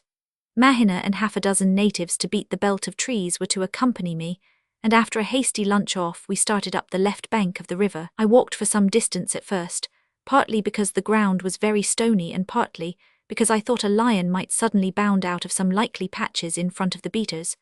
But after having gone about 6 miles in this way without adventure of any kind, I decided to mount again. At this time the beaters were in line about 100 yards behind me, shouting and hallooing with all their might as they advanced through the scrub and undergrowth, while I rode well to the flank so as to be ready for any emergency. Just as the men got up to a rather thicker piece of jungle than usual, I fancied I saw a movement among the bushes and pulled up suddenly to watch the spot, but did not dismount. The next moment out bounded a lioness, who raced straight across the open strip into the next patch of jungle, quickly followed by another. Throwing myself off my pony, I seized my rifle to get a shot at the second lioness as she galloped past, and was just about to pull the trigger, when to my utter amazement out sprang a huge black-maned lion, making all haste after his mates. Before he could reach the further thicket, however, I fired, and had the satisfaction of hearing the deep growl that tells of a serious hit. The beaters and I now advanced with great care, taking advantage of every bit of cover, and keeping a sharp lookout for the wounded animal as we crept from tree to tree. Fully 1/4 of an hour must have elapsed in this slow yet exciting search, before one of the men, some 50 or 60 yards to my left, and a little ahead of the line, called out that he could see the lion awaiting our approach, with his head just visible in a large bed of rushes, only a short distance in front of where I then was. Almost at the same moment, I found blood marks left by the wounded animal, leading apparently to a kind of gap in the bank of the river, which had evidently been worn down by a rhino going to and fro to drink. I accordingly made for this with the greatest caution, ordering all the men, except Mahina, to remain behind, and as noiselessly as possible I slipped from cover to cover in my endeavour to obtain a peep over the bank. I saw that it was no use to attempt to climb a tree, as the overspreading foliage would have prevented me from obtaining any view ahead. So I continued my slow advance with a fast-beating heart, not knowing where the huge brute was, and expecting every moment that he would charge out at me over the bank from his reedy refuge, emboldened to a certain extent, however, by the fact that up till then I had heard no movement on the part of my enemy. I crept steadily forward, and at last, from the shelter of a friendly tree behind the bole of which I hid myself, I was able to look over the bank, and there, not 20 yards from me, crouched the lion, luckily watching not me, but the native who had first seen him and who had directed me to where he was. I raised my rifle very cautiously without making the slightest sound, and steadying the barrel against the trunk of the tree, and standing on tiptoe in order to get a better view, I fired plump at the side of his head. It was as if he had suddenly been hit with a sledgehammer, for he fell over instantly and lay like a log. On my calling out that the lion was done for, the beaters came running up shouting with joy. And although I warned them to be careful, as the 2 lionesses were probably still close at hand, they did not seem to care in the slightest, and in a twinkling had the dead lion lifted from the reeds on to the dry bank. Before I allowed anything further to be done, however, I had the patch of rushes thoroughly beaten out. But as no traces of the lionesses could be found, we commenced to skin my fine trophy. When this was about half done, I decided to let Mahina finish the operation, while I went on ahead to try my luck either with more lions or with any other game that might come my way. I followed up the river almost to its source, but no more lions crossed my path. Once indeed I felt convinced that I saw one, and gave chase to it with all my might as it rushed through the long grass, but a nearer view showed me nothing more than a huge warthog. As I wanted the tusks, which I noticed were very fine ones, I fired but only badly hipped him, so I ran up as fast as I could and at 10 yards fired again. This time I missed him entirely, and was puzzled to account for my failure until I looked at my back sight, and found that by some accident it had got raised, and that I had the 200 yards sight up. On rectifying this, another shot quickly put the wounded animal out of pain. Still my day's sport was not yet over. While rambling back through the trees, I caught sight of a graceful-looking antelope in the distance, and on cautiously approaching closer saw that it was an impala. My stalk was crowned with success, the beautiful animal being bagged without much trouble, and on reaching my prize I was delighted to find that its horns were much above the average. On another occasion, I was fortunate enough to get a successful snapshot of an impala just after it had been shot by a friend, and the photograph gives a very good idea of what mine was like. As it was now growing late, I made all haste back to where I had left Mahina skinning the lion, but to my astonishment he was nowhere to be seen. I fired several shots and shouted myself hoarse, all without response, and the only conclusion I could come to was that he had returned to the camp at the temporary bridge. I accordingly pushed on, reaching home long after dark, and there I found Mahina safe and sound, with the lion's skin already pegged out to dry, so that I could not find it in my heart to give him the severe scolding he deserved for having returned without me.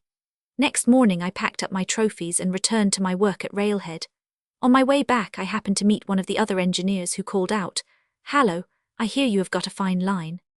My thoughts being full of my adventures of the day before, I answered, "Yes, I did, but how on earth did you hear of it?" "Oh," he said, "Reynolds told me." "Good heavens," I replied, "why, he left before I shot it." "Shot," he exclaimed, "whatever do you mean?" "Didn't you say," I asked, "that you heard I had got a fine lion?" "No, no," was his reply, "a fine line for the temporary bridge over the river." We both laughed heartily at the misunderstanding, and when he saw my trophy, which was being carried by my man just behind me, he agreed that it was quite fine enough to monopolize my thoughts and prevent me from thinking of anything else. Chapter 21. The Maasai and Other Tribes. A few Maasai may still be seen on the Athai Plains, but as a rule they keep away from the railway, the majority of the tribe being now settled on the Laikipia Plateau. Formerly they were by far the most powerful native race in East Africa, and when on the warpath were the terror of the whole country from the furthest limits of Uganda to Mombasa itself. Their numbers have latterly become greatly reduced through famine and smallpox, but the remnant of the tribe, more especially the men, are still a fine, lithe, clean-limbed people. While I was stationed in the plains, I managed to have an interview with the chief, Lenana, at one of his royal residences, a kraal near Nairobi. He was affability itself, presenting me with a spear and shield as a memento of the occasion. But he had the reputation of being a most wily old potentate, and I found this quite correct, as whenever he was asked an awkward question, he would nudge his prime minister and command him to answer for him. I managed to induce him and his wives and children to sit for their photograph, and they made a very fine group indeed. But unfortunately the negative turned out very badly. I also got Lenana's nephew and a warrior to engage in combat with the spear and shield, and both made fine play with their long keen blades, which more than once penetrated the opponent's shield.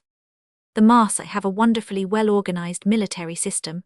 The warriors El Morani of the tribe must attend strictly to their duties, and are not allowed to marry or to smoke or to drink until after their term of active service is completed. Besides the spear and shield, they generally carry a sword or knobkerrie, suspended from a rawhide waist belt, and they certainly look very ferocious in their weird-looking headdress when on the warpath. Once or twice I met detachments out on these expeditions, but they were always quite friendly to me, even though I was practically alone.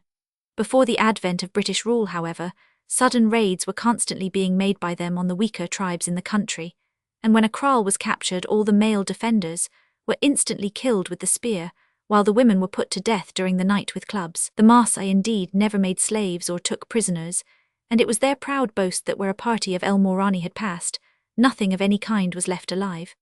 The object of these raids was, of course, to capture livestock, for the Maasai are not an agricultural people, and their wealth consists entirely in their herds of cattle, sheep and goats. Curiously enough, they do not hunt game, although the country abounds with it, but live principally on beef and milk, and it is also a common custom for them to drink daily a pint or so of blood taken from a live bullock, as they thus live entirely on cattle, and as cattle cannot thrive without good pasture, it is not unnatural to find that they have a great reverence for grass.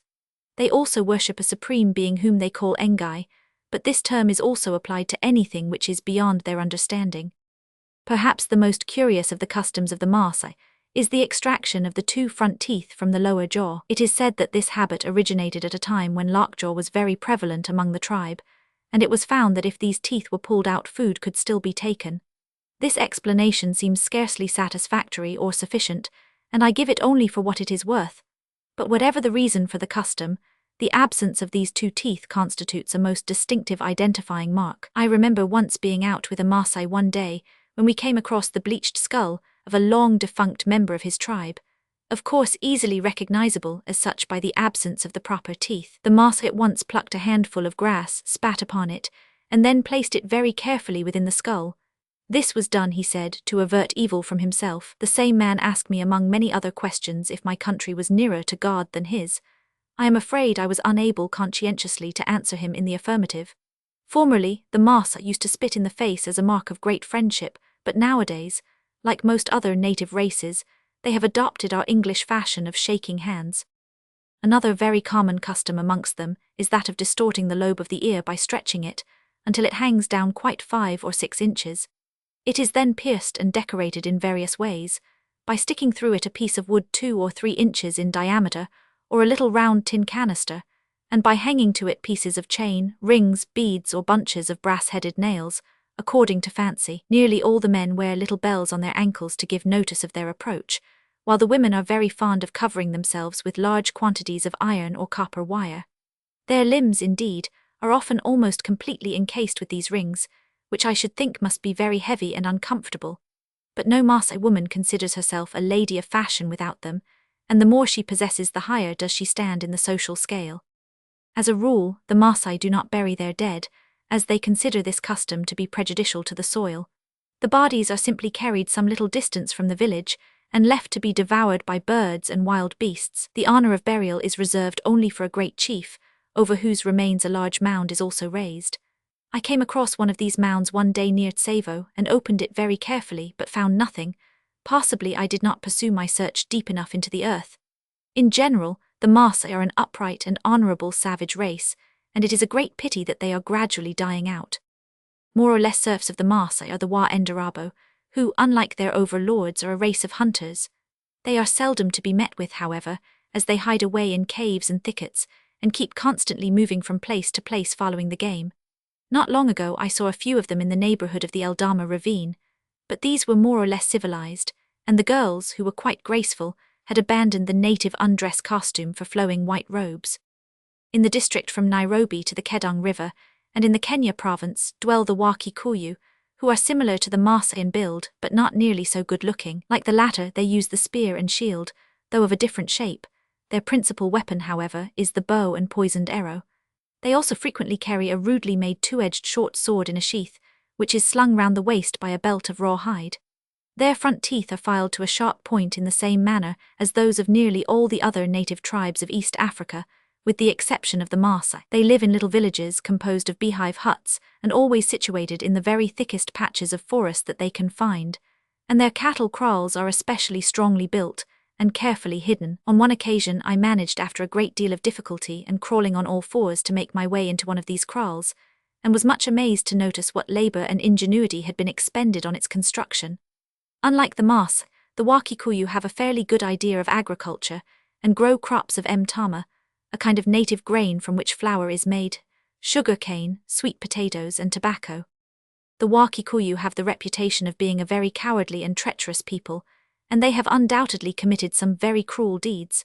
A friend of mine, Captain Haslam, with whom I lived for a few months at Tsavo, was barbarously murdered by some members of this tribe. He left me to go up to the Kikuyu country in charge of the transport, and as he was keenly interested in finding out all about the tropical diseases from which the animals suffered, he made it his custom to dissect the bodies of those that died. The superstitious Wa Kikuyu were fully convinced that by this he bewitched their cattle, which at the time were dying in scores from rinderpest.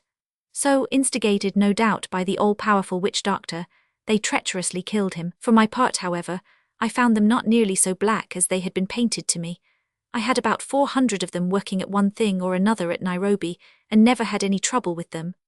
On the contrary, I found them well-behaved and intelligent and most anxious to learn. As is the case with all other African races, the women of the Wa Kikuyu do the manual labor of the village and carry the heavy loads for their lords and masters, the bundles being held in position on their back by a strap passing round the forehead. Notwithstanding this, some of them are quite pleasant-looking, and once they have overcome their fear of the European, do not object to being photographed. Of the other tribes to be met with in this part of the world, the Kavirondo are the most interesting. They are an industrious, simple people, devoted to agriculture and hospitable in the extreme, a little addicted to thieving perhaps, but then that is scarcely considered a sin in the heart of Africa. They are clothed, to use Mark Twain's expression, in little but a smile, a bead or two here and there being considered ample raiment. Nevertheless, they are modest in their ways, and are on the whole about the best of the East African tribes. Chapter 22. How Roshan Khan saved my life. On May 12, Railhead reached the Athai River, where, as there was a great deal of miscellaneous work to be done, our headquarters remained established for some little time. One day, not long after we had settled down in our new camp, I was joined quite unexpectedly by my friend Dr. Brock, who had shared the exciting adventure with me at Tsavo the night we were attacked in the goods wagon by one of the man-eaters. Now Brock had so far not been fortunate enough to bag a lion, and was consequently most anxious to do so. Shortly after his arrival, accordingly, he suggested that we should go for a shooting expedition on the morrow, and that I should trot out for his benefit one of the local lions. Of course I said I should be delighted.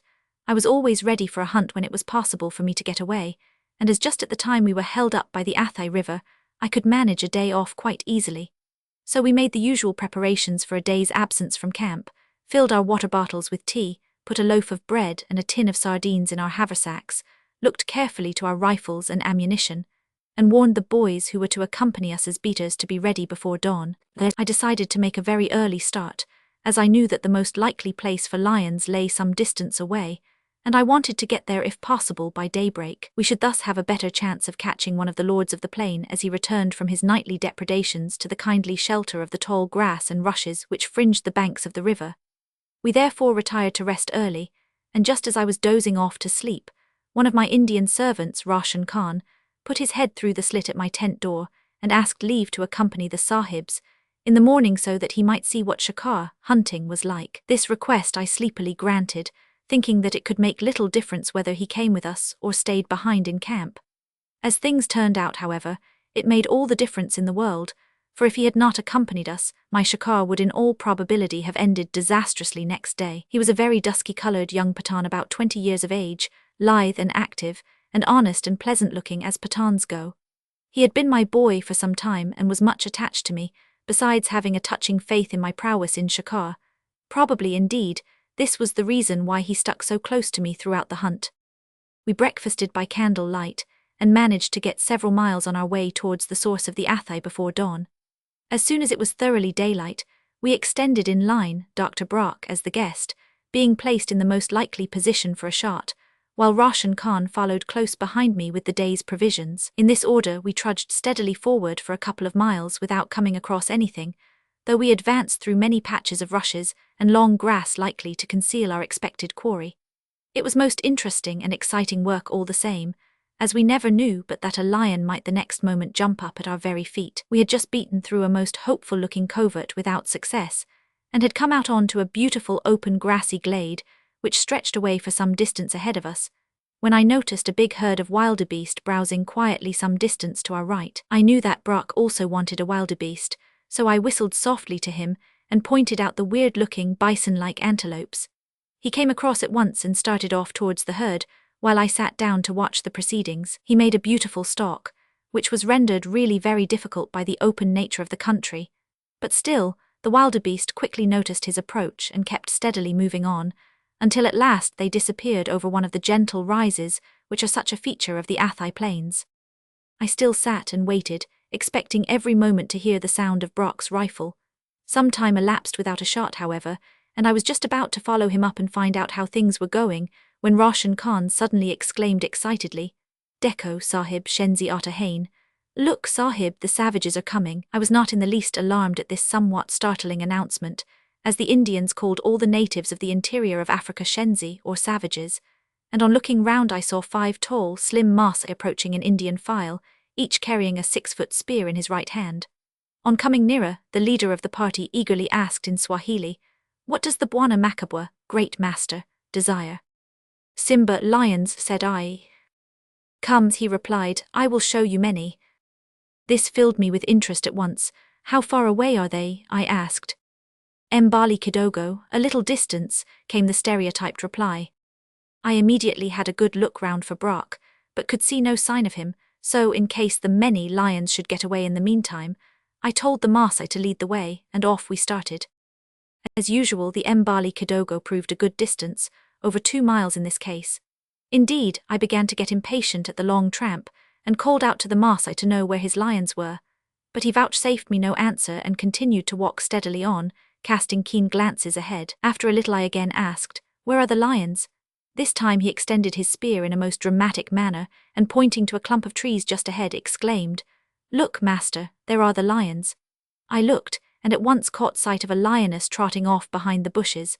I also saw some suspicious-looking thing at the foot of one of the big trees, but came to the conclusion that it was only a growth of some kind projecting from the trunk. I was soon to be undeceived, however, for as I started to run towards the trees in order to cut off the fast-disappearing lioness from a stretch of rushes for which she was making, a low and sinister growl made me look closer at the object which had first aroused my suspicions. To my surprise and delight, I saw that it was the head of a huge black-maned lion peering out from behind the trunk of the tree, which completely hid his body. I pulled up short and stared at him. Although he was not 70 yards away from me, yet owing to the nature of the background, it was very difficult to make him out, especially as he kept his head perfectly still, gazing steadily at me. It was only when the great mouth opened in an angry snarl that I could see plainly what he really was. For a few seconds we stood thus and looked at each other. Then he growled again and made off after the lioness. As I could not get a fair shot at him from where I stood, I ran with all my might for a point of vantage from which I might have a better chance of bagging him as he passed. Now by this time I had almost got beyond the surprise stage where lions were concerned. Yet I must admit that I was thoroughly startled and brought to a full stop in the middle of my race by seeing no less than 4 more lionesses jump up from the covert which the lion had just left. In the twinkling of an eye 3 of them had disappeared after their lord in long, low bounds, but the 4th stood broadside on, looking not at me, but at my followers, who by this time were grouped together and talking and gesticulating excitedly. This gave me a splendid chance for a shoulder shot at about 50 yards distance, so I knelt down at once and fired after taking careful aim. the lioness disappeared from sight instantly, and on looking over the top of the grass I saw that my shot had told, as she was on her back, clawing the air and growling viciously. As she looked to me to be done for, I shouted to some of the men to remain behind and watch her, while I set off once more at a run to try to catch up the lion. I feared that the check with the lioness might have lost him to me altogether, but to my relief I soon caught sight of him again. He had not made off very quickly, and had probably stopped several times to see what I was up to. Indeed, the men who could see him all the time afterwards told me that, when he heard the growl of rage from the lioness after she was shot, he made quite a long halt, apparently deliberating whether he should return to her rescue. Evidently, however, he had decided that discretion was the better part of valor. Fortunately, he was traveling leisurely, and I was delighted to find that I was gaining on him fast, but I had still to run about 200 yards at my best pace, which, at an altitude of more than 5,000 feet above sea level, leaves one very breathless at the end of it. When the lion perceived me running towards him, he took up his station under a tree, where he was half hidden by some low bushes, above which only his head showed. Here he stood, watching my every movement and giving vent to his anger at my presence in low, threatening growls. I did not at all like the look of him, and if there had been another tree close by, I should certainly have scrambled up it into safety before attempting to fire. As a matter of fact, however, there was no shelter of any kind at hand, so as I meant to have a try for him at all costs, I sat down where I was about 60 yards from him and covered his great head with my rifle. I was so breathless after my run, and my arms were so shaky, that it was all I could do to keep the sight on the fierce-looking target, and I thought to myself, as the rifle barrel wobbled about, if I don't knock him over with the first shot, he will be out of these bushes and down on me like greased lightning, and then I know what to expect. It was a most exciting moment, but in spite of the risk I would not have missed it for the world, so taking as steady an aim as was possible in the circumstances, I pulled the trigger. Instantly the shaggy head disappeared from view, and such a succession of angry roars and growls came up out of the bushes that I was fairly startled, and felt keenly anxious to finish him off before he could charge out and cover the short distance which separated us. I therefore fired half a dozen shots into the bushes at the spot where I imagined he lay, and soon the growling and commotion ceased and all was still. I was confident the brute was dead, so I called up one of the men to stay and watch the place, while I again rushed off at full speed, jumping over such rocks and bushes as came in my way, to have a shot at a lioness that was still in sight. By this time my followers numbered about 30 men, as when one is hunting in these plains natives seem to spring from nowhere in the most mysterious manner, and attach themselves to one in the hope of obtaining same portion of the kill. By signal, I ordered them to advance in line on the thicket in which the lioness had just taken refuge, while I took up my position on one side, so as to obtain a good shot when she broke covert. The line of natives shouting their native cries and striking their spears together soon disturbed her, and out she sprang into the open, making for a clump of rushes close to the river. Unfortunately, she broke out at the most unfavorable spot from my point of view, as some of the natives masked my fire, and I had consequently to wait until she got almost to the edge of the rushes. Whether or not I hit her then I cannot say. At any rate, she made good her escape into the reeds, where I decided to leave her until Brock should arrive. I now retraced my steps towards the spot where I had shot the lion, expecting, of course, to find the man I had told to watch him still on guard. To my intense vexation, however, I found that my sentry had deserted his post and had joined the other men of the party, having become frightened when left by himself. The result of his disobedience was that now I could not tell where lay the dead lion, or rather, the lion which I believed to be dead. But I had no intention of losing so fine a trophy, so I began a systematic search, dividing the jungle into strips, and thus going over the whole place thoroughly. The task of finding him, however, was not so easy as might be thought. The chase after the lioness had taken us some distance from where I had shot him, and as there were numbers of trees about similar to that under which he fell, it was really a very difficult matter to hit upon the right place. At last one of the men sang out joyfully that he had found the lion at the same time running away from the spot as hard as ever he could. A number of those nearest to him, both Indians and natives, had more courage or curiosity, and went up to have a look at the beast. I shouted to them as I hurried along to be careful and not to go too near, in case by any chance he might not be dead. But they paid little heed to the warning, and by the time I got up, some half-dozen of them were gathered in a group at the lion's tail, gesticulating wildly and chattering each in his own language, and all very pleased and excited. On getting near I asked if the lion was dead, and was told that he was nearly so, but that he still breathed. He was lying at full length on his side, and when I saw him at close quarters I was more delighted than I can tell, for he was indeed a very fine specimen. For a moment or two I stood with the group of natives, admiring him. He still breathed regularly, as his flanks heaved with each respiration, but as he lay absolutely still with all the men jabbering within a yard of him, I assumed that he was on the point of death and unable to rise. Possessed with this belief, I very foolishly allowed my curiosity to run away with my caution, and stepped round to have a look at his head. The moment I came into his view, however, he suddenly became possessed of a diabolical ferocity. With a great roar he sprang to his feet, as if he were quite unhurt. His eyes blazed with fury, and his lips were drawn well back, exposing his tusks and teeth in a way I hope never to witness again. When this perilous situation so unexpectedly developed itself, I was not more than 3 paces away from him. The instant the lion rose, all the men fled as if the evil one himself were after them, and made for the nearest trees, with one exception, for as I took a step backwards, keeping my eye on the infuriated animal, I almost trod on Roshan Khan, who had still remained close behind me. Fortunately for me, I had approached the lion's head with my rifle ready, and as I stepped back I fired. The impact of the 303 bullet threw him back on his haunches just as he was in the act of springing, but in an instant he was up again and coming for me so quickly that I had not even time to raise my rifle to my shoulder, but fired point blank at him from my hip, delaying him for a second or so as before. He was up again like lightning, and again at the muzzle of my rifle, and this time I thought that nothing on earth could save me, as I was almost within his clutches. Help came from an unexpected and unconscious quarter, for just at this critical moment, Roshan Khan seemed all at once to realize the danger of the situation, and suddenly fled for his life, screaming and shrieking with all his might. Beyond all question, this movement saved me, for the sight of something darting away from him diverted the lion's attention from me, and following his natural instinct, he gave chase instead to the yelling fugitive. Roshan Khan having thus unwittingly rescued me from my perilous position, it now became my turn to do all I could to save him if this were possible. In far less time than it takes to tell the story, I had swung round after the pursuing lion, levelled my rifle and fired, but whether because of the speed at which he was going, or because of my over-anxiety to save my boy, I missed him completely, and saw the bullet raise the dust at the heels of a flying mass. Like lightning I loaded again from the magazine, but now the lion was within a spring of his prey, and it seemed hopeless to expect to save poor Roshan Khan from his clutches. Just at this moment, however, the terrified youth caught sight of the brute over his left shoulder, and providentially made a quick swerve to the right. As the lion turned to follow him, he came broadside on to me, and just as he had Roshan Khan within striking distance and was about to seize him, he dropped in the middle of what would otherwise assuredly have been the fatal spring, bowled over with a broken shoulder. This gave me time to run up and give him a final shot, and with a deep roar he fell back full length on the grass, stone dead.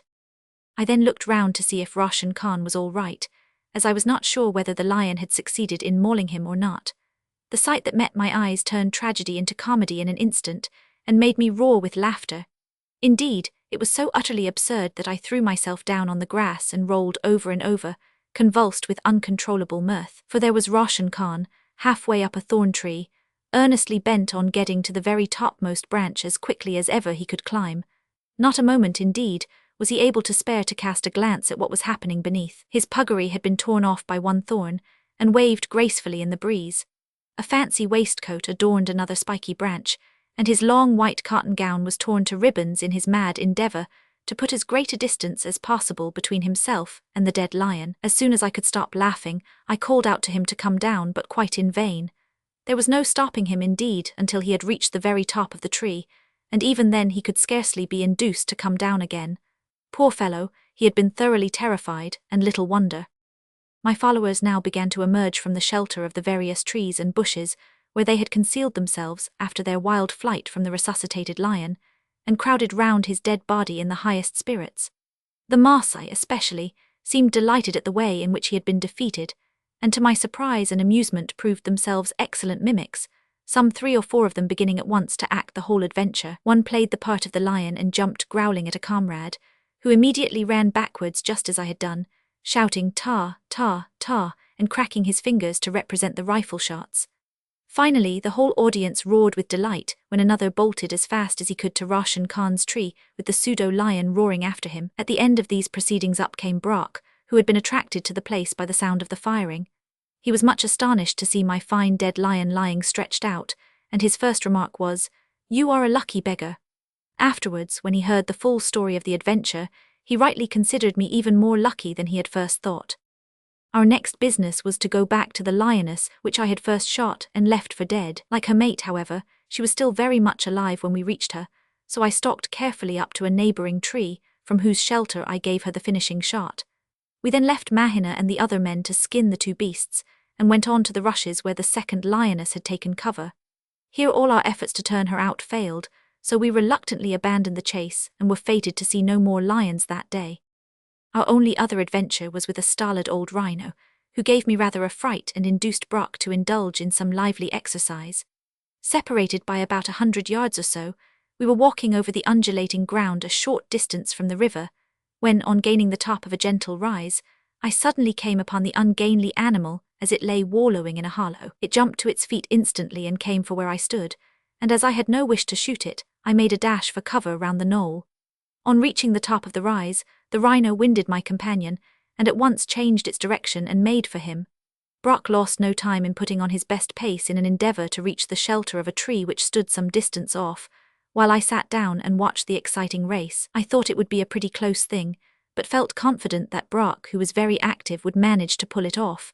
When he got about halfway to the tree, however, he turned to see how far his pursuer was behind, and in doing so put his foot in a hole in the ground, and to my horror fell head over heels, his rifle flying from his grasp. I expected the great brute to be on him in a moment, but to my intense relief the old rhino stopped dead when he saw the catastrophe which had taken place, and then, failing, I suppose, to understand it, suddenly made off in the opposite direction as hard as he could go. In the meantime Brock had got to his feet again, and raced for dear life to the tree without ever looking round. It was a most comical sight, and I sat on the rise and for the second time that day laughed till my sides ached. After this we returned to the scene of my morning's adventure, where we found that the invaluable Mahina had finished skinning the two lions. We accordingly made our way back to camp with our trophies, all of us with perhaps the exception of Roshan Khan, well satisfied with the day's outing. Whenever afterwards I wanted to chaff this boy, I had only to ask whether he would like to come and see some more shikar. He would then look very solemn, shake his head emphatically and assure me, Kabhai Nahin, Sahib, never again, sir. Chapter 23. A successful lion hunt.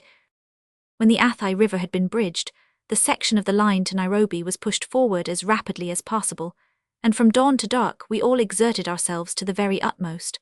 One day, May 28, the weather was exceptionally hot, and I had been out in the broiling sun ever since daylight superintending the construction of banks and cuttings and the erection of temporary bridges. On returning to my hut, therefore, at about 3 o'clock in the afternoon, I threw myself into a long deck chair, too tired for anything beyond a long cool drink. Here I rested for an hour or so, amused by the bustle at the small wayside station we had just built, and idly watching our tiny construction engine forging its way, with a great deal of clanking and puffing, up a steep gradient just across the river. It was touch and go whether it would manage to get its heavy load of rails and sleepers to the top of the incline or not, and I became so interested in the contest between steam and friction and gravity that I did not notice that a visitor had approached and was standing quietly beside me.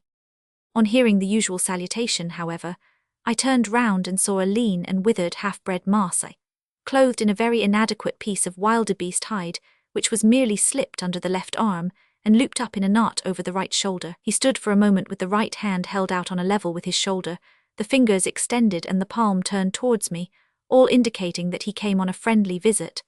I returned his salutation and asked him what he wanted. Before answering, he dropped down on his heels, his old bones cracking as he did so. "I want to lead the great master to 2 lions," he said. "They have just killed a zebra and are now devouring it." On hearing this, I straightway forgot that I had already done a hard day's work in the full blaze of an equatorial sun. I forgot that I was tired and hungry. In fact, I forgot everything that was not directly connected with the excitement of lion hunting. Even the old savage at my feet grinned when he saw how keen I was about it. I plied him with questions. Were they both lions or lionesses? Had they manes? How far away were they? And so on. Naturally, to the last question he was bound to answer Mbali Kidogo. Of course they were not far away. Nothing ever is to a native of East Africa. However, the upshot was that in a very few minutes I had a mule saddled, and with the old Maasai as guide, started off accompanied by my faithful Mahina and another coolie to help to bring home the skin if I should prove successful. I also left word for my friend Spooner, the district engineer, who happened to be absent from camp just at the moment, that I had gone after 2 lions, but hoped to be back by nightfall.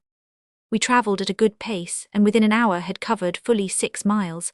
Still there was no sign of lions. On the way we were joined by some Wakamba, even more scantily attired than our guide, and soon a dispute arose between these hangers-on and the old Maasai, who refused to allow them to accompany us, as he was afraid that they would seize all the zebra meat that the lions had not already eaten. However, I told him not to bother but to hurry up and show me the lions, and that I would look after him all right. Eventually, on getting to the low crest of one of the long swells in the ground, our guide extended a long skinny finger and said proudly, "Tazama, Bwana, see, master." I looked in the direction in which he pointed, and sure enough, about 600 yards off were a lion and a lioness busily engaged on the carcass of a zebra. On using my field glasses, I was amused to observe a jackal in attendance on the pair. Every now and then he would come too close to the zebra, when the lion would make a short rush at him and scare him away. The little jackal looked most ridiculous, scampering off before the huge beast with his tail well down. But no sooner did the lion stop and return to his meal than he crept nearer again. The natives say, by the way, that a lion will eat every kind of animal, including even other lions, except a jackal or a hyena. I was also interested to notice the way in which the lion got at the flesh of the zebra. He took a short run at the body, and putting his claws well into the skin, in this manner tore off great strips of the hide. While I was thus studying the picture, my followers became impatient at my inactivity, and coming up to the top of the rise, showed themselves on the skyline. The lions saw them at once, turning round and standing erect to stare at them. There was not an atom of cover to be seen, nor any chance of taking advantage of the rolling ground, for it did not slope in the required direction. So I started to walk in the open in a sidelong direction towards the formidable-looking pair. They allowed me to come 100 yards or so nearer them, and then the lioness bolted, the lion following her at a more leisurely trot. As soon as they left the body of the zebra, my African following made a rush for it, and began a fierce fight over the remains, so that I had to restore order and leave a coolie to see that our guide got the large share, as he deserved. In the meantime the lion, hearing the noise of the squabble, halted on the crest of the hill to take a deliberate look at me, and then disappeared over the brow. I jumped onto my mule and galloped as hard as I could after him, and luckily found the pair still in sight when I reached the top of the rise. As soon as they saw me following them up, the lioness took covert in some long grass that almost concealed her when she lay down, but the lion continued to move steadily away. Accordingly, I made for a point which would bring me about 200 yards to the right of the lioness, and which would leave a deep natural hollow between us, so as to give me a better chance, in the event of a charge, of bowling her over as she came up the rise towards me. I could plainly make out her light-coloured form in the grass and took careful aim and fired. In an instant she was kicking on her back and tossing about, evidently hard hit. In a few seconds more she lay perfectly still, and I saw that she was dead. I now turned my attention to the lion, who meanwhile had disappeared over another rise. By this time, Mahina and the other Indian, with 3 or 4 of the disappointed Wakamba, had come up, so we started off in a body in pursuit of him. I felt sure that he was lurking somewhere in the grass not far off, and I knew that I could depend upon the native eye to find him if he showed so much as the tip of his ear. Nor was I disappointed, for we had scarcely topped the next rise when one of the Wakamba spotted the dark brown head of the brute, as he raised it for an instant above the grass in order to watch us. We pretended not to have seen him, however, and advanced to within 200 yards or so, when, as he seemed to be getting uneasy, I thought it best to risk a shot even at this range. I put up the 200-yard sight and the bullet fell short, but the lion never moved. Raising the sight another 50 yards, I rested the rifle on Mahina's back for the next shot, and again missed. Fortunately, however, the lion still remained quiet. I then decided to put into practice the scheme I had thought out the day. I sat astride the lion I had killed on the Kapiti plain. So I told all my followers to move off to the right, taking the mule with them, and to make a half-circle round the animal, while I lay motionless in the grass and waited. The ruse succeeded admirably, for as the men moved round so did the lion, offering me at last a splendid shoulder shot. I took very careful, steady aim and fired, with the result that he rolled over and over, and then made 1 or 2 attempts to get up but failed. I then ran up to within a few yards of him, and, helpless as he was with a bullet through both shoulders, he was still game, and twisted round so as to face me, giving vent all the time to savage growls. A final shot laid him out, however, and we at once proceeded to skin him. While we were busy doing this, one of the Wakamba suddenly drew my attention to the fact that we were actually being stalked at that very moment by 2 other lions, who eventually approached to within 500 yards distance and then lay down to watch us skinning their dead brother, their big shaggy heads rising every now and again above the grass to give us a prolonged stare. At the time, I little knew what a stirring adventure was in store for me next day while in pursuit of these same brutes. It was almost dark when the skinning process was finished, so without delay we started on our way back to camp, which was about 7 miles off. The lioness I thought I should leave to be skinned the next day, but the men I sent out to do the job on the morrow were unable to find any trace of her. They probably missed the place where she lay, for I am sure that I killed her. It was a good 2 hours after night had fallen before we got anywhere near the railway, and the last few miles I was obliged to do by the guidance of the stars. Tramping over the plain on a pitch-dark night, with lions and rhino all about, was by no means pleasant work, and I heartily wished myself and my men safely back in camp. Indeed, I was beginning to think that I must have lost my bearings and was getting anxious about it, when to my relief I heard a rifle shot about half a mile ahead of us. I guessed at once that it was fired by my good friend Spooner in order to guide me, so I gave a reply signal, and on getting to the top of the next rise, I saw the plain in front of me all twinkling with lights. When he found that I had not returned by nightfall, Spooner had become nervous about me, and fearing that I had met with some mishap, had come out with a number of the workmen in camp to search for me in the direction I had taken in the afternoon. He was delighted to find me safe and sound, and with a lion's skin as a trophy, while I was equally glad to have his escort and company back to camp, which was still over a mile away. When we had settled down comfortably to dinner that night, I fired Spooner's sporting ardour by telling him of the fine pair of lions who had watched us skinning their companion, and we agreed at once to go out next day and try to bag them both. Spooner and I had often had many friendly arguments in regard to the comparative courage of the lion and the tiger, he holding the view that Stripes was the more formidable foe, while I, though admitting to the full the courage of the tiger, maintained from lively personal experience that the lion when once roused was unequalled for pluck and daring, and was, in fact, the most dangerous enemy one could meet with. He may at times slink off and not show fight, but get him in the mood or wound him, and only his death or yours will end the fray. That, at least, was my experience of East African lions.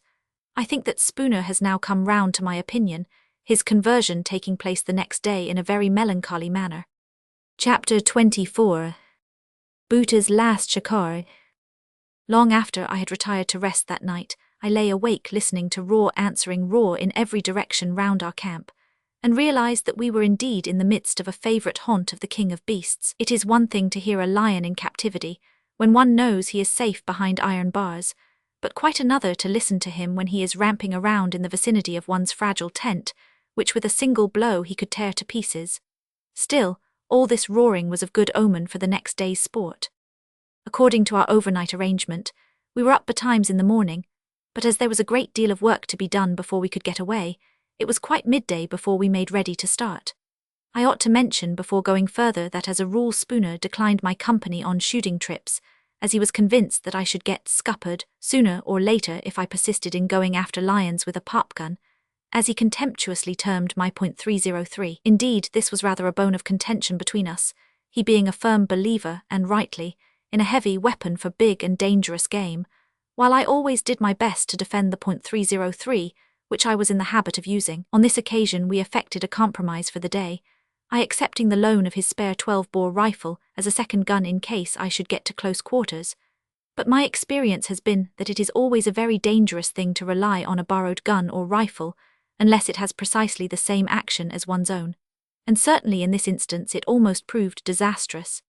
Having thus seen to our rifles and ammunition, and taken care also that some brandy was put in the luncheon basket in case of an accident, we set off early in the afternoon in Spooner's tonga, which is a 2-wheeled cart with a hood over it.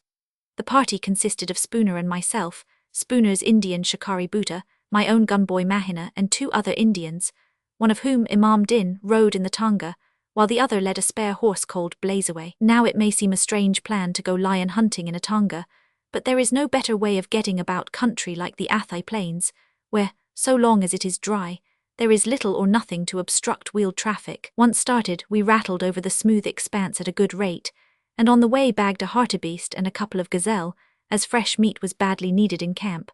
Besides, they offered most tempting shots, for they stood stock still gazing at us, struck no doubt by the novel appearance of our conveyance. Next we came upon a herd of wildebeest, and here we allowed Buddha, who was a wary shikari and an old servant of Spooner's, to stalk a solitary bull. He was highly pleased at this favour, and did the job admirably.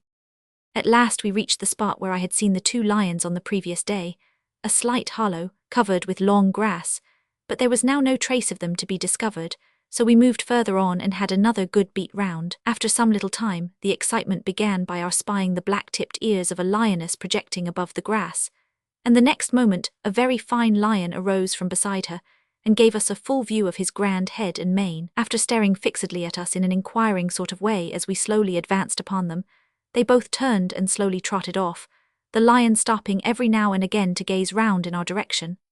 Very imposing and majestic he looked too, as he thus turned his great shaggy head defiantly towards us, and Spooner had to admit that it was the finest sight he had ever seen. For a while we followed them on foot, but finding at length that they were getting away from us and would soon be lost to sight over a bit of rising ground, we jumped quickly into the tonga and galloped round the base of the knoll so as to cut off their retreat, the excitement of the rough and bumpy ride being intensified 100-fold by the probability of our driving slap into the pair on rounding the rise. On getting to the other side, however, they were nowhere to be seen, so we drove on as hard as we could to the top, whence we caught sight of them about 400 yards away. As there seemed to be no prospect of getting nearer, we decided to open fire at this range, and at the 3rd shot the lioness tumbled over to my .303. At first I thought I had done for her, as for a few minutes she lay on the ground kicking and struggling, but in the end, although evidently badly hit, she rose to her feet and followed the lion, who had escaped uninjured, into some long grass from which we could not hope to dislodge them. As it was now late in the afternoon, and as there seemed no possibility of inducing the lions to leave the thicket in which they had concealed themselves, we turned back towards camp, intending to come out again the next day to track the wounded lioness. I was now riding Blazeaway, and was trotting along in advance of the tonga, when suddenly he shied badly at a hyena, which sprang up out of the grass almost from beneath his feet and quickly scampered off. I pulled up for a moment and sat watching the hyena's ungainly bounds, wondering whether he were worth a shot. Suddenly I felt Blazeaway trembling violently beneath me, and on looking over my left shoulder to discover the reason, I was startled to see 2 fine lions not more than 100 yards away, evidently the pair which I had seen the day before, and which we had really come in search of. They looked as if they meant to dispute our passage, for they came slowly towards me for about 10 yards or so and then lay down, watching me steadily all the time. I called out to Spooner, "Here are the lions I told you about," and he whipped up the ponies and in a moment or two was beside me with the tonga. By this time I had seized my .303 and dismounted, so we at once commenced a cautious advance on the crouching lions, the arrangement being that Spooner was to take the right-hand one and I the other. We had got to within 60 yards range without incident, and were just about to sit down comfortably to part them, when they suddenly surprised us by turning and bolting off. I managed, however, to put a bullet into the one I had marked just as he crested a bank, and he looked very grand as he reared up against the sky and clawed the air on feeling the lead. For a second or two he gave me the impression that he was about to charge, but luckily he changed his mind and followed his companion, who had so far escaped scot-free. I immediately mounted Blazeaway and galloped off in hot pursuit, and after about half a mile of very stiff going got up with them once more. Finding now that they could not get away, they halted, came to bay and then charged down upon me, the wounded lion leading. I had left my rifle behind, so all I could do was to turn and fly as fast as Blazeaway could go, praying inwardly the while that he would not put his foot into a hole. When the lions saw that they were unable to overtake me, they gave up the chase and lay down again, the wounded one being about 200 yards in front of the other. At once I pulled up too, and then went back a little way, keeping a careful eye upon them, and I continued these tactics of riding up and down at a respectful distance until Spooner came up with the rifles, when we renewed the attack. As a first measure I thought it advisable to disable the unhurt lion if possible, and still using the .303, I got him with the second shot at a range of about 300 yards. He seemed badly hit, for he sprang into the air and apparently fell heavily.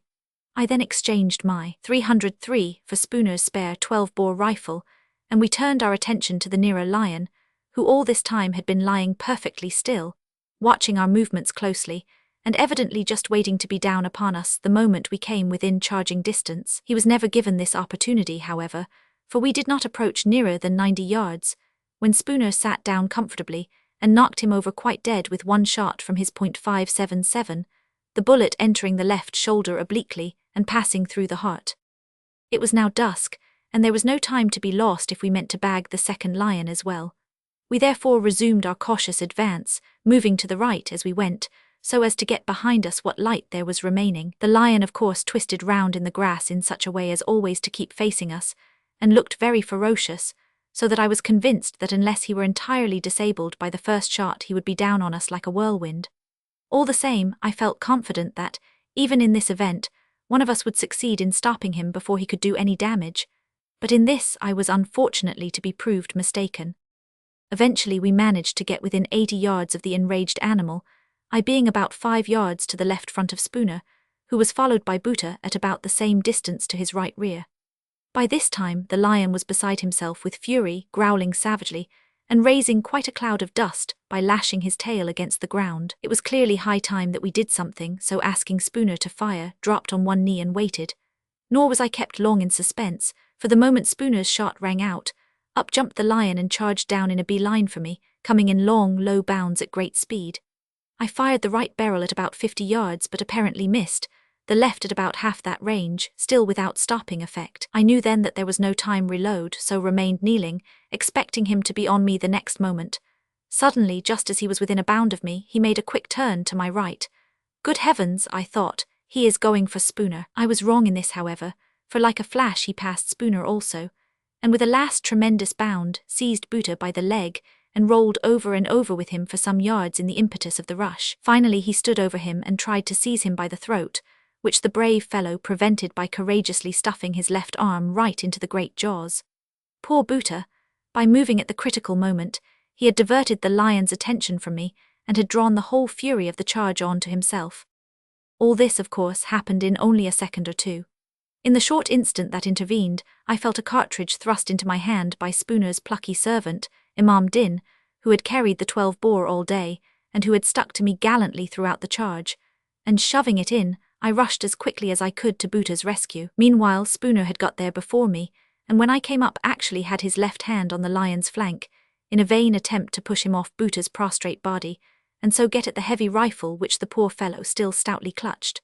The lion, however, was so busily engaged mauling Buta's arm that he paid not the slightest attention to Spooner's efforts. Unfortunately, as he was facing straight in my direction, I had to move up in full view of him, and the moment I reached his head, he stopped chewing the arm, though still holding it in his mouth, and threw himself back on his haunches, preparing for a spring at the same time curling back his lips and exposing his long tusks in a savage snarl. I knew then that I had not a moment to spare, so I threw the rifle up to my shoulder and pulled the trigger. Imagine my utter despair and horror when it did not go off. Misfire again, I thought, and my heart almost stopped beating. As took a step backwards, I felt it was all over no, for he would never give me time to extract the cartridge and load again. Still I took another step backwards, keeping my eyes fixed on the lions which were blazing with rage, and in the middle of my third step, just as the brute was gathering himself for his spring, it suddenly struck me that in my haste and excitement I had forgotten that I was using a borrowed rifle and had not pulled back the hammer. My own was hammerless. To do this and put a bullet through the lion's brain was then the work of a moment, and he fell dead instantly right on the top of Buta. We did not lose a moment in rolling his great carcase off Buta's body, and quickly forced opening the jaws so as to disengage the mangled arm which still remained in his mouth. By this time the poor shikari was in a fainting condition, and we flew to the tonga for the brandy flask which we had so providentially brought with us. On making a rough examination of the wounded man, we found that his left arm and right leg were both frightfully mauled, the latter being broken as well. He was lifted tenderly into the tonga, how thankful we now were to have it with us, and Spooner at once set off with him to camp and the doctor. Before following them home, I made a hasty examination of the dead lion, and found him to be a very good specimen in every way. I was particularly satisfied to see that one of the 2 shots I had fired as he charged down upon me had taken effect. The bullet had entered below the right eye, and only just missed the brain. Unfortunately, it was a steel one which Spooner had unluckily brought in his ammunition bag by mistake. Still, one would have thought that a shot of this kind, even with a hard bullet, would at least have checked the lion for the moment. As a matter of fact, however, it went clean through him without having the slightest stopping effect. My last bullet, which was of soft lead, had entered close to the right eye and embedded itself in the brain. By this time it had grown almost dark, so I left the 2 dead lions where they lay and rode for camp, which I was lucky enough to reach without further adventure or mishap. I may mention here that early next morning 2 other lions were found devouring the one we had first shot, but they had not had time to do much damage, and the head, which I have had mounted, makes a very fine trophy indeed. The lion that mauled Buta was untouched. On my arrival in camp, I found that everything that was possible was being done for poor Buta by Dr. McCulloch, the same who had travelled up with me to Tsavo and shot the ostrich from the train on my first arrival in the country, and who was luckily on the spot. His wounds had been skillfully dressed, the broken leg put in splints, and under the influence of a soothing draught the poor fellow was soon sleeping peacefully. At first we had great hope of saving both life and limb, and certainly for some days he seemed to be getting on as well as could be expected. The wounds, however, were very bad ones, especially those on the leg where the long tusks had met through and through the flesh, leaving over a dozen deep tooth marks. The arm, though dreadfully mauled, soon healed. It was wonderful to notice how cheerfully the old shikari bore it all, and a pleasure to listen to his tale of how he would have his revenge on the whole tribe of lions as soon as he was able to get about again. But alas, his shikar was over. The leg got rapidly worse, and mortification setting in, it had to be amputated halfway up the thigh. Dr. Winston Waters performed the operation most skillfully, and curiously enough the operating table was canopied with the skin of the lion which had been responsible for the injury. Buta made a good recovery from the operation, but seemed to lose heart when he found that he had only one leg left, as according to his ideas he had now but a poor chance of being allowed to enter heaven. We did all that was possible for him, and Spooner especially could not have looked after a brother more tenderly, but to our great sorrow he sank gradually, and died on July 19. The hunt, which had such a disastrous sequel, proved to be the last occasion on which I met a lion in the open, as we got out of the hunting country shortly afterwards, and for the rest of my stay in East Africa, I had too much work to do to be able to go any distance in search of big game. Chapter 25. A man-eater in a railway carriage. Towards the end of my stay in British East Africa, I dined one evening with Mr. Ryle, the superintendent of the police, in his inspection carriage on the railway. Poor Ryle! I little thought then what a terrible fate was to overtake him only a few months later in that very carriage in which we dined. A man-eating lion had taken up his quarters at a little roadside station called Kima, and had developed an extraordinary taste for the members of the railway staff. He was a most daring brute, quite indifferent as to whether he carried off the station master, the signalman or the pointsman, and one night in his efforts to obtain a meal, he actually climbed up onto the roof of the station buildings and tried to tear off the corrugated iron sheets. At this the terrified Babu in charge of the telegraph instrument below sent the following laconic message to the traffic manager: "Lion fighting with station. Send urgent succor." Fortunately he was not victorious in his fight with the station, but he tried so hard to get in that he cut his feet badly on the iron sheathing, leaving large bloodstains on the roof. Another night, however, he succeeded in carrying off the native driver of the pumping engine, and soon afterwards added several other victims to his list. On one occasion, an engine driver arranged to sit up all night in a large iron water tank in the hope of getting a shot at him, and had a loophole cut in the side of the tank from which to fire. But as so often happens, the hunter became the hunted. The lion turned up in the middle of the night, overthrew the tank, and actually tried to drag the driver out through the narrow circular hole in the top through which he had squeezed in. Fortunately, the tank was just too deep for the brute to be able to reach the man at the bottom, but the latter was naturally half paralyzed with fear, and had to crouch so low down as to be unable to take anything like proper aim. He fired, however, and succeeded in frightening the lion away for the time being. It was in a vain attempt to destroy this pest that poor Ryle met his tragic and untimely end. On June 6, 1900, he was travelling up in his inspection carriage from Makindu to Nairobi, accompanied by 2 friends, Mr. Hubner and Mr. Parenti. When they reached Kima, which is about 250 miles from Mombasa, they were told that the man-eater had been seen close to the station only a short time before their train arrived, so they at once made up their minds to remain there for the night and endeavour to shoot him. Ryle's carriage was accordingly detached from the train and shunted into a siding close to the station, where, owing to the unfinished state of the line, it did not stand perfectly level, but had a pronounced list to one side. In the afternoon the 3 friends went out to look for the lion, but, finding no traces of him whatever, they returned to the carriage for dinner. Afterwards they all sat up on guard for some time, but the only noticeable thing they saw was what they took to be two very bright and steady glowworms. After events proved that these could have been nothing else than the eyes of the man-eater, steadily watching them all the time, and studying their every movement. The hour now growing late, and there being apparently no sign of the lion, Ryall persuaded his two friends to lie down, while he kept the first watch. Hubner occupied the high berth over the table on the one side of the carriage, the only other berth being on the opposite side of the compartment and lower down.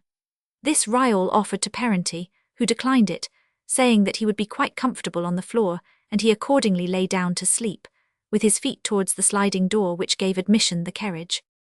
It is supposed that Ryall, after watching for some considerable time, must have come to the conclusion that the lion was not going to make its appearance that night, for he lay down on the lower berth and dozed off. No sooner had he done so, doubtless, than the cunning man-eater began cautiously to stalk the three sleepers. In order to reach the little platform at the end of the carriage, he had to mount 2 very high steps from the railway line, but these he managed to negotiate successfully, and in silence. The door from this platform into the carriage was a sliding one on wheels, which ran very easily on a brass runner, and as it was probably not quite shut, or at any rate not secured in any way, it was an easy matter for the lion to thrust in a paw and shove it open. But owing to the tilt of the carriage, and to his great extra weight on the one side, the door slid to and snapped into the lock the moment he got his body right in, thus leaving him shut up with the 3 sleeping me in the compartment. He sprang at once at Ryall, but in order to reach him had actually to plant his feet on Parenti, who, it will be remembered, was sleeping on the floor. At this moment, Hubner was suddenly awakened by a loud cry, and on looking down from his berth was horrified to see an enormous lion standing with his hind feet on Parenti's body, while his forepaws rested on poor Ryall. Small wonder that he was panic-stricken at the sight. There was only one possible way of escape, and that was through the second sliding door communicating with the servants' quarters, which was opposite to that by which the lion had entered. But in order to reach this door, Hubner had literally to jump onto the man-eater's back, for its great bulk filled up all the space beneath his berth. It sounds scarcely credible, but it appears that in the excitement and horror of the moment, he actually did this, and fortunately the lion was too busily engaged with his victim to pay any attention to him, so he managed to reach the door in safety. But there, to his dismay, he found that it was held fast on the other side by the terrified coolies, who had been aroused by the disturbance caused by the lion's entrance. In utter desperation he made frantic efforts to open it, and exerting all his strength at last, managed to pull it back sufficiently far to allow him to squeeze through, when the trembling coolies instantly tied it up again with their turbans. A moment afterwards a great crash was heard, and the whole carriage lurched violently to one side. The lion had broken through one of the windows, carrying off poor Ryall with him. Being now released, Parenti lost no time in jumping through the window on the opposite side of the carriage, and fled for refuge to one of the station buildings. His escape was little short of miraculous, as the lion had been actually standing on him as he lay on the floor. The carriage itself was badly shattered, and the woodwork of the window had been broken to pieces by the passage of the lion as he sprang through with his victim in his mouth. All that can be hoped is that poor Ryall's death was instantaneous. His remains were found next morning about a quarter of a mile away in the bush, and were taken to Nairobi for burial. I am glad to be able to add that very shortly afterwards the terrible brute who was responsible for this awful tragedy was caught in an ingenious trap constructed by one of the railway staff. He was kept on view for several days, and then shot. Chapter 26. Work at Nairobi. Although the lion which caused poor Buta's death was the last I managed to shoot in East Africa, I saw several others afterwards, while travelling up and down the line at different times on construction work. In particular, I remember one very curious incident which happened early on the morning of June 2, when I was travelling towards Nairobi, accompanied by Dr. McCulloch. The doctor was going home on leave in the course of a few days, and was bemoaning to me his bad luck in never having shot or even seen a lion all the time he had been in the country. We were standing on the engine at the time, facing each other, he with his back to the north. "My dear Mac," I said, "it is because you don't look out for them." "Rubbish," he retorted, "I do nothing else when I am out hunting." "Well," I replied, "are you really very anxious to shoot one before you go home?" "I would rather get a lion than anything else in the world," was the emphatic reply. "Very good then, Sultan," I called to the driver, "stop the engine." "Now Mac," I continued as the train was quickly brought to a standstill, "here's a chance for you. Just jump off and bag those 2 over there." He turned round in blank astonishment, and could hardly believe his eyes when he saw two fine lions only about 200 yards off, busily engaged in devouring a wildebeest which they had evidently just killed. I had spotted them almost as soon as Mac had begun to talk of his bad luck, and had only waited to tell him until we got nearer, so as to give him a greater surprise. He was off the engine in a second, and made directly for the two beasts. Just as he was about to fire, one of them bolted, so I called out to him to shoot the other quickly before he too made good his escape. This one was looking at us over his shoulder with one paw on the dead wildebeest, and while he stood in this attitude, Mac dropped him with a bullet through the heart. Needless to say, he was tremendously delighted with his success, and after the dead lion had been carried to the train and propped up against a carriage, I took a photograph of him standing beside his fine trophy.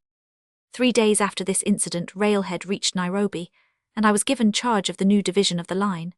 Nairobi was to be the headquarters of the railway administration, so there was an immense amount of work to be done in converting an absolutely bare plain, 327 miles from the nearest place where even a nail could be purchased, into a busy railway centre. Roads and bridges had to be constructed, houses and workshops built, turntables and station quarters erected, a water supply laid on, and 101 other things done which go to the making of a railway township.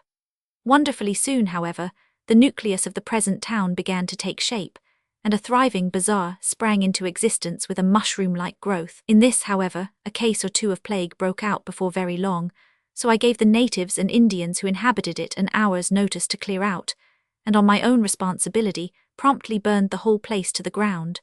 For this somewhat arbitrary proceeding I was mildly called over the coals, as I expected, but all the same it effectually stamped out the plague, which did not reappear during the time I was in the country. With a little persuasion I managed to induce several hundred of the Wa Kikuyu, in whose country we now were, to come and work at Nairobi, and very useful and capable they proved themselves after a little training. They frequently brought me in word that the shambas, plantations, gardens at the back of the hill on which my camp was pitched were being destroyed by elephants, but unfortunately I could never spare time to go out in quest of them. On one occasion, however, I passed the news on to my friend, Dr. Winston Waters, with the result that he had a most exciting adventure with a big bull elephant. He set out in quest of the depredator, and, guided by a few of the Wa Kikuyu, soon came upon him hidden among some shady trees. Waters was a great believer in a close shot, so he stalked up to within a few yards of the animal, and then fired his .577, aiming for the heart. The elephant responded by a prompt and determined charge, and although Waters quickly let him have the left barrel as well, it proved of no effect, and on he came, screaming and trumpeting with rage. There was nothing for it, therefore, but to fly for dear life, so down a path raced Waters for all he was worth, the elephant giving vigorous chase and gaining rapidly. In a few seconds matters began to look very serious for the sportsman, for the huge monster was almost on him.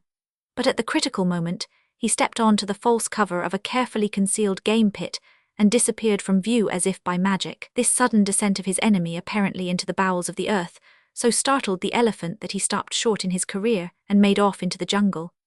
As for Waters, he was luckily none the worse for his fall, as the pit was neither staked at the bottom nor very deep.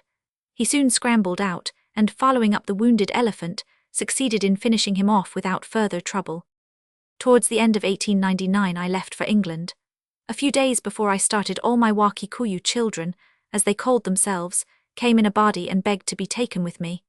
I pictured to them the cold, wet climate of England and its great distance from their native land, but they assured me that these were nothing to them, as they only wished to continue my children, and to go wherever I went. I could hardly imagine myself arriving in London with a bodyguard of 400 more or less naked savages, but it was only with difficulty that I persuaded them that they had better remain in their own country. The ever-faithful Mahina, my boy, Roshan Khan, my honest Chowkidar, Mian, and a few other coolies who had been a long time with me, accompanied me to the coast, where they bade me a sorrowful farewell, and left for India the day before I sailed on my homeward journey. Chapter 27. The Finding of the New Eland. During the early part of last year, 1906, I revisited the scene of my former labours and adventures on a shooting trip. Unfortunately, the train by which I travelled up from Mombasa reached Tsavo at midnight, but all the same I got out and prowled about as long as time would permit, half wondering every moment if the ghosts of the two man-eaters would spring at me out of the bushes. I wanted very much to spend a day or two in the old place, but my companions were anxious to push on as quickly as possible to better hunting grounds. I took the trouble, however, to wake them out of their peaceful slumbers in order to point out to them, by the pale moonlight, the strength and beauty of the Tsavo Bridge. But I fear this delicate little attention was scarcely appreciated as it deserved. Naturally, I could not expect them, or anyone else, to view the bridge quite from my point of view. I looked on it as a child of mine, brought up through stress and danger and troubles of all kinds, but the ordinary traveller of course knows nothing of this, and doubtless thinks it only a very commonplace and insignificant structure indeed. We spent a few days at Nairobi, now a flourishing town of some 6,000 inhabitants, supplied with every modern comfort and luxury, including a well-laid-out racecourse, and after a short trip to Lake Victoria, Nyanza and Uganda, we made our way back to the Eldama Ravine, which lies some 20 miles north of Landiani Station in the province of Naivasha. Here we started in earnest on our big game expedition, which I am glad to say proved to be a most delightful and interesting one in every way. The country was lovely, and the climate cool and bracing. We all got a fair amount of sport, our bag including rhino, hippo, waterbuck, reedbuck, hartebeest, wildebeest, ostrich, impala, oryx, roan antelope, etc. But for the present I must confine myself to a short account of how I was lucky enough to shoot a specimen of an entirely new race of eland. Our party of 5, including one lady who rode and shot equally straight, left the Eldama Ravine on January 22 and trekked off in an easterly direction across the Laikipia Plateau. As the trail which we were to take was very little known and almost impossible to follow without a guide, Mr. Foker, the district officer at the ravine, very kindly procured us a reliable man, a young Yushin Jishu Maasai named Uliagoma. But as he could not speak a word of Swahili, we had also to engage an interpreter, an excellent, cheery fellow of the same tribe named Landalu, and he in his turn possessed a kinsman who insisted on coming too, although he was no earthly use to us. Our route took us through the Salai swamp, over the Multilo and Sabuko Lulshan ranges, and across many unexpected rivers and streamlets. On our first march I noticed that Uliagoma, our Kairangozi guide, was suffering extremely, though uncomplainingly, from earache, so I told him to come to me when we got to camp, and I would see what I could do for him. Strange to say, my doctoring proved most successful, and Uliagoma was so grateful that he spread my fame as a medicine man far and wide among the natives wherever we trekked. The consequence was that men, women and children in every state of disease and crippledom came and besieged our camps, begging for some of the magical dawa, medicine. I used to do what I could, and only hope I did not injure many of them, but it was heartrending to see some of the quite hopeless cases I was expected to cure. After we had climbed the Sabuko Lulshan and got a footing on the plateau, we pitched our camp on the banks of the Ngarua River, where we found a big Maasai kraal, the inhabitants of which seemed much astonished at our sudden appearance in their neighbourhood. They were very friendly, however, and visited our camp in swarms an hour or so after our arrival, riding my pony and accompanied by Landalu as interpreter, and my gun-bearer Juma. I returned their call in the afternoon, when the El Morani warriors gave for my entertainment an exhibition of the gymnastic exercises which they practice regularly in order, more particularly to strengthen their legs and render them supple. After the performance I asked if there was any game about, and was told that some might be found a few miles to the north of the kraal, so I set out at once with Landalu and Juma to try my luck. It was a perfect afternoon, and no sooner had I cleared the belt of scrub which grew round the kraal, when by the aid of my glasses I saw a herd of zebra and other game away in the distance, feeding peacefully on the rolling prairie. I made my way steadily towards them, and noticed as I went that a couple of eland were gradually drawing away from the rest of the herd. I marked these for my own, and carefully noting the direction they were taking, I dismounted and made a detour round a rise so as to lie in wait for them and cut them off. My plan succeeded admirably, for the two fine animals continued to come straight towards me without suspicion, feeding quietly by the way. When they got to within 80 yards or so, I picked out the bigger head and was only waiting for him to make a slight turn before pulling the trigger, when bang went the heavy rifle of one of my companions about half a mile away. In an instant the two eland had bounded off, and I decided not to risk a shot, in the hope that they would soon settle down again and give me another chance. Mentally blessing my friend for firing at this untimely moment, I watched them make for a belt of wood about a mile further on, hoping against hope that they would remain on the near side of it. No such luck, however, for they plunged into it and were quickly swallowed up out of my sight. Running to my pony, which Landalu had dexterously brought up, I galloped in the direction of the spot in the trees where the eland had disappeared. But imagine my vexation when I found that I had to pull up sharp on the edge of a nasty-looking swamp, which at first sight appeared too boggy and treacherous to attempt to cross. I rode up and down it without being able to find anything like a really safe crossing place, so in desperation I at last determined to take the risk of crossing it along an old rhino path where the reeds were flattened down. My pony floundered bravely through, and eventually succeeded in getting safely to the other side. I then made my way cautiously through the belt of trees, and was relieved to find that it was only half a mile or so broad. I dismounted as I neared the further side, and tying my pony to a tree, crept quietly forward, expecting to see the eland not far off. But to my disappointment, there was no trace of game of any kind on the whole wide stretch of country that met my view. I therefore tried another direction, and taking a half-turn to my left, made my way carefully through some open glades to the top of a little rise not far off. The sight that now met my eyes fairly took my breath away, for there, not 300 yards off and stalking placidly along at a slow walk, was a herd of fully 100 eland of all ages and sizes. The rear of the column was brought up by a magnificent old bull, and my heart jumped for joy as I watched him from the shelter of the bushes behind which I lay concealed.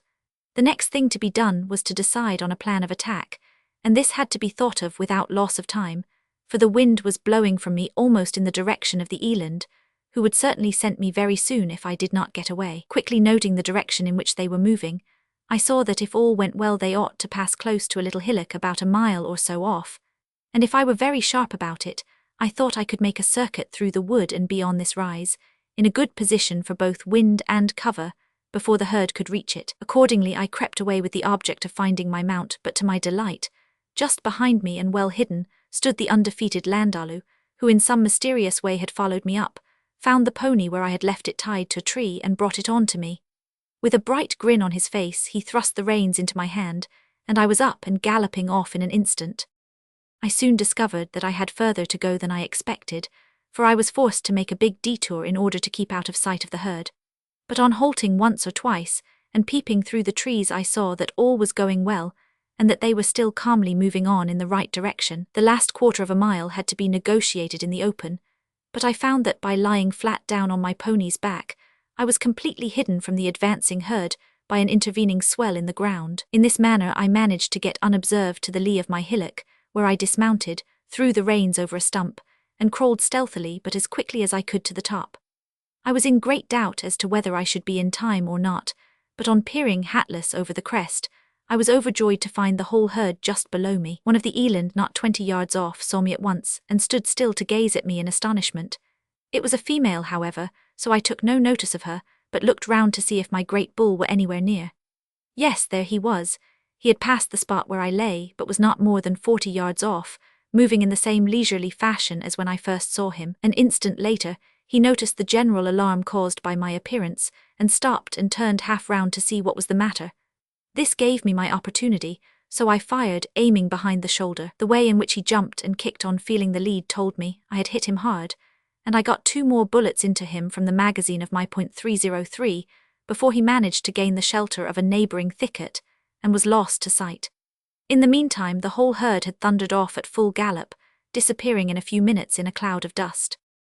I was confident that there would be little difficulty in finding the wounded eland, and on Landalu coming up, which, by the way, he did almost immediately, for he was a wonderful goer, we started to make a rough search through the thicket. Owing to the growing darkness, however, we met with no success, so I decided to return to camp, which was many miles away, and to resume the quest at daybreak the following morning.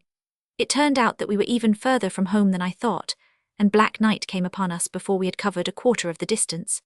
Fortunately, the invaluable Landalu had discovered a good crossing over the swamp, so we were able to press on at a good pace without losing any time in overcoming the obstacle. After an hour or so of hard travelling, we were delighted to see a rocket go up, fired by my friends to guide us on our way. Such a sight is wonderfully cheering when one is far away from camp, trudging along in the inky darkness and none too certain of one's direction, and a rocket equipment should invariably be carried by the traveller in the wilds. Several more were sent up before we got anywhere near camp, and I remarked to Landalu that we must have gone a very long way after the eland. "Long way," he replied. "Why, master, we have been to Beringo. This lake, as a matter of fact, was fully 50 miles away." When finally we arrived, I fired the ardour of my companions by relating the adventures of the afternoon, and telling them of the wonderful herd I had seen. and it was at once agreed that we should stay where we were for a day or two in the hope of good sport being obtained. As soon as it was daylight the next morning, I sent out a party of our porters, with full instructions where to find my eland, which I was sure must be lying somewhere in the thicket close to the hill from where I had shot him. And very shortly afterwards, we ourselves made a start. After a couple of hours travelling, we were lucky enough to catch sight of a portion of the herd of eland, when we dismounted and stalked them carefully through the long grass. All of a sudden one popped up its head unexpectedly about 50 yards away. One of my companions immediately levelled his rifle at it, but from where I was I could see better than he that the head was a poor one, and so called out to him not to fire. The warning came too late, however, for at that moment he pulled the trigger. It was rather a difficult shot, too, as the body of the animal could not be seen very well owing to the height of the grass. Still, as the head instantly disappeared, we hoped for the best and ran up to the place, but no trace of the eland could be found. Accordingly we pushed on again, and after a little rested for a short time under the shade of some trees. We had gone about 3 miles after resuming our search for game, when one of the porters remembered that he had left the water bottle he was carrying at the trees where we had halted, so he was sent back for it with strict injunctions to make haste, and to rejoin us as quickly as possible. Curiously enough, this trifling incident proved quite providential, for the porter, whose name was Sabaki, after recovering the water bottle, found himself unable to trace us through the jungle and accordingly struck home for camp. On his way back, he actually stumbled over the dead body of the eland which I had shot the previous day, and which the search party I had sent out in the morning had failed to find. They were still looking for it close at hand, however, so Sabaki hailed them, and they at once set to work to skin and cut up the animal, and then carried it to the camp. Meanwhile, of course, we knew nothing of all this, and continued our hunt for game. Shortly after noon we had a light lunch, and while we were eating it our guides, Uliagerma and Landalu, discovered a bee's nest in a fallen tree, and proceeded to try to extract the honey, of which the moths are very fond. This interference was naturally strongly resented by the bees, and soon the semi-naked youths ran flying past us with the angry swarm in full pursuit. I laughed heartily at Landalu, and chaffed him unmercifully for allowing himself, a Maasai, to be put to flight by a few bees. This the jolly fellow took very good-humouredly, saying that if he only had a jacket like mine he would soon go and get the honey. I gave him my jacket at once, and a most comical figure he cut in it, as it was very short and he had practically nothing else on. When the nest was properly examined, however, it was found that the bees had eaten all the honey. So after taking some photographs of our guides at work among the bees, we all proceeded homewards, reaching camp about dusk, with nothing to show for our long day's hunt. We were met by Sabaki, who was in a great state of excitement, and who started to explain in very bad Swahili how he had come across the dead eland. Misunderstanding what he said, I told my friend that Sabaki had found the eland which he had shot in the morning, and rejoiced heartily with him at this piece of good luck. On viewing the head, however, we could not understand it, as it was very much bigger than the one he had fired at, and it was not till later in the evening when I visited Landalu, curled up at the camp fire, that the mystery was explained. He greeted me by saying that after all we had not gone to Beringo for nothing the previous day, and on my asking him what he meant he told me about the finding of the eland, taking it for granted that I knew it was mine. I quickly called up Sabaki, and after some trouble got from him the whole story of how he had found the body close to my little hillock, and near where my men were searching for it. So I broke the truth gently to my friend, who at once acknowledged my claim and congratulated me on my good fortune. How great this good fortune was I did not know till long after, but even then, when I came to examine the head and skin carefully, I found that they both differed materially from those of any other eland that I had ever seen. For one thing, there was no long tuft of hair on the forehead, while from the lower corner of each eye ran an incomplete white stripe similar to, though smaller than, those found in the giant eland. The sides of the forehead were of a reddish colour, and on the lower part of the face there was a much larger brown patch than is to be seen on the ordinary eland. The striping on the body was very slight, the chief markings being 3 lines across the withers. On my return to England in April, I sent the head to Roland Ward's to be set up, and while there it was seen by Mr. R. Lydekker, FRS, of the British Museum, the well-known naturalist and specialist in big game, who wrote to tell me that it possessed great zoological interest, as showing the existence of a hitherto unknown race of eland. Mr. Lydekker also contributed the following notice describing the animal to the Field of September 29, 1906. Considerable interest attaches to the head of an eland, killed by Colonel J. H. Patterson in Portuguese 1 East Africa, and set up by Mr. Roland Ward, on account of certain peculiarities in colouring and markings, which indicate a transition from the ordinary South African animal in the direction of the giant eland, Taurotragus derbianus, of the Bahr el Ghazal district and West Africa, in the striped variety Taurotragus oryx livingstonianus, of the ordinary South African eland. The whole middle line of the face of the adult bull is uniformly dark, or even blackish-brown, with a tuft of long bushy hair on the forehead, and no white stripe from the lower angle of the eye. On the other hand, in the Sudani form of the giant eland T. derbianus gigas, as represented by a bull figured by Mr. Rothschild in Novitates Zoologicae for 1905, the upper part of the face has the hair rufous and shorter than in the ordinary eland, while from the lower angle of each eye a white stripe runs inwards and downwards, recalling the white chevron of the kudu, although the two stripes do not meet in the middle line. In Colonel Patterson's eland, which may well be designated T. oryx pattersonianus, there is an incomplete white chevron similar to, although rather smaller than, the one found in the giant eland, while only a narrow stripe in the middle line of the face above and between the eyes is dark brown, the sides of the forehead being rufous.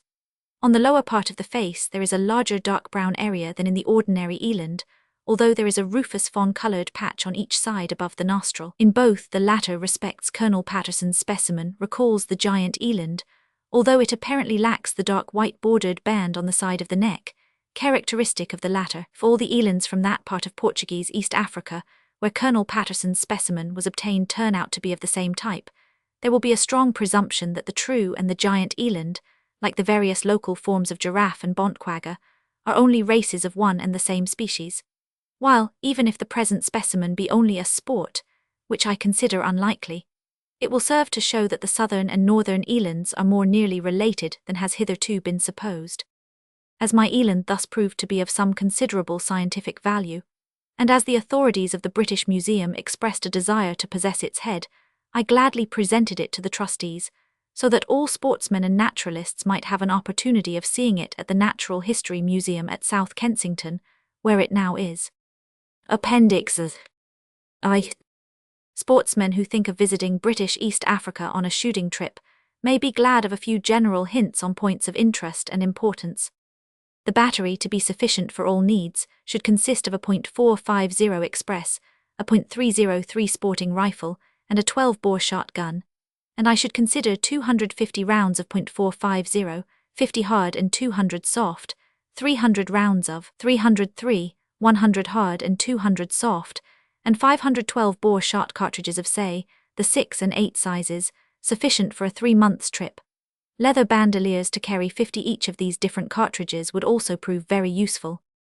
A couple of 100 rockets of various colours should certainly be taken, as they are invaluable for signalling to and from camp after dark. These can be obtained so as to fire from a 12-bore shotgun or from a short pistol, and some should always be left with the camp neopara, headman, for use as occasion requires. The rifles, cartridges and rockets should be consigned to an agent in Mombasa, and sent off from London in tin-lined cases at least a month before the sportsman himself intends to start. It must be remembered that the Customs House at Mombasa charges a 10% duty on the value of all articles imported, so that the invoices should be preserved and produced for inspection. The hunter's kit should include a good pith sun hat, a couple of suits of khaki leather gaiters or a couple of pairs of puttees, wash leather gloves to protect the hands from the sun, and 2 pairs of boots with hemp soles. Long Norwegian boots will also be found very useful. The usual underclothing worn in England is all that is required if the shooting is to be done in the Highlands. A good warm overcoat will be much appreciated up country in the cool of the evenings, and a light mackintosh for wet weather ought also to be included. For use in rocky or thorny country, a pair of knee and elbow pads will be found invaluable, and those who feel the sun should also provide themselves with a spine protector. The latter is a most useful article of kit, for although the air may be pretty cool, the sun strikes down very fiercely towards midday. A well-filled medicine chest should of course not be forgotten.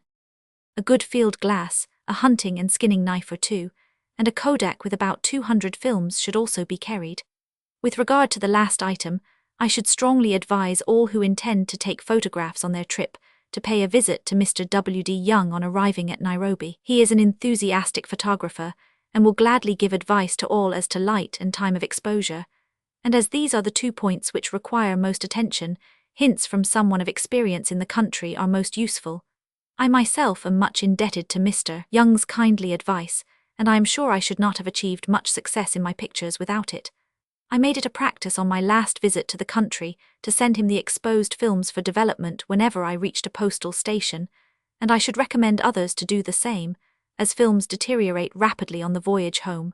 Indeed, I had nearly 400 spoiled in this way, taken when I was in the country in 1898-99.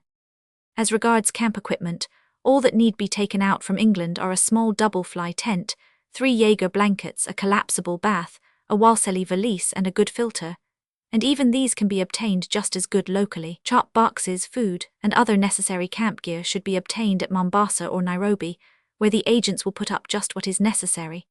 About a month before sailing from England, a letter should be sent to the agents, stating the date of arrival and what porters, etc., will be required. The sportsman will then find everything ready for him so that an immediate start may be made. Unless money is no object, I should not advise anyone to engage porters at Mombasa, as equally good men can be obtained at Nairobi, thus saving 20 rupees per head in return railway fares. It must be remembered that for transport workmen are infinitely preferable to donkeys, as the latter are exasperatingly slow and troublesome, especially on rough ground or on crossing streams, where every load has to be unpacked, carried over, and then reloaded on the animal's back. The caravan for one sportsman, if he intends going far from the railway, is usually made up as follows, though the exact numbers depend upon many considerations. 1 headman, 50 rupees 1 per month. 1 cook is 35. 1 gun bearer is 20. 1 boy personal servant 20. 2 askaris armed porters, 12 each. 30 porters, 10 each. The porters are all registered, the government taking a small fee for the registration, and according to custom half the wages due for the whole trip are advanced to the men before a start is made. The sportsman is obliged to provide each porter with a jersey, blanket and water bottle, while the gun-bearer and boy get a pair of boots in addition. A cotton shelter tent and a cooking pot must also be furnished for every 5 men. The food for the caravan is mostly rice, of which the headman gets 2 kebabas. A kebaba is about 112 lb. per day. The cook, gun-bearer, boy and askaris 1.5 kebabas and the ordinary porters 1 kebaba each per day. It is the duty of the headman to keep discipline on the safari caravan journey, both in camp and on the march, and to see to the distribution and safety of the loads, the pitching and striking of camp, the issue of posho, food to the porters, etc.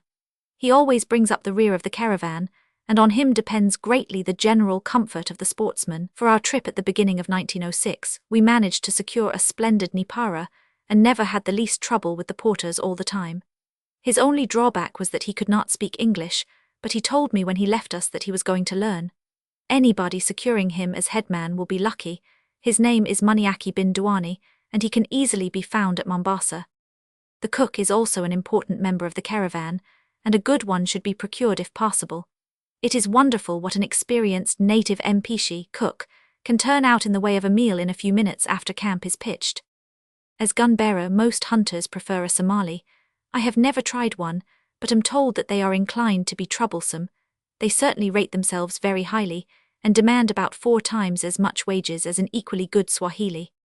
In camp, the duties of the askaris are to keep up the fire and watch at night, and to pitch and strike the bwana's master's tent. On the march, one leads the caravan, the other brings up the rear. They give assistance in the event of any trouble with the loads, see that no desertions take place, allow no straggling, and generally do what they can to protect the caravan. They are each armed with an old Snyder rifle and 10 rounds of ball cartridge, and are generally very dangerous men to their friends when they take it into their heads to fire their weapons. Ordinary porters will carry their 60 lb. Loads day in and day out without complaint, so long as they are well fed, but stint them of their rice and they at once become sulky mutineers. In addition to carrying the loads, they pitch and strike camp, procure firewood and water, and build grass huts if a stay of more than a day is intended to be made at one place.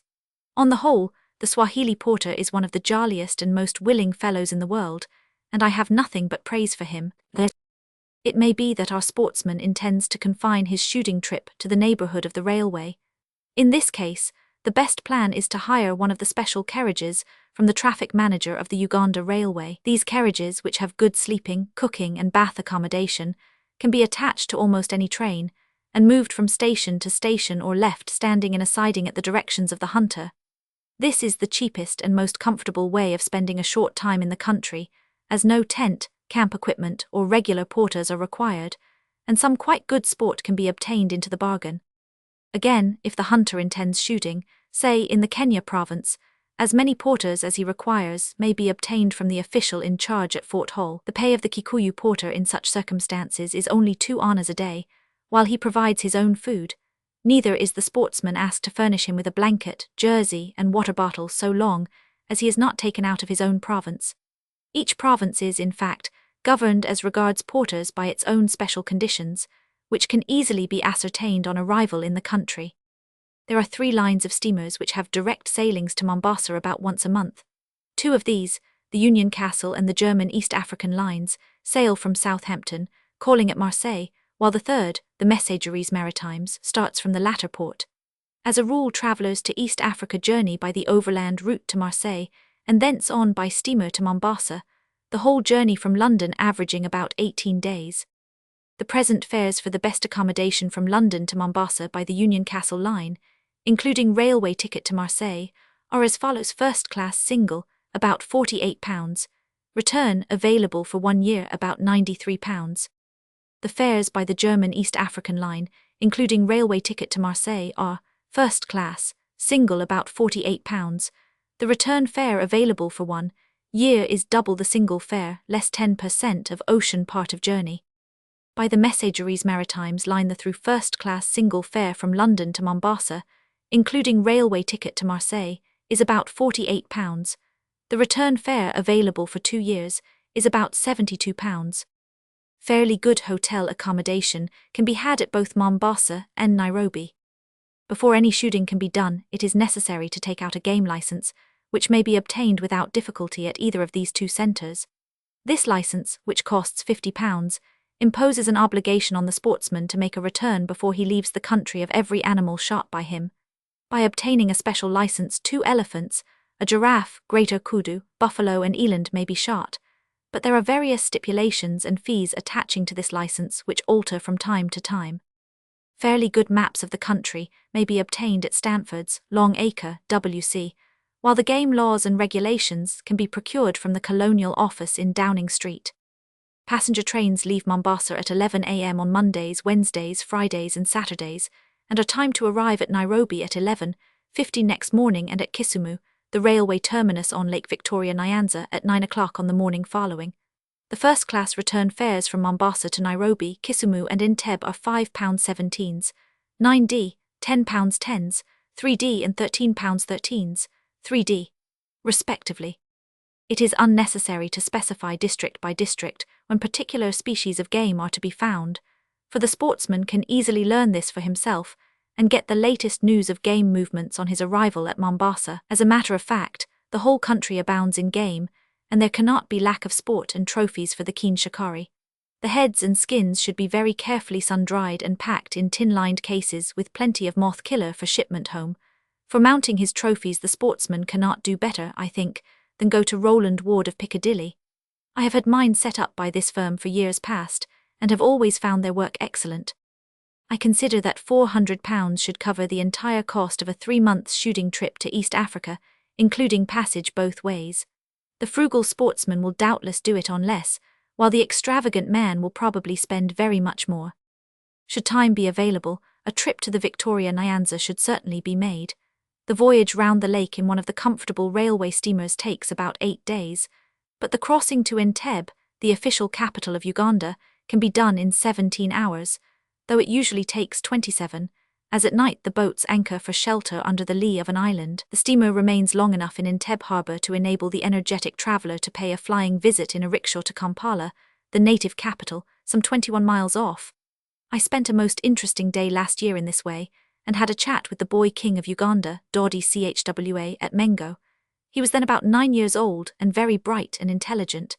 He made no objection to my taking his photograph, but it unfortunately turned out a failure. It is curious to find the Baganda, i.e., people of Uganda, highly civilized. The majority are Christians, surrounded as they are on all sides by nations of practically naked savages. And it is a very interesting sight to watch them in the bazaar at Kampala, clad in long flowing cotton garments, and busily engaged in bartering the products of the country under the shade of tattered umbrellas. Unfortunately, the great scourge of the district round the shores of the lake is the sleeping sickness, which in the past few years has carried off thousands of the natives, and has quite depopulated the islands, which were once densely inhabited. The disease is communicated by the bite of an infected fly, but happily this pest is only found in certain well-defined regions, so that if the traveller avoids these he is quite as safe, as regards sleeping sickness, as if he had remained in England. On the return journey from Entebbe, Guinea, a port on the north side of the Victoria Nyanza, is usually called at. This place is of great interest, as it is here that the lake narrows into a breadth of only a few hundred yards, and, rushing over the Ripon Falls, forms the long-sought-for source of the Nile. The magnificent view of the mighty river stretching away to the north amid enchanting scenery is most inspiring, and one can well imagine how elated Speke must have felt when, after enduring countless hardships, he at last looked upon it and thus solved one of the great problems the ancients. Roman 2. The following is a literal translation of the Hindustani poem referred to on p. 104. In the name of Allah, the Merciful, the Compassionate. First must I speak to the praise and glory of God, who is infinite and incomprehensible, who is without fault or error, who is the life though without body or breath. He has no relatives, nor father nor son, being himself incomparable and passionless. His is the knowledge of the known and of the unknown, and although without a tongue, yet does he speak in mighty tones. I, Roshan, came to this country of Africa, and did find it indeed a strange land. Many rocks, mountains, and dense forests abounding in lions and leopards. Also buffaloes, wolves, deer, rhinoceroses, elephants, camels, and all enemies of man. Gorillas, ferocious monkeys that attack men, black baboons of giant size, spirits, and thousands of varieties of birds. Wild horses, wild dogs, black snakes, and all animals that a hunter or sportsman could desire. The forests are so dark and dreadful that even the boldest warriors shrink from their awful depths. Now from the town of Mombasa, a railway line extends unto Uganda. In the forests bordering on this line, there are found those lions called man-eaters, and moreover these forests are full of thorns and prickly shrubs. Portions of this railway from Mombasa to Uganda are still being made, and here these lions fell on the workmen and destroyed them. Such was their habit day and night, and hundreds of men fell victims to these savage creatures, whose very jaws were steeped in blood. Bones, flesh, skin, and blood, they devoured all and left not a trace behind them. Because of the fear of these demons, some 700 or 800 of the labourers deserted and remained idle. Some 200 or 300 still remained, but they were haunted by this terrible dread, and because of fear for their lives would sit in their huts, their hearts full of foreboding and terror. Every one of them kept a fire burning at night, and none dared to close his eyes in sleep, yet would some of them be carried away to destruction. The lion's roar was such that the very earth would tremble at the sound, and where was the man who did not feel afraid? On all sides arose weeping and wailing, and the people would sit and cry like cranes, complaining of the deeds of the lions.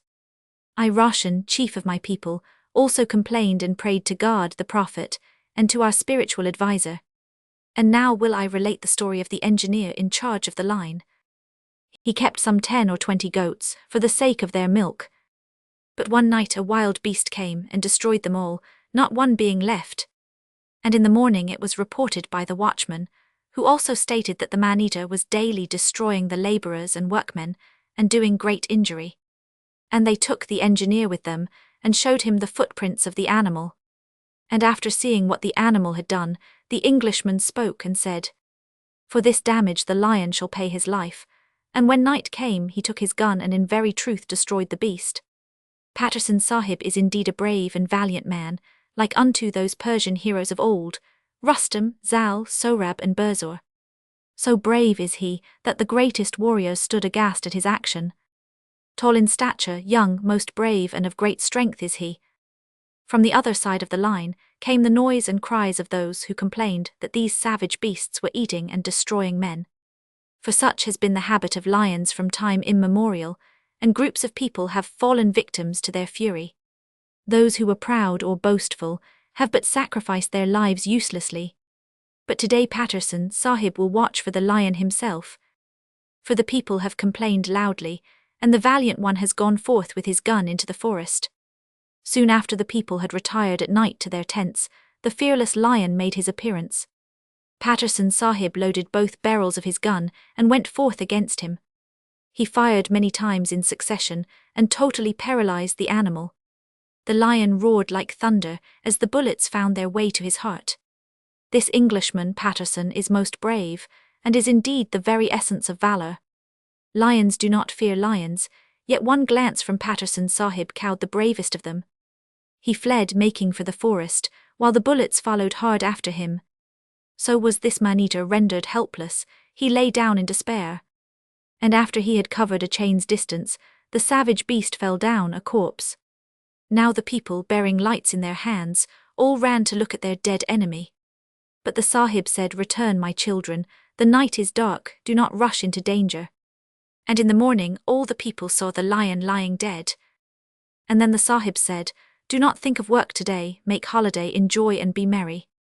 So the people had holiday, and made merry with friends from whom they had been long parted, on account of the lion. And the absence of those who had run away was forgiven, and their money allowed them, a generous action, comparable to the forgiveness of God and the prophet to sinners and criminals on the day of judgment. O poet, leave this kind of simile, it is too deep for thee. We mortals have the devil, like unto a fierce lion, ever after us. O Roshan, may God the prophet and your spiritual adviser safeguard you day and night. One lion, however, remained, and for fear of him all went in dread. 16 days passed, all being well, and everyone enjoyed a peaceful mind. But again, on the 17th day, the lion appeared and remained from sunset to sunrise. He kept on roaming about in the neighborhood, like a general reconnoitering the enemy's position. On the following day the Sahib sent for the people, and warned them all to be careful of their lives. "Do not go out from the afternoon even until the following morning," he said. Now this was the night of Shab-i-Qadr, a Muslim festival. And at night, when all had retired to rest, the lion came in a rage. And Patterson Sahib went forth into the field to meet him. And when he saw the beast, he fired quickly, bullet after bullet. The lion made a great uproar and fled for his life, but the bullets nevertheless found a resting place in his heart. And everyone began to shriek and groan in their uneasy sleep, jumping up in fear, when unexpectedly the roaring of the lion was heard. All thought of sleep was banished, and fear came in its place. And the Sahib gave emphatic orders that no one should go out or roam about. And in the morning we followed the marks of blood that had flowed from the wounded animal. And some 5 or 7 chains away, we found the lion, lying wounded and in great pain. And when the Sahib saw the animal, he fired bullets incessantly. But when the lion saw the Sahib, the savage animal, burning with rage and pain, came by leaps and bounds close to the Sahib. But here he was to meet his match in a brave Sahib who loaded his gun calmly, and fired again and again, killing the beast.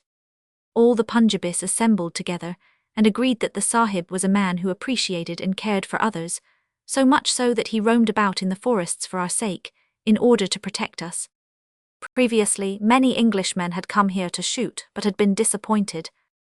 Because the lion was very courageous and ferocious, and the Sahibs were afraid. But for the sake of our lives, Patterson Sahib took all this trouble, risking his own life in the forest. So they collected many hundreds of rupees, and offered it as a present to the Sahib, because he had undergone such peril in order to save our lives. O Roshan, all the people appeared before the Sahib saying, "You are our benefactor." But the Sahib declined to accept the present, not taking a pice of it. So then again the Punjabis assembled, and consulted as to how the service that the Sahib had done them could most suitably be rewarded. And it was agreed to send all the money to England, in order that it might be converted into some suitable present, which should bear an engraving of the 2 lions, and the name of the Mistari one, head of the workmen. The present should be such, and so suitably decorated, as to be acceptable to Patterson Sahib. In colour it should resemble moon and sun, and that would indeed be a fit present, so that the Sahib would be pleased to accept it. O Roshan, I hope that he will accept this present for shooting the lions, as some small reward for his action. My native home is at Chajanlat, in the Thana of Darmli, which is in the district of Jhelum, and I have related this story as it actually occurred.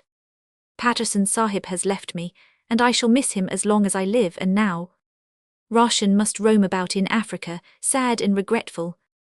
Composed by Roshan Mistari, son of Kadya Mistari Baksh, native of the village of Chajanlat, Dakli, Post Office Darmli, district of Jhelum. Dated 29 January 1899.